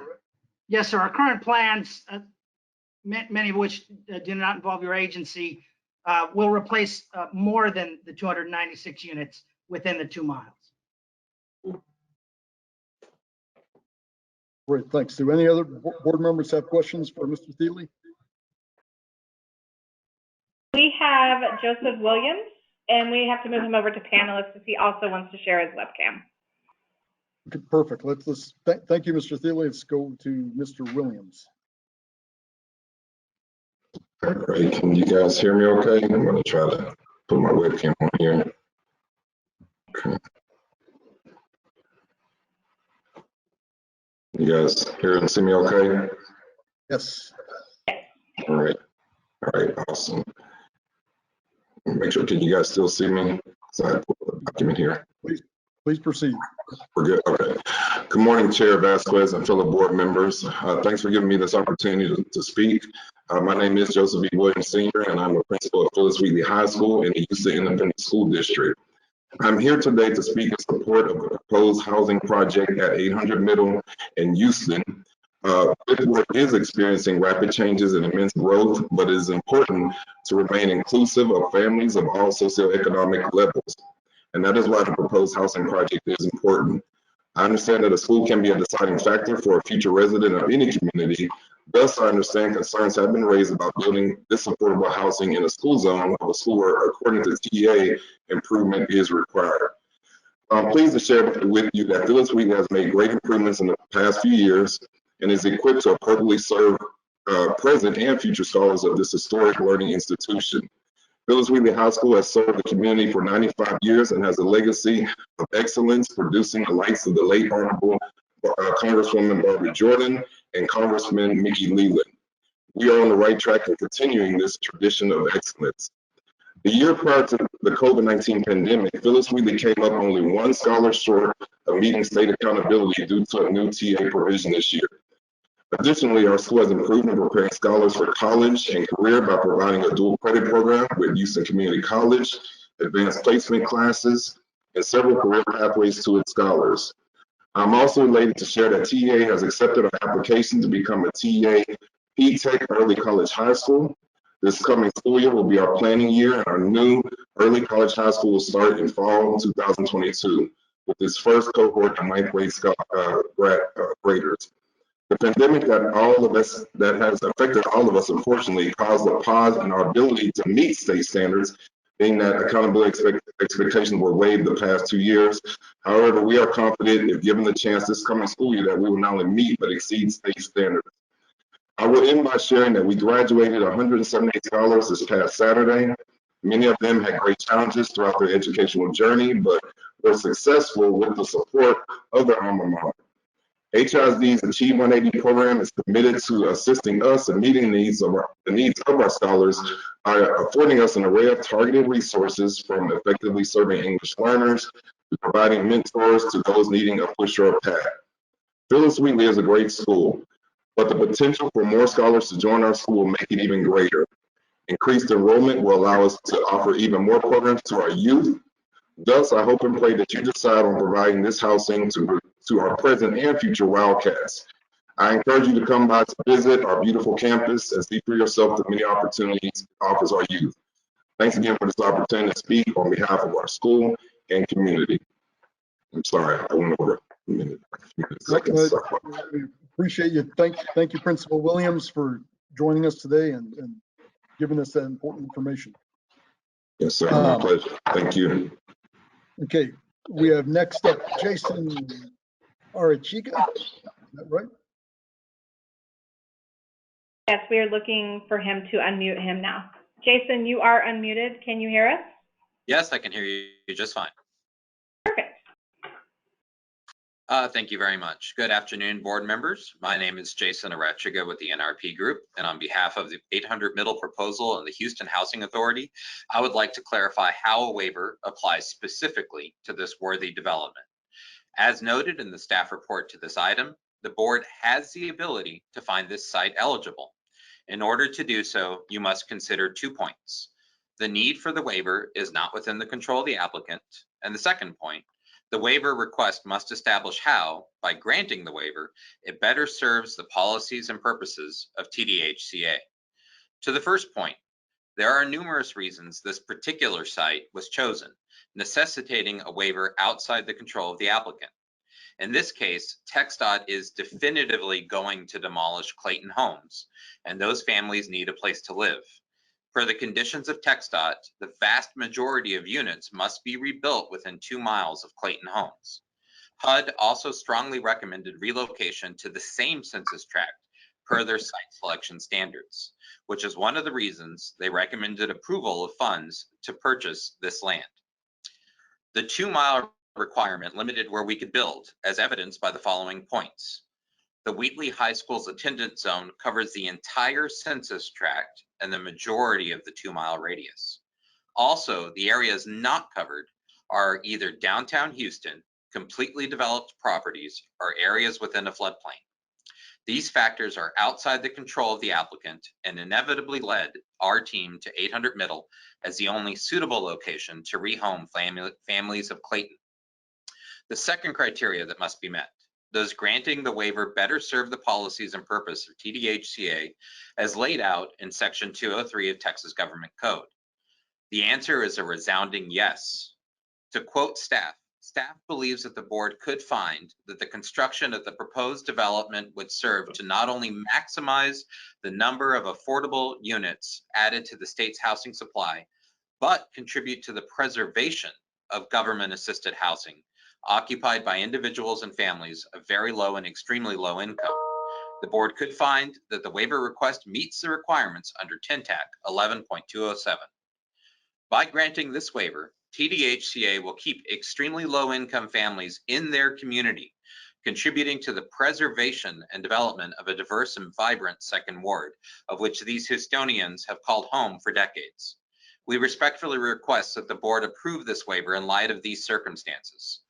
Under the joint leadership of the Houston Housing Authority and the NRP Group, and with the support of TxDOT, TEA, the Houston Independent School District, the City of Houston, dozens of community partners, and TDHCA, 800 Middle will be a safe and stable home for the residents of Clayton Homes and for the greater community. Thank you. Great, thank you, Jason.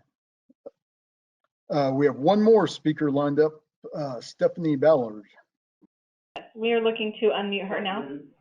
Stephanie, you are self-muted. Will you please unmute yourself? Can you hear me? Yes, ma'am.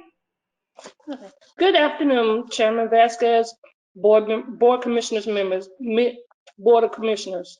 My name is Stephanie Ballard. I'm a resident of Kennedy Place, a member of Wheatley High School Committee, a proud parent of former Wheatley students, a Board of Commissioner for the Houston Housing Authority. As one of the representatives, I am here today to support the waiver request. As a community advocate for housing, I know how important access to quality schools and supportive services are. When they say it takes a village, well, at Wheatley, that's what you get. A community that supports the schools, students, and families. I know firsthand because my children attended Wheatley and they benefited from the wraparound services and other academic and non-academic community resources that the school provides them. The dozens of partnerships that Wheatley has established with nonprofits and the community-based organizations has beneficial, and not only to the students, but to their families. Wheatley students provides wraparound support specialists to work with the students to cooperate these services directly for them. These services range from tutoring, monitoring, mental health, counseling, legal and crisis assistance, and coordinating access to food pantries, shelters, among other things. My daughter was a recipient of some of these services. I remember when my daughter was a student at Wheatley, she participated in the 5th Ward Enrichment Program and became the first female in the program. This provides her with mentoring, tutoring, access, and other resources that was very helpful to her. These supportive partners dedicated and committed ensured the success of the Wheatley community. I'm I applaud Wheatley High School Principal Williams and his team for their dedication to the students, their families, and the community. I know I can say on behalf of the Houston Housing Authority and Chairman Snowden, and on behalf of my fellow members, and we in fully support of this waiver request and proud to be within RP to provide high quality, affordable housing in this community. But more importantly, as a Houston Housing Authority resident, a parent of former Wheatley students, a community advocate, I fully support this waiver request. Thank you, Chairman and Board Commissioners, for providing me this opportunity to speak. Thank you, Ms. Ballard. We appreciate it. Mhm. Okay, that concludes our registered commenters on this item. Do any board members have any questions remaining? And do you feel you have a sufficient understanding about the existing location already in this same school district or the high school zone? Mr. Chair, I'm willing to make a motion. Does anyone else have any questions before Mr. Braden makes it? Okay, Mr. Braden, please. I move the board grant the waiver of 10 TAC section 11.101 B1C regarding ineligibility of development in attendance zones of schools with certain performance ratings as requested for the proposed site of 800 Middle in Houston and as described and conditioned in the board action request on this item. Great, thank you. Motion made by Mr. Braden to grant the waiver. Is there a second? I'll second. Motion made by Ms. Thomason, seconded by, I'm sorry, made by Mr. Braden, seconded by Ms. Thomason. Let's go for the vote. All those in favor, say aye. Aye. Aye. Any opposed?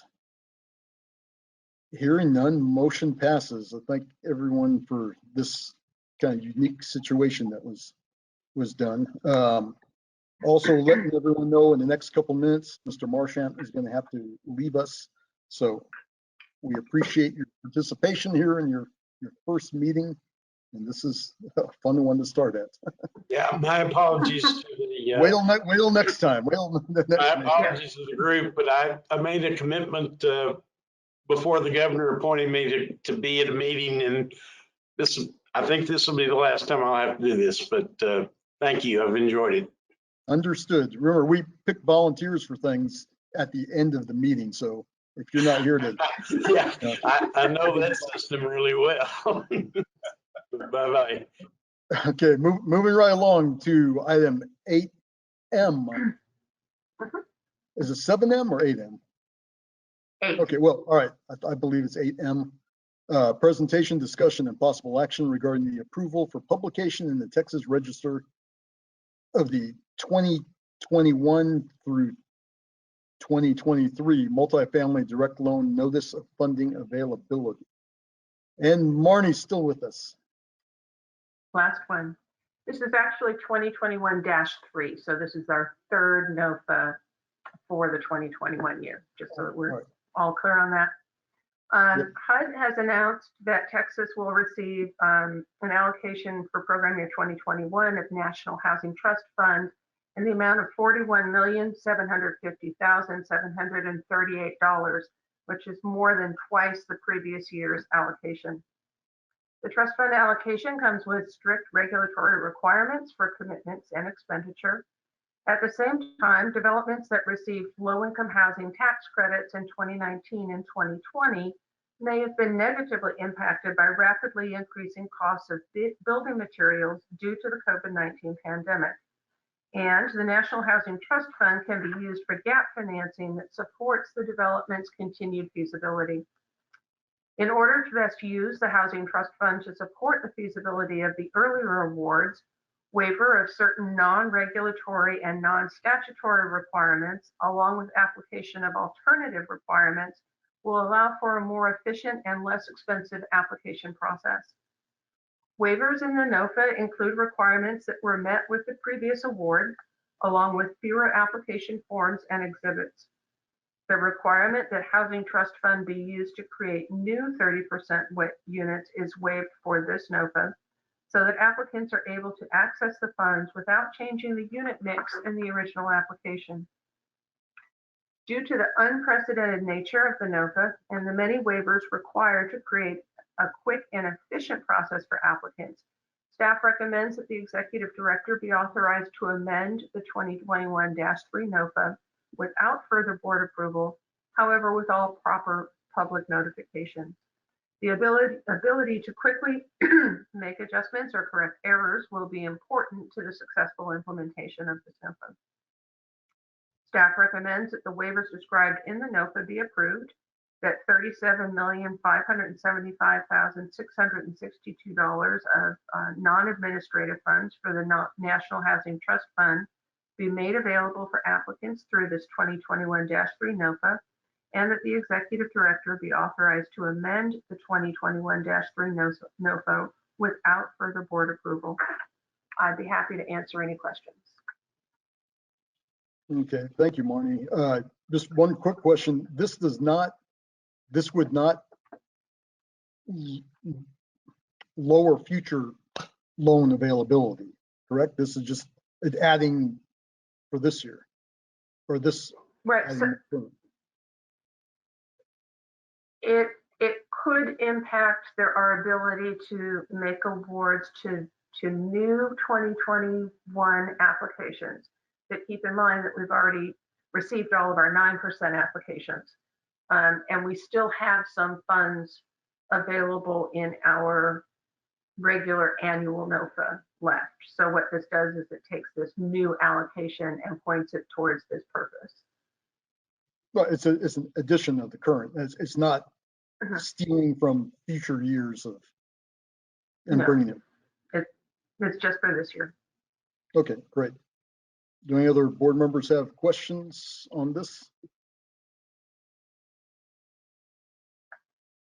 We do have some speakers that wish to comment on this item. I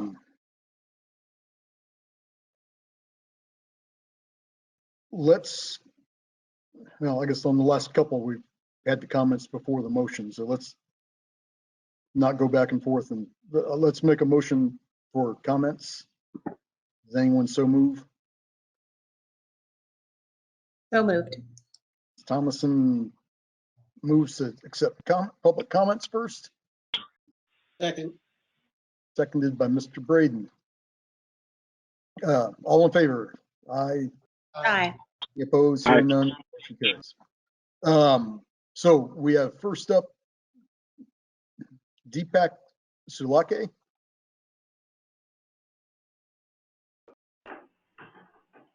Deepak, you are self-muted. Will you please unmute yourself? Okay. Can you hear me? Yes, we can. All right. Thank you, Chairman and Board, for allowing me to speak. I'm President and CEO of OM Housing. I'm the developer for 3 projects, including Hammock Creek Apartments. As background, Hammock is a 9% deal with 2020 credits, and it closed its financing and started construction on January 26th of 2021.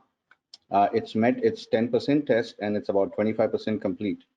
We are nearly done with site work, underground utilities, access roads, and we are ready to go vertical. However, our general contractor has not bought lumber due to the high lumber prices. We are currently close to 1.25 million over budget, and we were actually close to 2 million over budget just a week ago. The project has an FHA 221 D4 loan with a cost plus with a guaranteed maximum price contract with a pretty reputable third-party general contractor. This contractor is working on 2 of my other projects, Lakeview Point and Barden Apartments, both of which are on schedule and on budget because lumber was bought at the right time by around September 2020 on both projects. Both projects are getting ready to open up here pretty shortly. Due to delays and unavoidable extensions on closing of financing, lumber on Hammock could not be bought when prices were low, causing current predicament that we are in. The third party on this the third party general contractor on this deal, and I'm sure any GC in same situation, is unable to take this 1.25 million hit on the budget. The option under consideration is to provide the direct loan. I think I have 3 comments on that. The most important is that right now, as it stands, the term for the current for the direct loan states that it's only eligible for projects that are not under construction. Unfortunately, Hammock is a 2020 deal that is under construction and 25% complete. And as I've mentioned before, it's 1.25 million over budget. And so the question is, what happens to a deal like Hammock? The second thing is, when there is an overage like that, it's, I know we have a guaranteed maximum price contract, but this is an unprecedented situation where it appears like the developer might have to participate in this shortfall. If the developer participates, well, what happens to the general contractor? How does he participate, without any access of direct loans to him? And like I said, if the developer participates the entire, shortfall, then that obviously changes the risk factor for, our underwriting purposes. So therefore, it appears that the more equitable option to handle the situation is to increase the credits and not just rely on the direct loans. So I'm just bringing this to your attention that this project has started construction, has a third-party GC, and so I respectfully ask that the board reconsider situations like this and provide assistance to such projects that are under construction and that do have third-party GCs. That's all I have to say. Thank you. Great. Thank you for your comments, Mr. Salake. We will bring up Bobby Bowling as our next commenter. Bobby, you are unmuted. Can you hear us? Yes, can you hear me? We can barely hear you. You might need to turn your volume up, maybe. Let me try that. Can you hear me? Hello? Can you hear me? Hello? We can barely hear you. Should I try to call in maybe on the phone? Oh, we can hear you better now. Oh, you can hear me? Okay. Yes, yes. Okay, I apologize, Mr. Chairman, and good afternoon, board and chair. I'll jump right into my comments. First off, I want to make sure that the board and staff understands that there's a crisis happening in the residential construction industry, a hyperinflation crisis. There's a tremendous demand and a lack of supply in all construction materials, especially wood and wood-based products, and all construction subcontractors and labor. These supply shortages are mainly due to forced government shutdowns of many manufacturing facilities, and also the reluctance of many workers to go back to work for a variety of reasons, including fear of COVID, as well as massive unemployment benefits in this country. There are many reasons for the demand increases, including unprecedented increases in personal savings over the pandemic period. The result of this supply and demand phenomenon is tremendous hyperinflation, to a level not seen since the original OPEC oil embargo, then resulting hyperinflation of the 1970s and early 1980s. The cost increases we are seeing in the residential construction industry range from 10% on some items to a 300% increase on wood framing materials. The entire increase in our budget since this time 1 year ago are easily above 20% and are approaching 30%. TDHCA awarded over $800 million in 9% credits over the 10-year credit period in 2020 for what is well over $100 billion worth of construction work. Using a conservative 20% increase in cost number, that is a $200 million shortfall. The solution proposed to that shortfall today is to issue more debt in the amount of $37 million. As you can see, more relief is going to be needed to get these developments built and ready for occupancy. The solution needs to be additional tax credits. More debt is problematic for a variety of reasons, including that it requires a complete restructuring of deals already closed. New debt would require re-underwriting and approval by the primary lender and investors as well. In most cases, it would not be approved because debt service coverage ratios and loan to value ratios are already maxed out. So if we access this housing trust fund loan program, we would likely have to lower the primary debt amount and just replace it with this debt. This would create no new additional capital as a source of funds to get these deals built. And to address the excellent question that Mr. Braden had earlier on item 8G about additional credits, and Congressman Marchant noted, tax credit syndication agreements always have clauses to purchase additional credits in my experience. All of my deals have always had that clause. So additional credits would not require restructuring of deals. There have been crises before in our industry, including the hyperinflation in residential construction costs in the 2005 to 2007 housing bubble, and then another crisis with the 2008 financial crash. We would like to meet with you and discuss the remedies to both of those crises and how we can access those tools used before again for this crisis. Congressman Marchant was involved in federal relief packages to this program in the past during both of these crises, and I wished he hadn't signed up because I want to personally thank him at this time for always being a friend to this program in Congress and welcome him to the TDHCA board. Please meet with us as an industry in a public roundtable setting where we can share with you actual on-the-ground scenarios we are facing with our previously awarded deals that we're trying to build. We very much need your help in other solutions besides, in addition to what you are doing today. And Mr. Chairman, I could walk through an example, but we're going to need to wrap up there, Bobby. I understand. Yep, that concludes my testimony. Then I have a case example that I'd really like to share with you, like the previous speaker did about my project, and I think we would be able to do that in a roundtable discussion. So thank you, Mr. Chair and board. Okay, great. Thanks, Bobby. Okay, we have two more speakers lined up, but I need to ask that, well, the department is very well aware of the industry's desire to advance more tax credits. This item on the agenda is not addressing that topic. This item is solely for notifying everyone that we're going to have more funds available as described under this board item.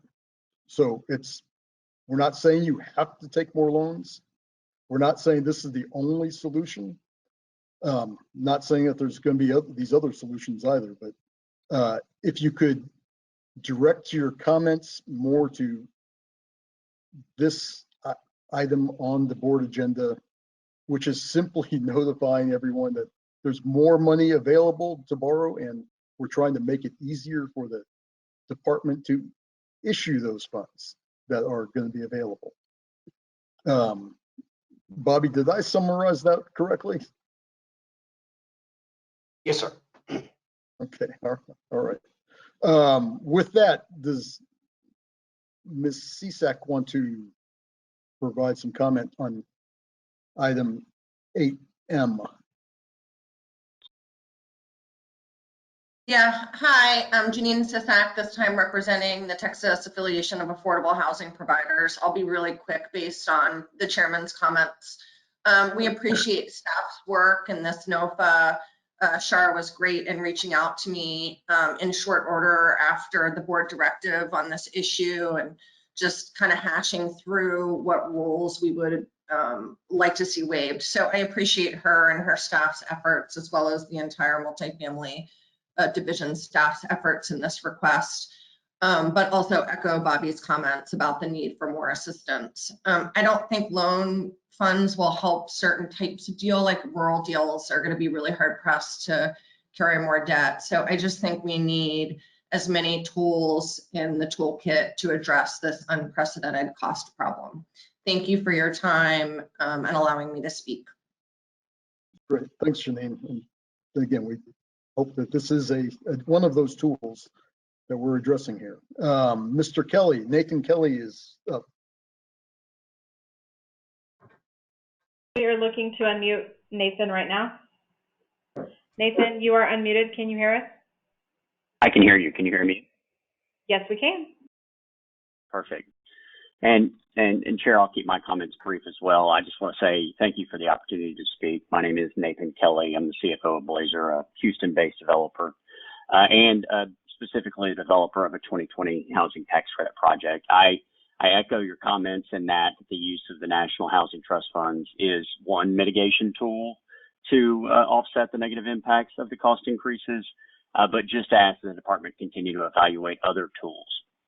Because of the readiness to proceed requirements, our 2020 project can now commenced construction in February, but is now facing a $1.6 million cost overage in our framing and loss categories, framing and lumber cost categories alone. So based on the current NOFA, our deal would be ineligible to apply for any of those additional NOFA loan funds. But that said, layering additional debt onto our project would really negatively impact our deal rather than to help solve the issue at large. Our deal had layered housing tax credits with conventional debt, as well as some community development block grant funding from the city of Houston. And so the potential solution that both Bobby and Janine mentioned of allocating additional housing tax credits would obviously help us to avoid the labor and cost-intensive process of modifying all of the different equity, debt, and CDBG documents. But that, assumes our capital partners would agree to do so in the first place. Additional credits, as you well know, would just simply resolve the issue without burdening what, is already a tight deal. So I appreciate the staff for working hard to put together this NOFA. I do believe it will be the solution for certain deals. I don't believe it's our solution. And so just look forward to additional conversations for other tools that can help those deals that are already under construction and facing these cost increases head on. Thank you for your time.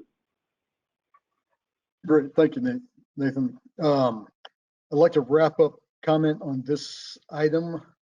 We do not yet have a board or a motion on item 8M, and I'd like to entertain motion on 8M of the agenda.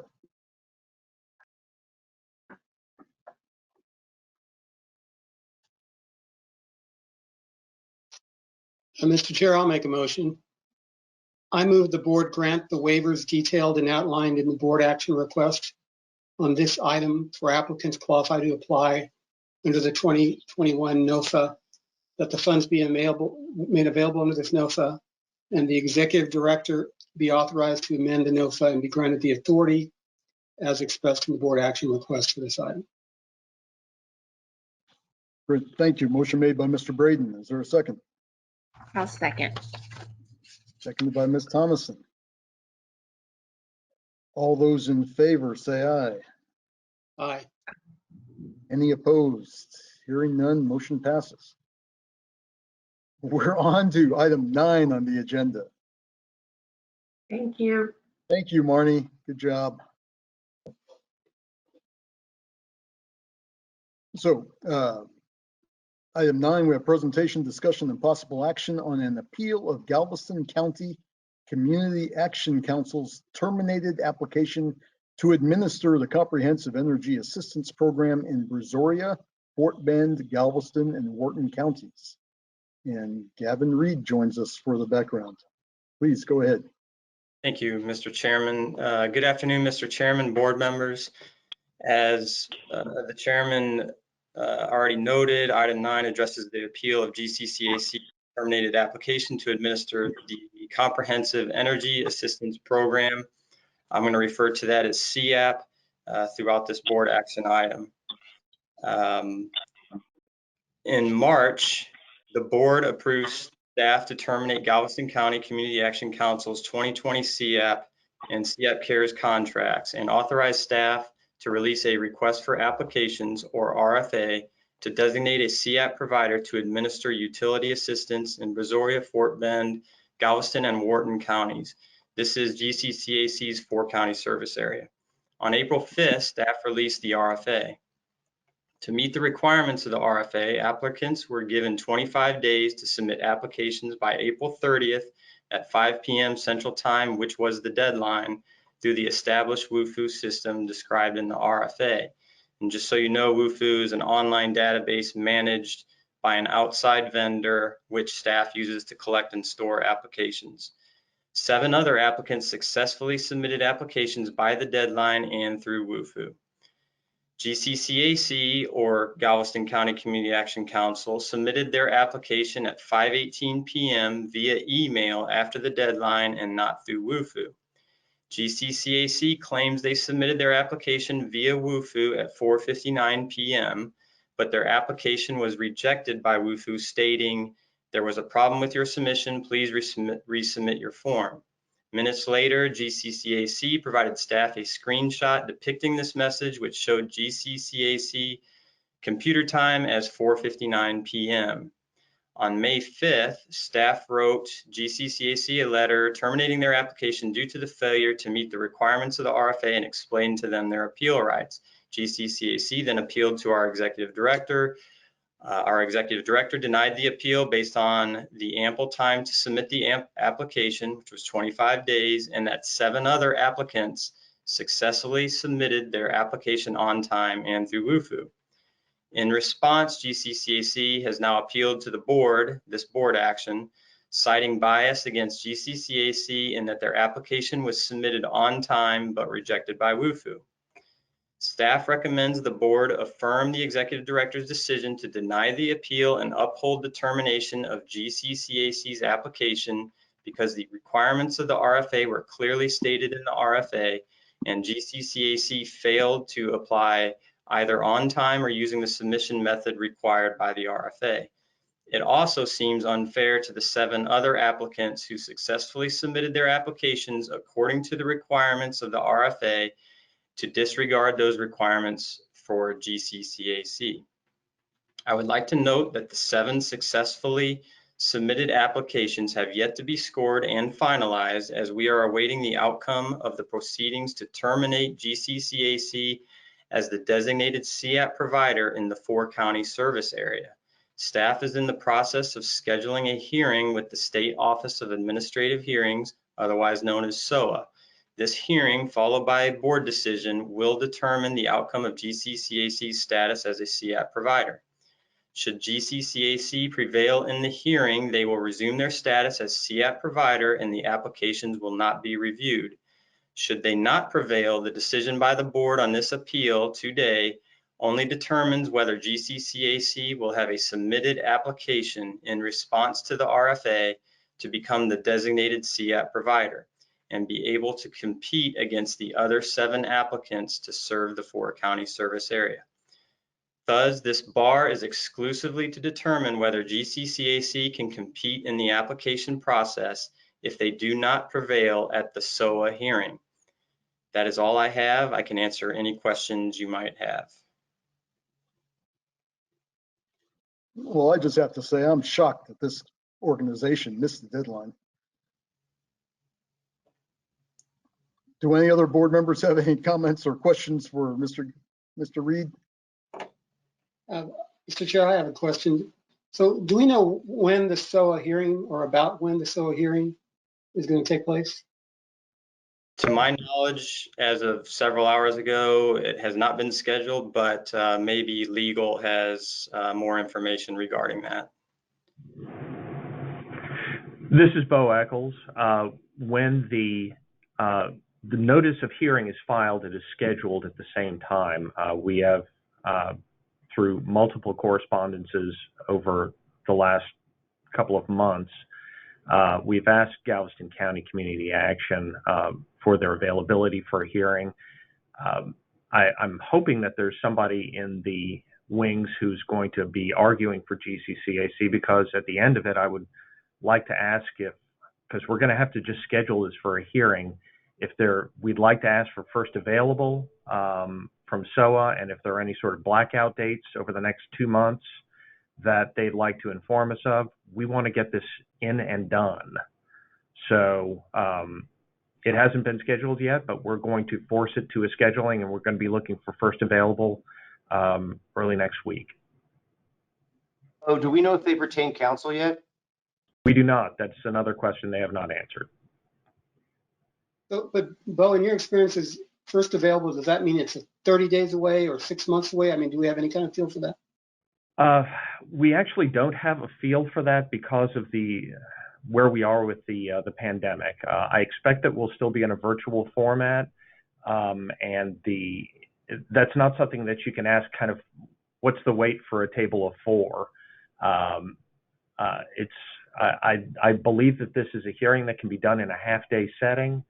and hopefully that will reduce the time to somewhere inside 30 days as first available. Thank you.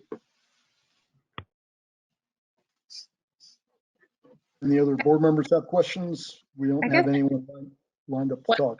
Go ahead, Sharon. I just have one question. So in the meantime, is TDHCA keeping people from being able to benefit from these funds?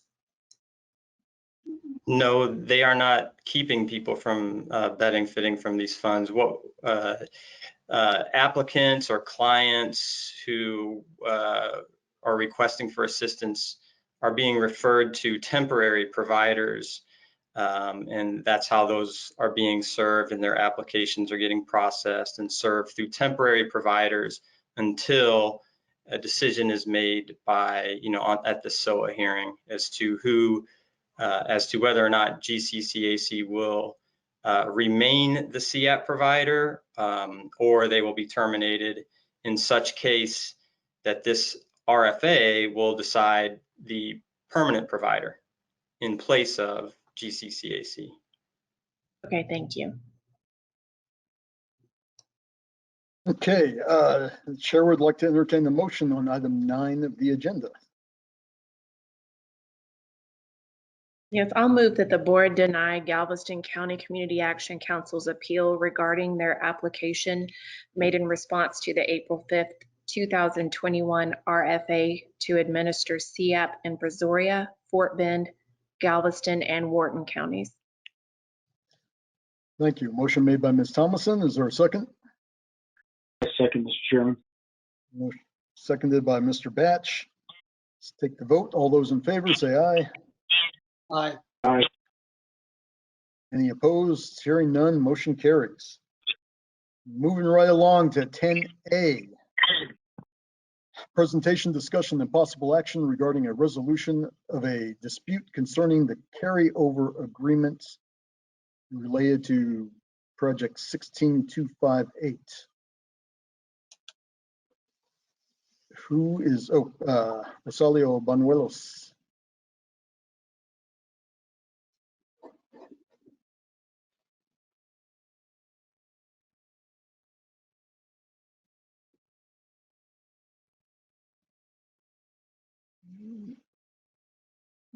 Are we getting Rosalio up?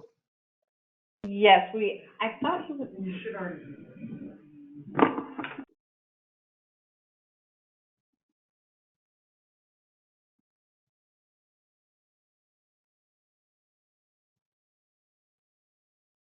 So we can say it's Rosalio's fault that this meeting's going so long.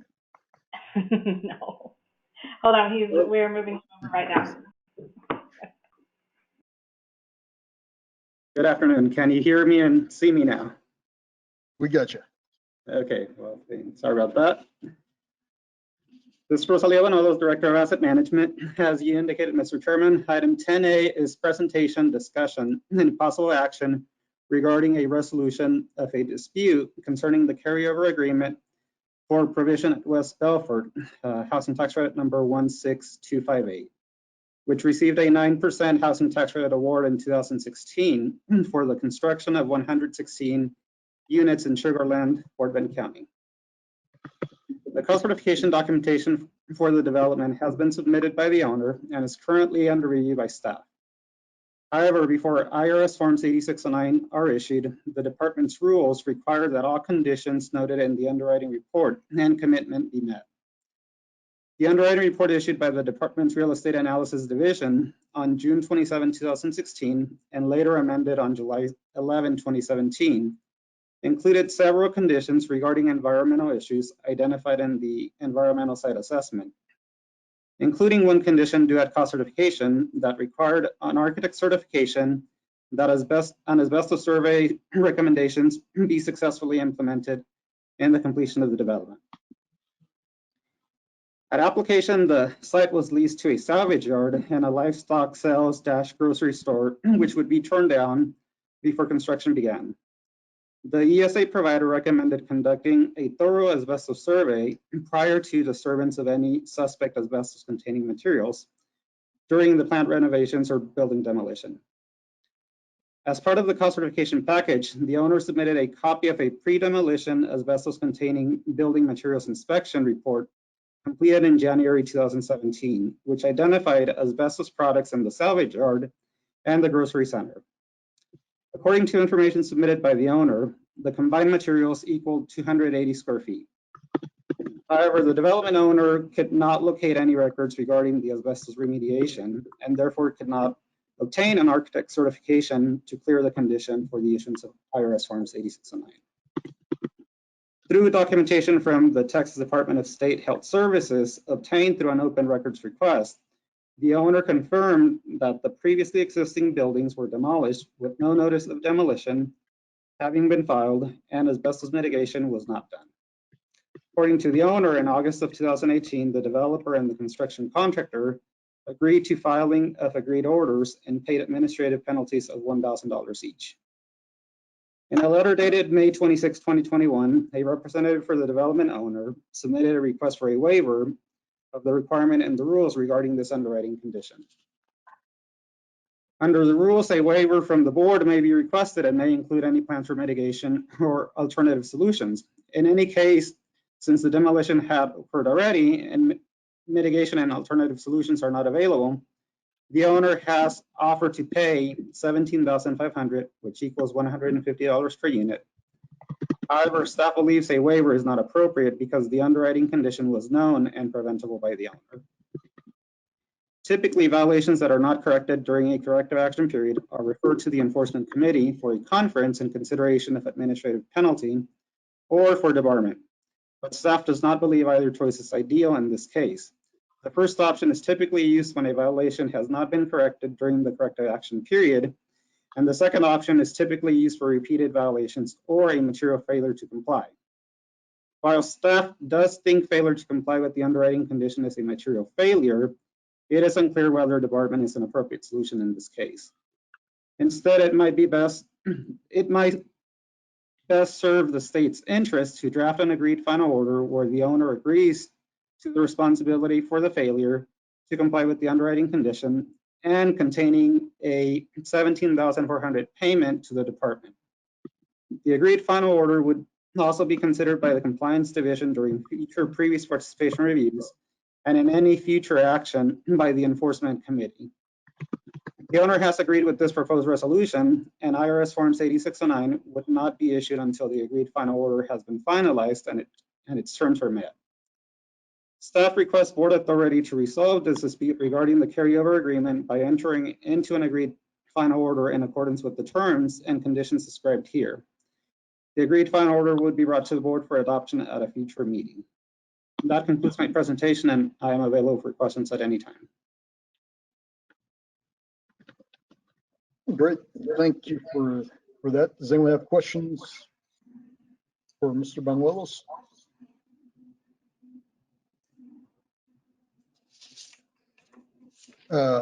I believe we have someone available if there's questions, but if not,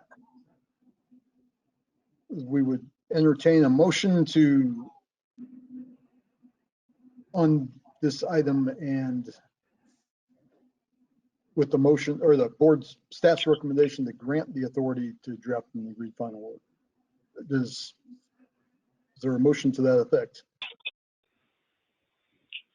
Mr. Chairman, I move that the board grant staff the authority to draft an agreed final order to be presented to the board at a future meeting and to resolve the condition as described and presented in the board action request on this item. Great, thank you. Motion made by Mr. Batch. Is there a second? Second.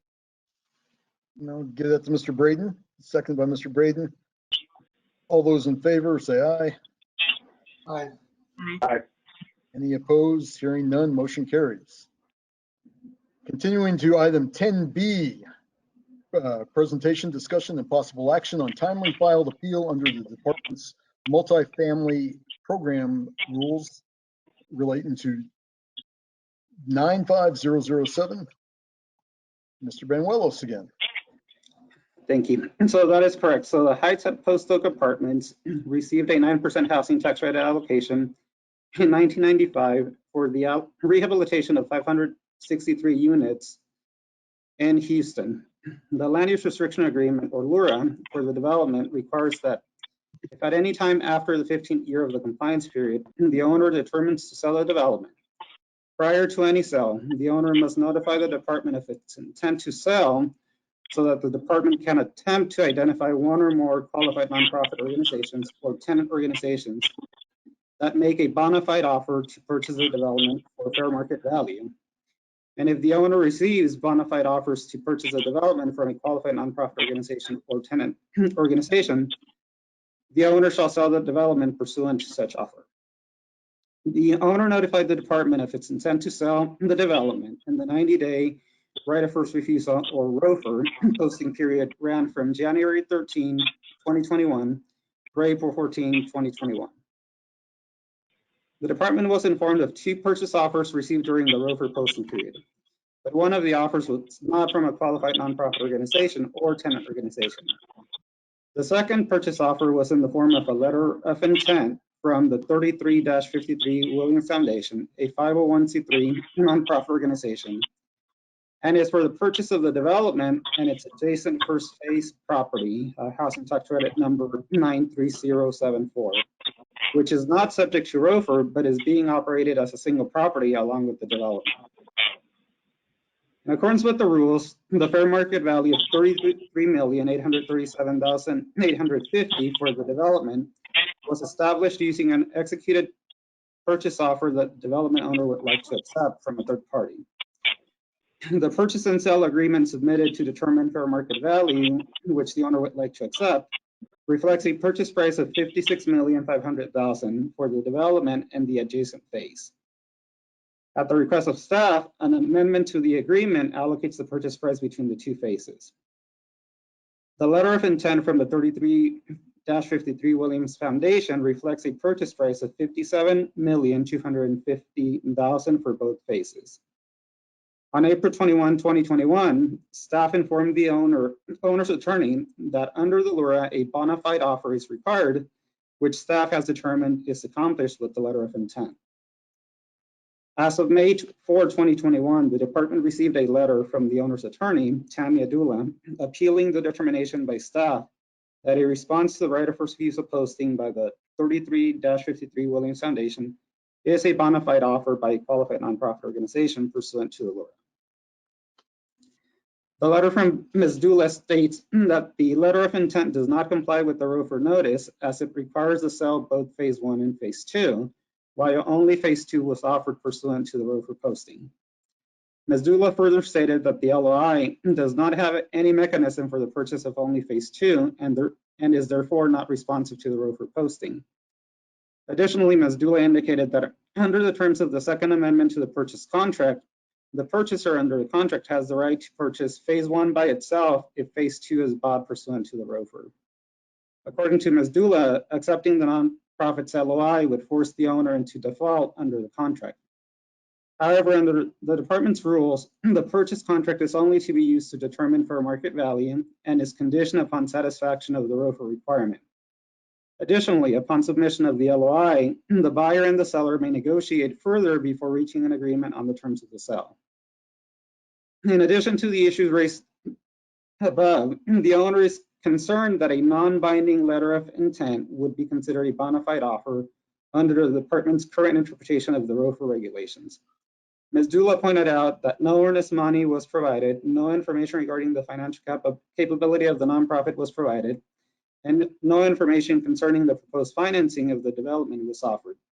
Ms. Dula points out that there is no indication that the nonprofit has any skin in the game in presenting its LOI, and the lack of terms creates doubt as to whether the LOI rises to the level of an offer made in good faith. Staff interpretation of the ROFR provision and rules is that the LOI is a good faith offer.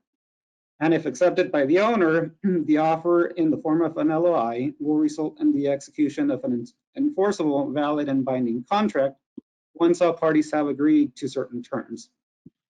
In accordance with the rules, in the event that the nonprofit fails to close the transaction, the ROFR provision is satisfied if the failure is determined to not be the fault of the development owner and the development owner received no other bona fide offers from a qualified nonprofit organization.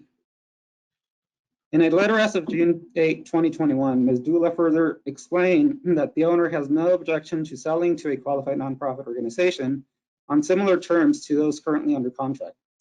For that reason, Elliot Aronson, representative of the owner, has been in communications and negotiations with Victor Russell, representative of the nonprofit, since January 25, 2021, concerning the possible sale of the project to the nonprofit. However, after months of email correspondence and telephone conferences with Mr. Russell, Mr. Aronson has concluded that the nonprofit is not a capable purchaser, and the owner is requesting that the department determine that the owner has complied with the ROFR through its good faith negotiations with the nonprofit for the sale of both phases. According to Ms. Dula, a proposed form of purchase and sale agreement in response to the nonprofit's proposal was provided to Mr. Russell on May 3rd, 2021. Over a month later, he has failed to reply with any counteroffer or any other response to the terms offered. Ms. Dula further pointed out that in his most recent communications to the owner, Mr. Russell has asked the owner to supply over $16 million to facilitate a closing. Ms. Dula indicated that while this is not exactly the scenario set forth in the rules, it is very similar, and they feel that the owner has made a good faith effort to comply with the ROFR requirements. However, although the owner has been negotiating with the nonprofit and the process is taking longer than the owner would prefer, the nonprofit has not confirmed that it cannot close the purchase. And as a result, staff cannot make an affirmative recommendation that the nonprofit has failed to close the purchase. According to the representative from the nonprofit, they are working to get an all-cash funding finalized. The nonprofit acknowledged that they asked the owner representative if there would be interest in participating in the financing strategy, but also indicated that the transaction could still move forward without the seller's financial assistance. Given the fact pattern to date, staff cannot affirm that the ROFR has been satisfied, and staff also recommends that the board deny the appeal regarding the LOI being a bona fide offer. I'm available for any questions at this time. Could you repeat that, please? What part? Do any board members have questions for Mr. Benuelos? And note that we do have several speakers that Rosalio mentioned in his remarks or his summary that are wanting to speak on this item. So everyone's clear? In this case, why don't we again have comment before we entertain motions? I'll make a motion for public comment. Okay, great. Motion made to hear comment by Mr. Braden. Seconded by Mr. Batch. All in favor? Aye. Any opposed? Hearing none. Motion carries. Let's hear some comment. We will start out with Barry Palmer. Barry, you are unmuted. Can you hear us? Yes. Can you hear me? Yes. Barry Palmer with Coates Rose, speaking on behalf of the project owner. And because this was such a complicated situation, my main job on our team was to lay out the fact pattern. Well, Rosalio has done that pretty completely. So I'll cut my remarks short and just add a couple of things to kind of supplement the fact pattern here. There's two phases of this project, 940 total units. Phase 1 does not have a right of first refusal requirement. Phase does too. Phase 2 does. And so the project owner entered into a purchase and sale agreement to sell both phases to a third party, which triggered the right of first refusal requirement for phase 2. And there was a nonprofit that submitted a non-binding letter of intent to buy both phases, not to buy just phase 2. So submitted a letter of intent to buy more than what had been offered. And I'm going to let Tamia get into more of the details of our argument, but I guess to a large extent it boils down to how long can somebody tie up a property like this, a $50 million property, by just submitting a non-binding letter of intent and then not having the ability to follow through on it. With that, I'll turn it over to Tamia.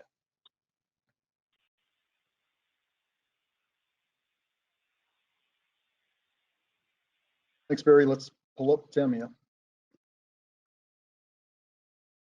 We are looking to unmute her right now.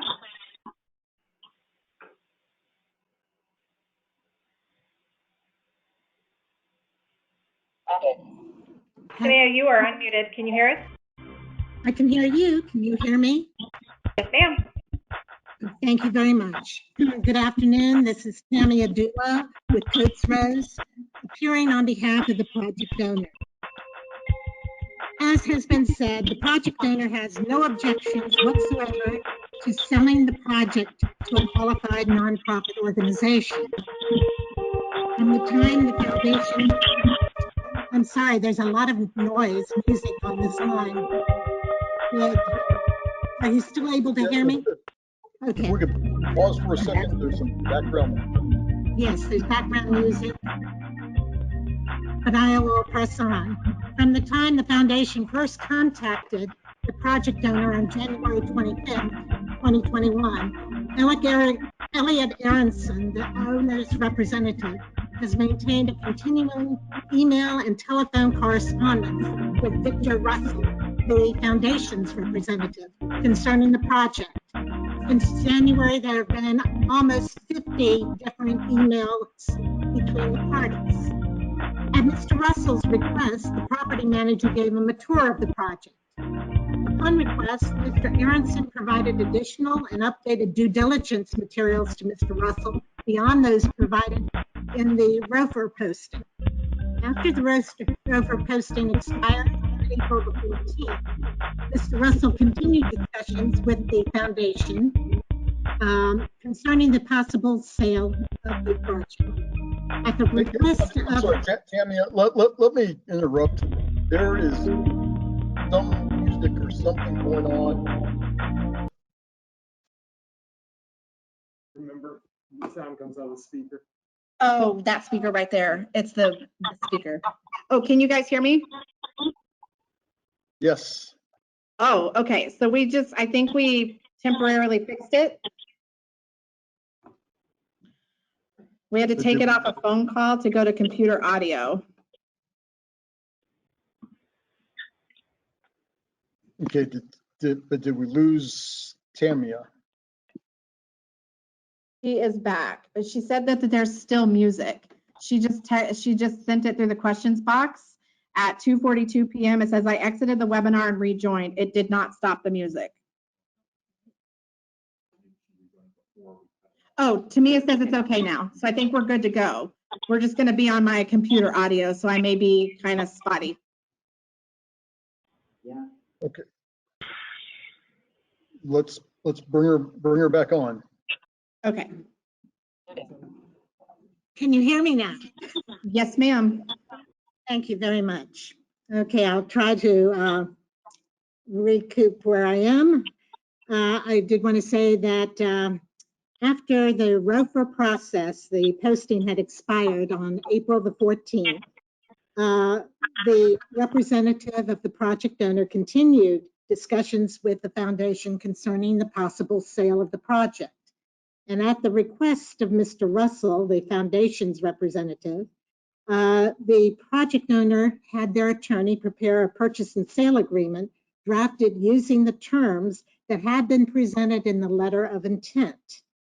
The letter of intent could not be signed on my recommendation by the project owner because they had already entered into a purchase and sale agreement with regard to phase 1 with an unrelated third party. And to enter into the into the letter of intent would have placed a cloud on the title of phase 1 and would have put them into default with regard to performance of that pre-existing contract, which was subject to the ROFR as to phase 2, but not subject to any ROFR as to phase 1. So Project owner prepared a PSA, purchase and sale agreement. It was sent to Mr. Russell on May the 3rd with the understanding that Mr. Russell would either sign it and send it back or propose changes to it, give a counteroffer. And to this date, there has not been any response to the offered PSA.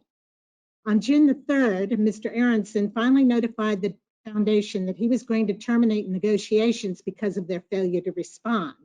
Now, that did elicit a response from Mr. Russell on June the 4th, in which he provided a bank comfort letter evidencing an average bank balance of $1 billion a year over a year for a family office that appears to be unrelated to the foundation. Mr. Russell indicated that a $16,250,000 good faith deposit was needed to pre-qualify the foundation for financing available to philanthropic communities from the family office. And he offered a $250,000 fee to Mr. Aronson and or to the project owner, it wasn't clear, to put up these funds. The project owner is looking for a cash sale with no seller financing to match the third-party bona fide offer that triggered this ROFR. The owner does not have an interest in providing a $16.25 million good faith deposit on behalf of the proposed buyer. We see this request as a further demonstration of the foundation's inability to close on the transaction.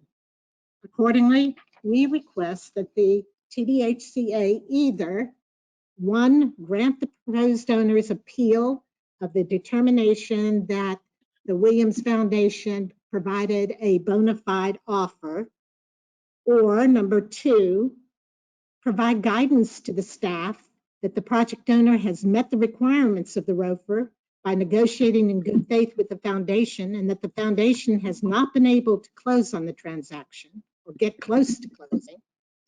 Or three, at the very least, indicate to staff the reasonable time frame in which the foundation must conclude its negotiations to purchase the project. Right now, it's open-ended. And we need to resolve this and move on. Thank you.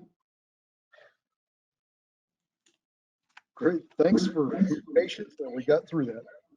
Yes. Okay, we have, my screens are now messed up. Okay, Elliot Aronson. Hello, can you guys hear me? Yes. Yes. Hi, I represent the owner, BPC Pines. I am grateful for you guys at the end of a long day. I'll try and keep this short. And I'll fill in, the one thing I want to clarify is we never had an issue with a letter of intent being used as a bona fide offer.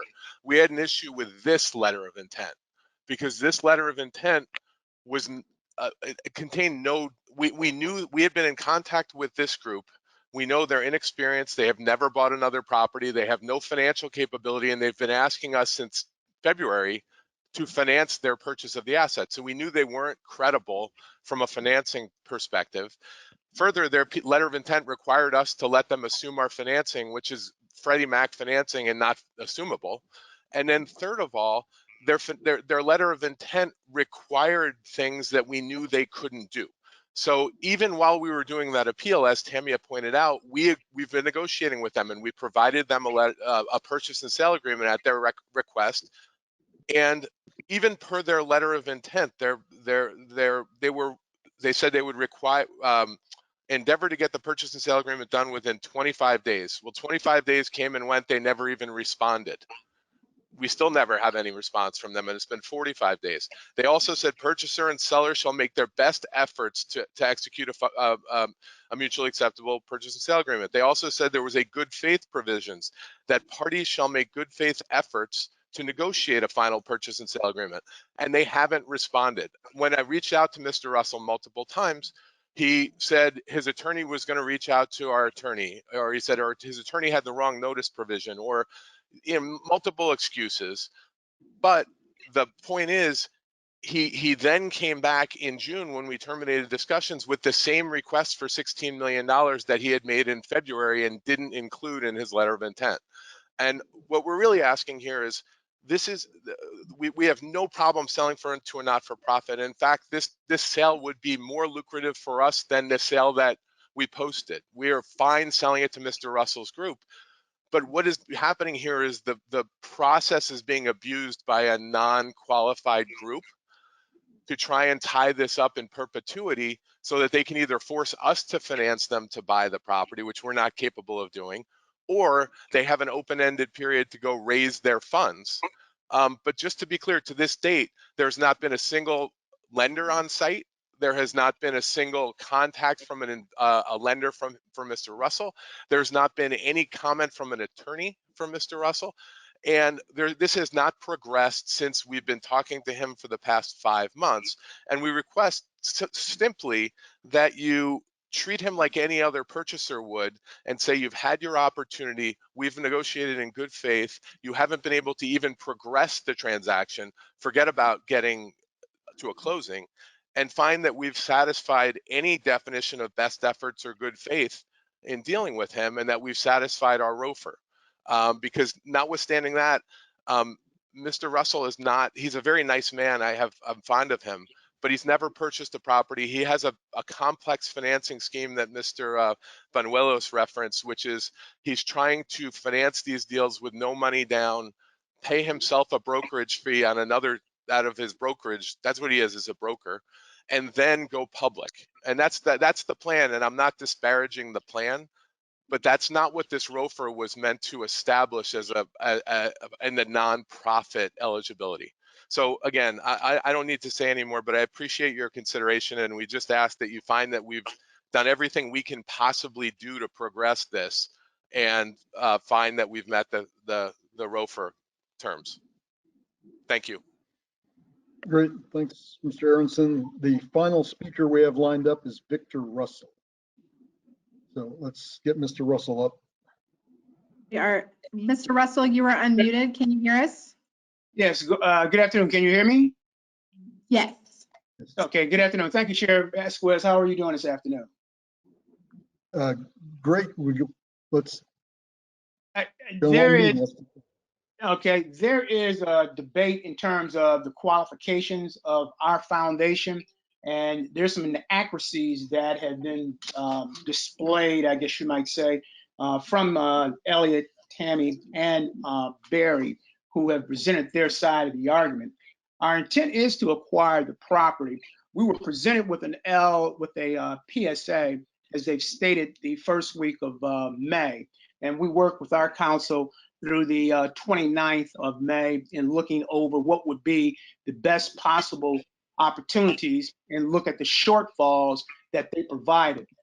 Some of it was sent on what was some reluctance from our council, is that they wanted $600,000 hard money from day one without any inspection and financing to be within 30 days. That is highly unusual, albeit it may be acceptable in the traditional sense of some commercial real estate transactions. But a foundation has a little bit slower agenda, and that being the case, the opportunity to move forward being creative is why we did consult with the seller on an outside mechanism in order to be able to help fund our transaction. As in the documents that you received in pages 1109 through 1112, you'll see that our family office that is providing us with the capital has more than an adequate funds. They have $995 million in their particular bank at JP Morgan. And we provided that information to Elliot, as well as to some others as it relates to being able to substantiate our financial capability. At the end of the day, we've put together a small schedule that we think will be somewhat workable in getting us to approximately an August 20th date to try to close. In the meantime, over the course of the following few days here, I will say in the next couple of days, we will be submitting the PSA back, but it will be without having non-refundable money. We're not putting $600,000 into the seller's hand on a non-refundable basis. And also, it will be with the understanding that to the extent that we can be able to come to a meeting of the minds, that the timeline, as we indicated in the LOI, which we clearly stipulated was 150 days, irrespective of assuming a Freddie Mac loan, which was just an option that we threw into the LOI if it was possible, knowing that that type of financing was there. In the meantime, we've solicited our family office, which has the capability of closing, and at the current time, we'll be prepared to send our PSA back with the changes that we received from our council the end of May and the first week of June. Okay, great. Thank you, Mr. Russell, for that background information.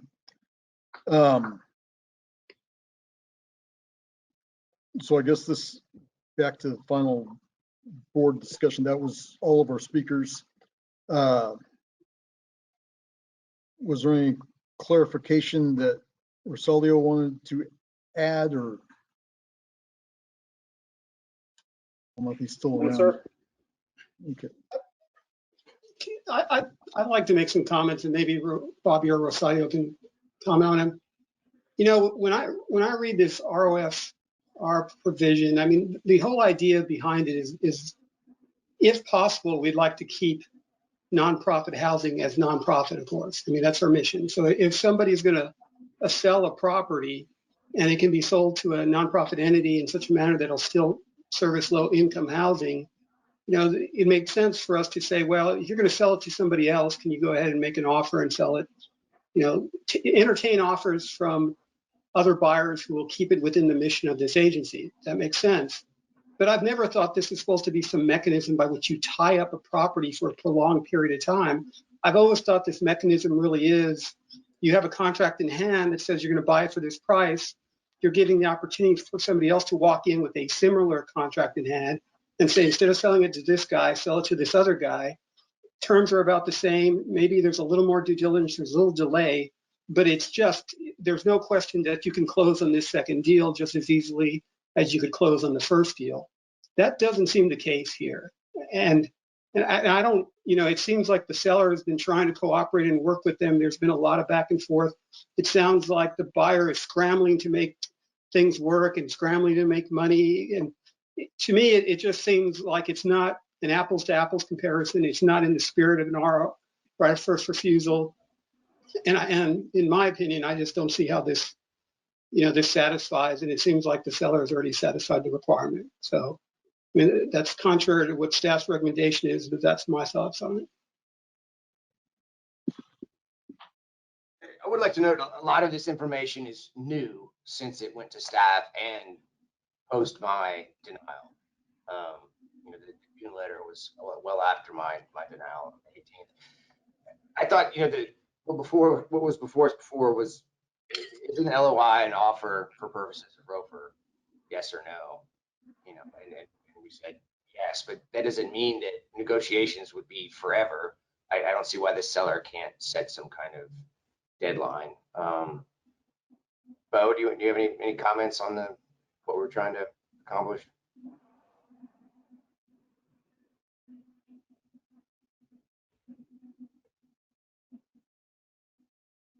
Well, while Bo's talking, I mean, again, a letter of intent is not a purchase and sale agreement.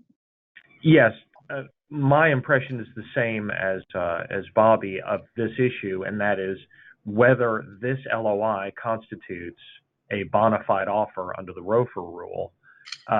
All of the talk of subsequent negotiations, and it seems unfair and it feels unfair. Well, I'm sure that every, you know, big real estate transaction is going to be a little bit different, but really the only issue that was brought up and appealed to Bobby and brought before the board is just that simple question of whether this letter of intent constitutes a bona fide offer for purposes of ROFR.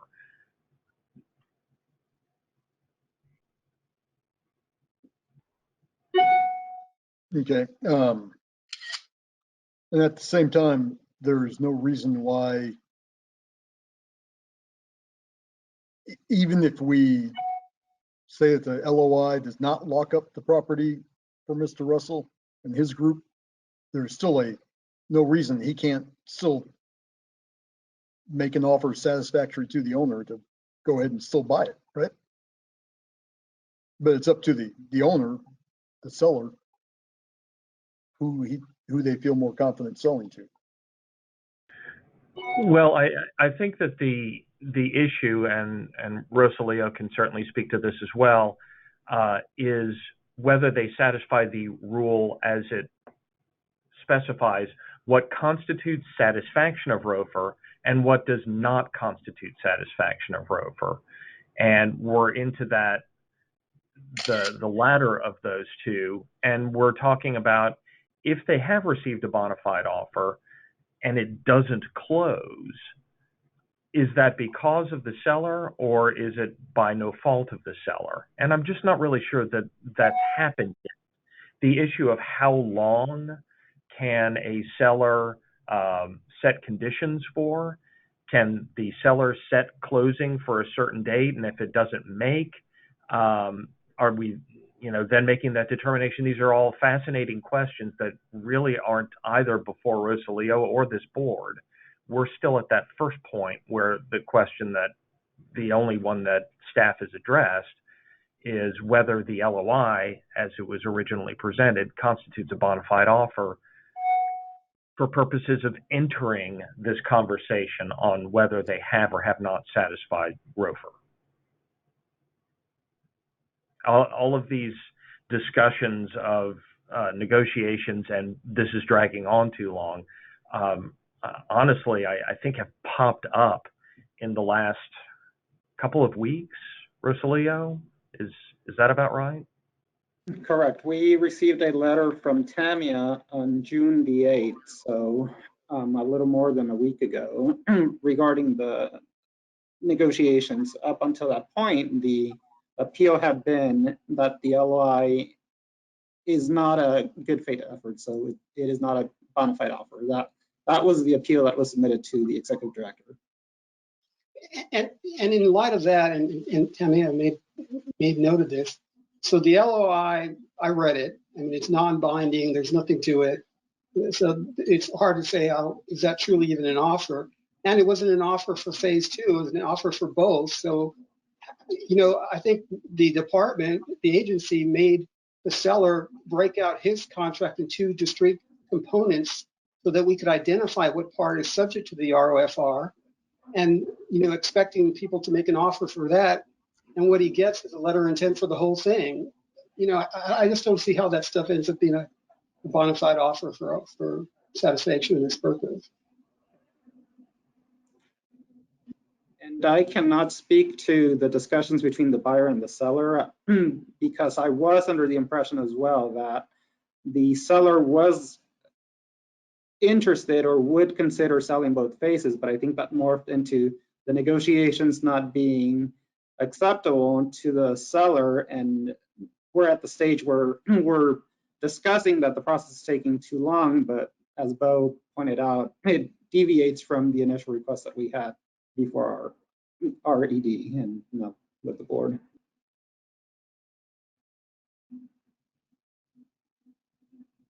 Okay, so to summarize the board action request here, if we deny the appeal that the ROFR was satisfied, or the ROFR requirement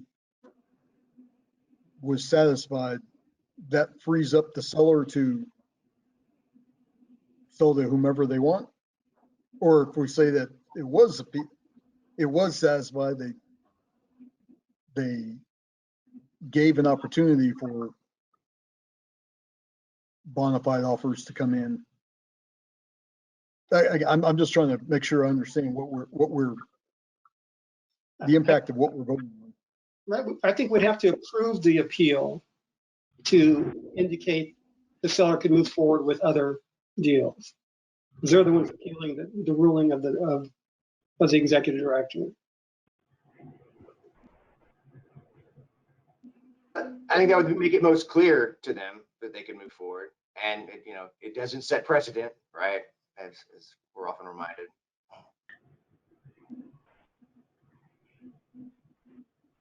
Okay, so Brandon and Sharon kind of understand where we are?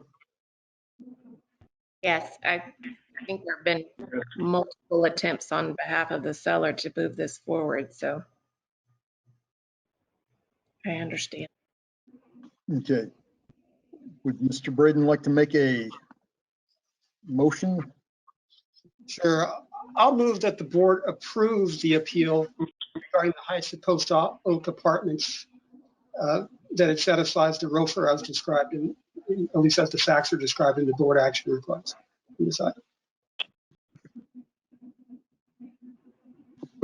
Okay. Made.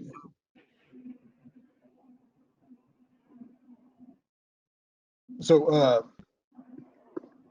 did I hear a second on that? Ms. Yes. Thomason?